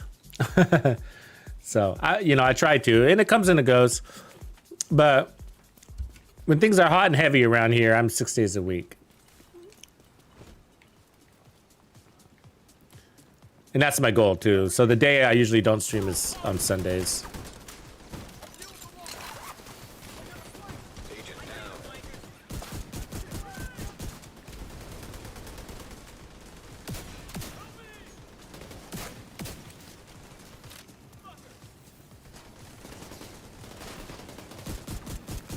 Oh, that guy's annoying the fuck out of me.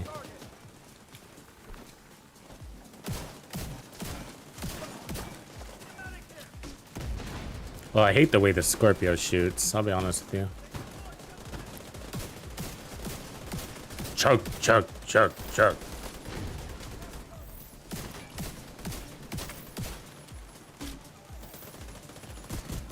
An agent needs assistance.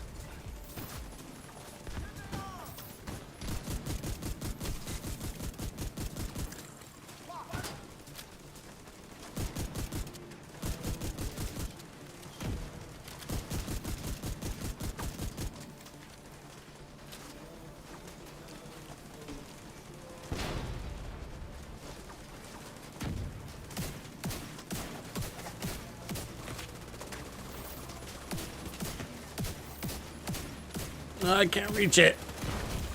Oh.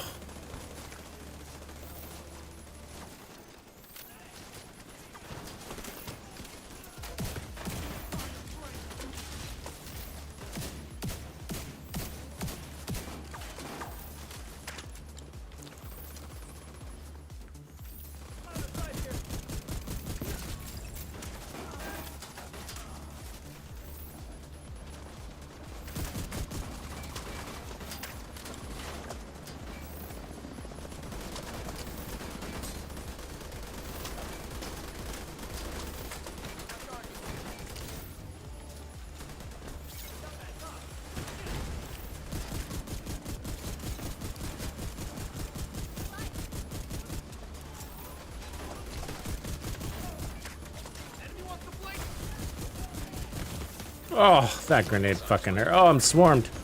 Holy shit. Agent incapacitated. Agent killed.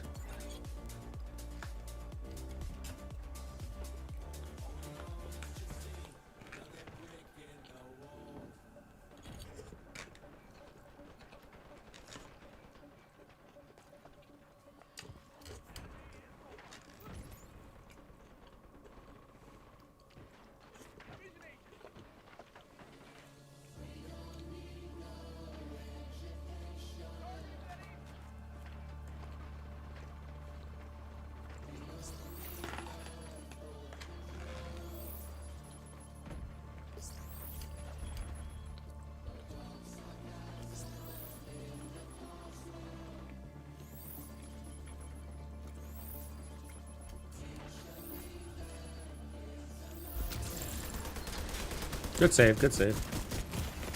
Jump! Medical assistance needed. Agent out of action. Agent deceased. It's alright, just let it go. Let it Agent go. down. No. Another agent is now in your group. Damn it. Now I don't want somebody in the group.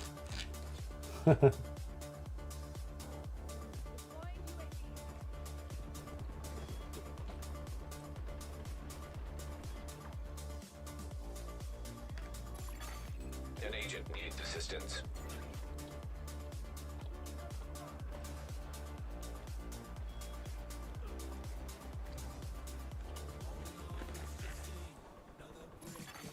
Agent down.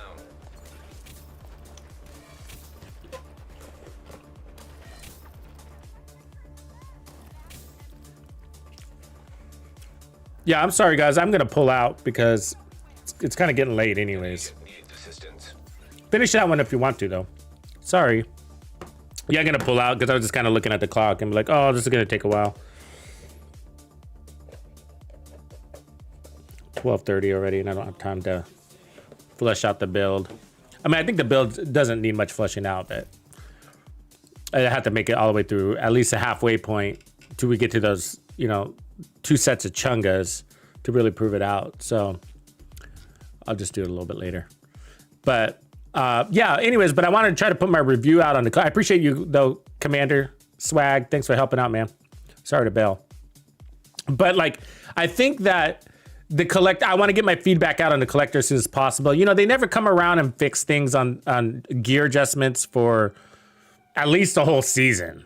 You know what I mean? So, you know, there's no real hurry, but it's just like it's fresh, it's on top of mind, and I usually like to get it out on the first video. But I think that it's pretty good. But it does what it says it's gonna do. I mean, I don't like that it has crits on it. I think that's kind of a waste. I mean, because what crit build do you run that is so powerful that you're willing to get rid of your chest piece talent? What crit build is that? You know what I mean?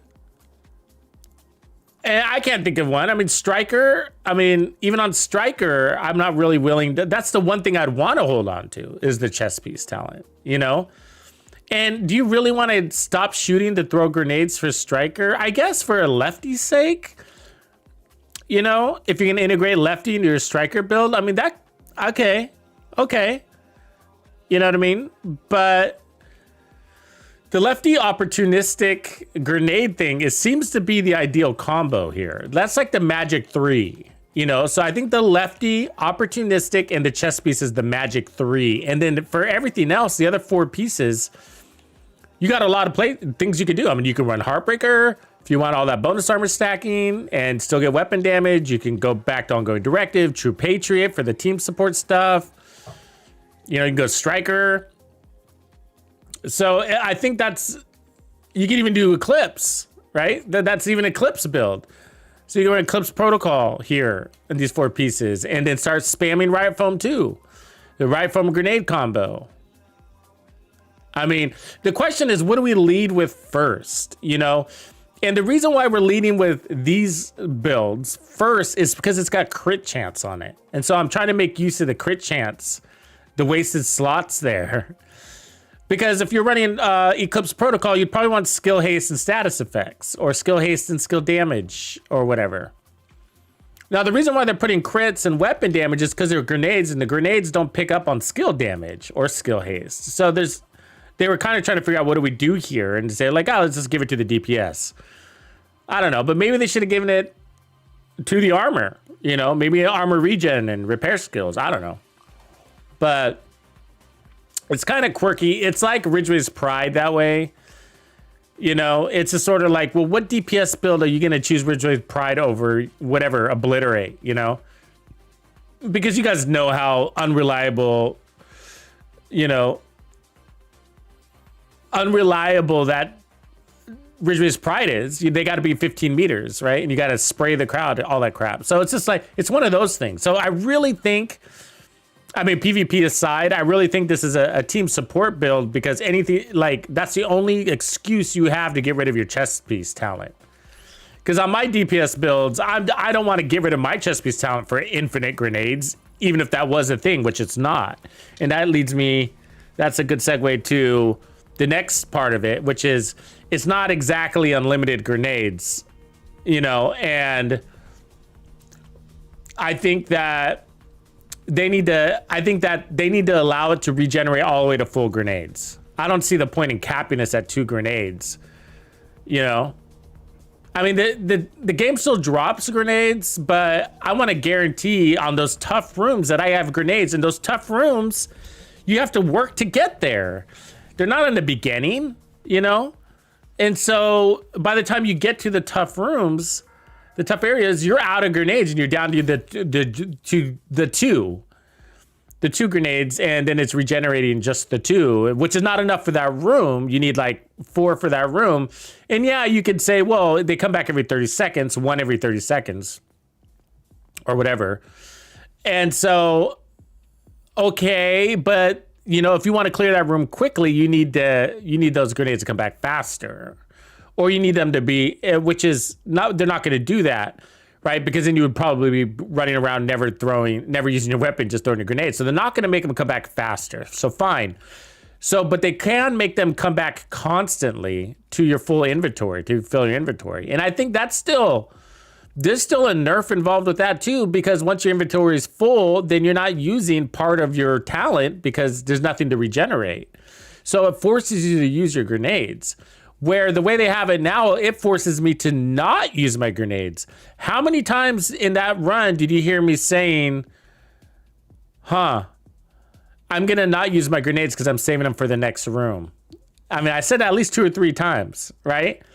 Because it's annoying to not have grenades, and it happened several times, at least 2, 3 times, you know? So I think they need to fix that. And I doubt they will, because they rarely come through and change anything. But that's my feedback for it. You know, it's like, yeah, you know, I got to tell you, like, I've done pretty good with the grenade strategy without having any grenade buffs built into my gear. Think about that for a second. I mean, how many builds do I have integrated fire tactics to door spawning? And I never run... And Mad Bomber, and obviously the collector's new.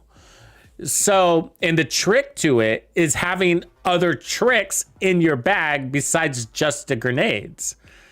That's the trick to it. And if you do that, you never run out of grenades anyways, because they do drop along the way, and you're not using them as heftily as we are here. And so, and that means like you usually have like the shock traps or a stinger hive or riot foam, whatever it is, whatever your build is, or shock ammo. Right? And so you're only using the fire to spawn kill, or, you know, and the every now and again lefty strategy. But this kind of forces you to go lefty strategy full time, which means you're using a weaker gun, even with the Scorpio. Right? So even with the Scorpio, it's just like, well, why am I throwing out grenades? Why? Why are you throwing out grenades?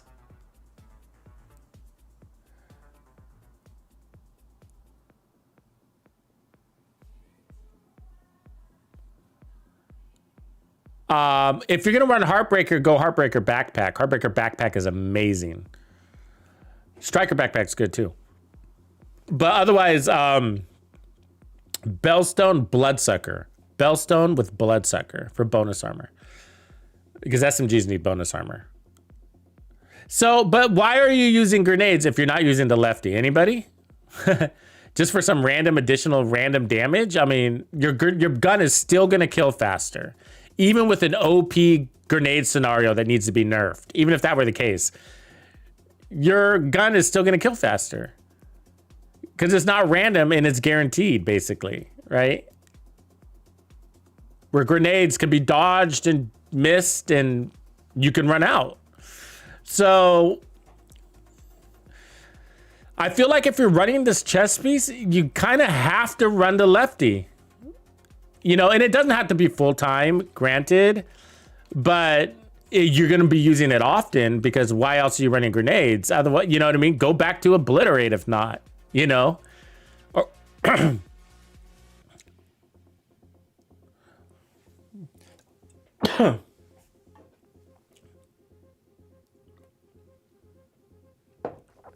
yeah, I see what you did there, Lost Soul. You powered up those grenades to make them really explosive. I mean, you could do that. I like the fire grenades because it is a pretty good guarantee. So the reason why I like the fire grenades is because it's easier to use strategically. And what I mean by that is like, if you know the spawn is coming out of that door, you can throw the grenade before the spawn even comes. And because the fire's there, they're going to walk into it and they're going to proc lefty. Where with the other grenades, you have to throw it when the door opens, and some of them might take the damage, some of them might miss it, or some of them might just run right by your grenade before it explodes because you can't cook it. You know what I mean? So And if you miss with the fire grenade, they tend to walk back through it anyways, because it hangs around for a while burning. So that's good. That's why I choose this one. But yeah, if you're pretty good with the other grenades or you don't really care, then that opens you up to other grenades. But yeah, so I mean, and then if you're running the Lefty, then you might as well run opportunistic and then you're definitely looking at a team buff build. So I don't know. So the builds that I think of for this gun are going to be team support builds all the way around. I mean, for this chest piece, they're all going to be team support builds. I mean, we might put together. There's a lot to explore here, though. So we'll put together, some crazy, like what Lost Souls explaining here. You know, buff the explosives and try to go crazy with the grenades. But from what I can see, you run out of grenades enough to where I don't want to buff. I want to be careful how much I roll into the grenades, because on more difficult content, you're in the scenario where you're not using your grenades because you're afraid you're going to run out of them when you need them. And I've put together some Mad Bomber builds in the past with the Acosta's Go backpack that does the same thing.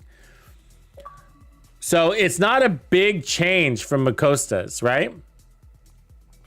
So Acosta's gives you extra grenades, not radius or grenade damage, but it does give you overcharge and refunds the grenade once a minute, I think, which is, you know, basically the same thing. It's with Acosta's Go pack, you always have at least one grenade. And with this one, you're saying you always have at least two grenades, you know? So, and you can never officially run out with Hoarder, where Acosta you can officially run out. So, but either way, I've run out of grenades with the Mad Bomber Acosta backpack one in a single control point, trying to go into a grenade build strategy. They just never, there's not enough grenades in the world to make it work. You know, and it's annoying. It's annoying. You need 10 times the grenades they give you. And they need to regenerate at the same time. You know, and so for a DPS build or any build, what are you sacrificing to roll into grenades that there's not enough of to clear a control point? You know? And so the only thing grenades are going to do they're there is just to support your damage. And that means the Lefty is going to be in there, or some damage support build, because you're not going to use something to support your damage in place of an actual damage talent, which would be Obliterate, Striker chest piece, Heartbreaker chest piece, Umbra chest piece. I mean, all these chest pieces are way better than this exotic. And so the only time I would sacrifice a chest piece for this exotic would be a team support build, basically. At this stage, from what I experienced so far, maybe that changes as we explore more, but from what I can tell, in this moment, the chest piece isn't strong enough to go on a grenade build. It's going to go on a team support build and going to make our grenades more, I guess, a little more useful. But this is where I choke on that statement, is that I have these builds already and I've never needed this backpack, this chest piece. You know what I mean? Like I have this build already without this chest piece, and it works all the way to the end of District Union Arena, and I don't run out of grenades. You know, you're just not spamming them as often, but it doesn't matter because you have all these other tools in your backpack. And you end up holding back with Hoarder talent anyways, because you can't spam them anyways because you only got 2 grenades by halfway through the mission. You know, that's the problem with it. That's the weakness of this chest piece, is that 2 grenades isn't enough. It's not even for one control point. Checkpoint, sorry. For one legendary checkpoint, it's not enough. Think of the garage, right? I went in there with only 2 grenades. And then luckily, the same 2 grenades coming back gave me more time. But I mean, if I'm going in there with the grenade build, then that's not okay to be out of grenades at any time. You know what I mean? So it's just, yeah, that's a weakness. I'm really going to be limiting this chest piece. Yet, it does have a place. So again, True Patriot, Ongoing Directive, Eclipse Protocol, and EXURO. That's where I'm going to look first. And then we'll see what else happens from there. Maybe Negotiators. But in Negotiators is a DPS build, so I don't know why you'd want grenades there, except for this just using the Lefty, but that's so rare, like you wouldn't need to lose your DPS damage so that you can have extra grenades because you're not using them that much. So, yeah. I mean, it does make the most sense, I gotta say, going back to Ongoing Directive, and that's why we started there, because Ongoing Directive needs a status effect to get the ammo. So it does make sense there. The only reason why we didn't stick with it, and we might go back to it, it's not a bad build, it's an amazing build, was because of the St. Elmo's. I like the St. Elmo's strategy so much, but the reality is that you can just run on an Ongoing Directive, just run the Scorpio, and the other gun we were talking about, Doctor's Home. Either of those will work great on an Ongoing Directive build. But Ongoing Directive is, I think it's and EXURO, of course. EXURO, of course. This is a great one for EXURO. So we ran kinetic momentum, but did we really need the extra damage? Not really. You know what I mean? So having more fire grenades and throwing those when you're on cooldown makes plenty of sense.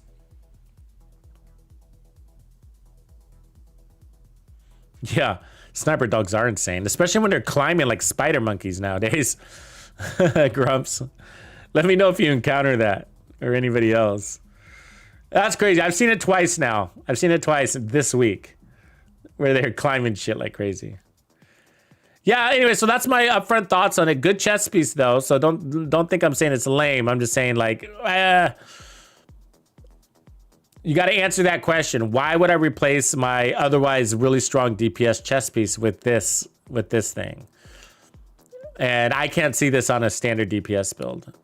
And the thing about rolling into a grenade build is that you eventually run out of grenades, and it's kind of annoying.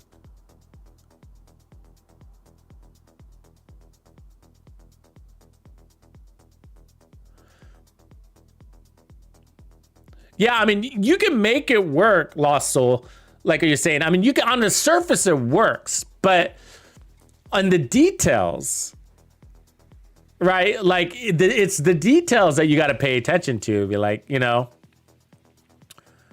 on the surface it works, but it's just like, but the reality with the Iron Lung, like maybe, you know. The Iron Lung and Ongoing Directive would be cool, actually. I would do that. Do you guys think the ultimate build, though, for this chess piece is the full set? EXURO, Collector, and the Iron Lung? Doesn't that make a lot of sense to you? It makes a lot of sense to me. Because what's EXURO's biggest weakness? It's cooldown. What happens when it's on cooldown? Well, you have the Iron Lung putting out fire, literally, and then you have this chess piece also putting out fire. So you have two weapons that are replacing your skills with a status effect, and your job is to CC. So I think that's the ultimate build for the season, you know. And I think they know that too. That's, I think, how it's intended. It's a recipe that they've provided for us, so it's nothing new, really. It's a recipe they've provided for us. So like, put it all together. You know what I mean? There you go. Just put it all together, you know? The Iron Lung is the new, I don't have it yet. I'm a couple of levels away. It's at level 90. So it's this one here at the top. It's basically like the St. Elmo's, you know, where St. Elmo's is shoot and eventually you get shock ammo. Well, this one's shoot and eventually you catch them on fire. Fire ammo kind of thing. Kind of like that is the easiest way to explain it. I don't have it yet, so I can't break it down for you, but that's all it does. It's an LMG that catches people on fire. But not up front. You got to build stacks. And then you got to maintain the stacks. So Easy to use though, and so I imagine it's going to be good in the from the perspective of just point and shoot, and it works, you know. So, but I think that's that's another good build. So there's something to do here. We're gonna come up with a couple good builds, but I'm looking at that details, and I could tell you, halfway through Legendary, I was out of grenades. I was down to my 2 grenade regenerating thing, and that's annoying.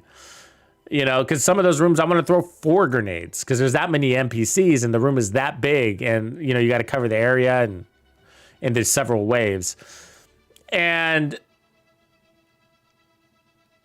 it does depend on your team. So there's the other thing. So if you got a team that is just blazing through the enemies, then yeah, it's gonna make the chess piece look good because you don't need to throw out as many grenades because your team is blazing. Right? So, you know what I mean? So it is situational because you got 3, if everybody's running 3 strikers, St. Elmo's builds, for example, you know, and you're running this chess piece, I mean, yeah, you're going to throw out 1 grenade and that's all you needed to do because everybody's DPS. So it is situational on how it performs, and that's probably why they made it like this. So like, yeah, you don't need that many grenades because just run it with a bunch of strikers, but you don't have that control, so.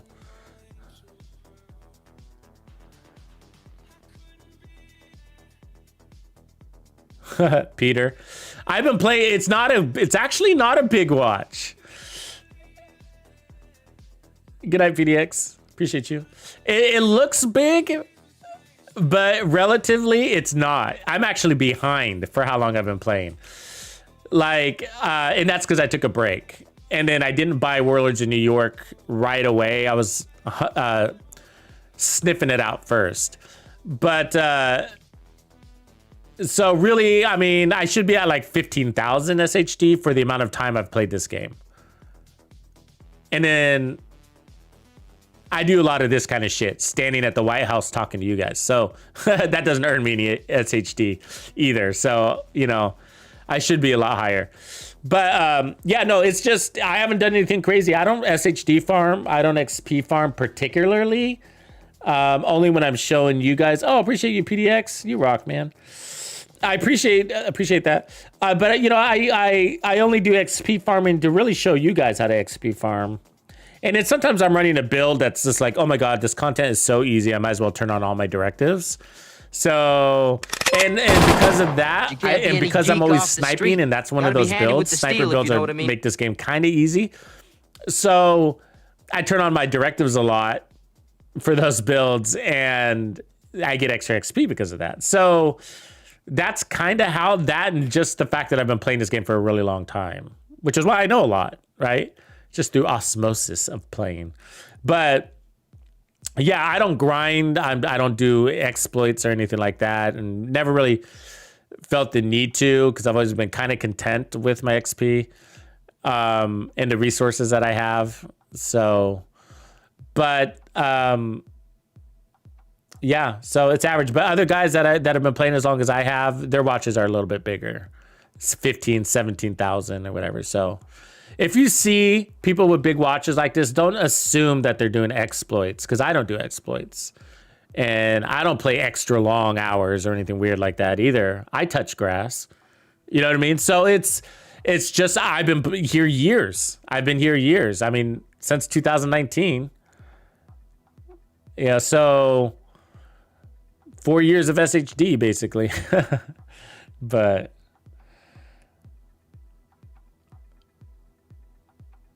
and it's tough because there's a lot of new players and people will see my builds and assume that you have to have a big watch to have these builds. No, the builds, True Patriot's been around since before watches. So, you know, as an example, you know what I mean? And so is Opportunistic. And, you know, so is the ACS Shotgun. So is Survivalist. All this stuff has existed since before they came out with SHD. So, yeah, no, you don't need to watch 1,000 to run this build or watch 10,000 to run this build.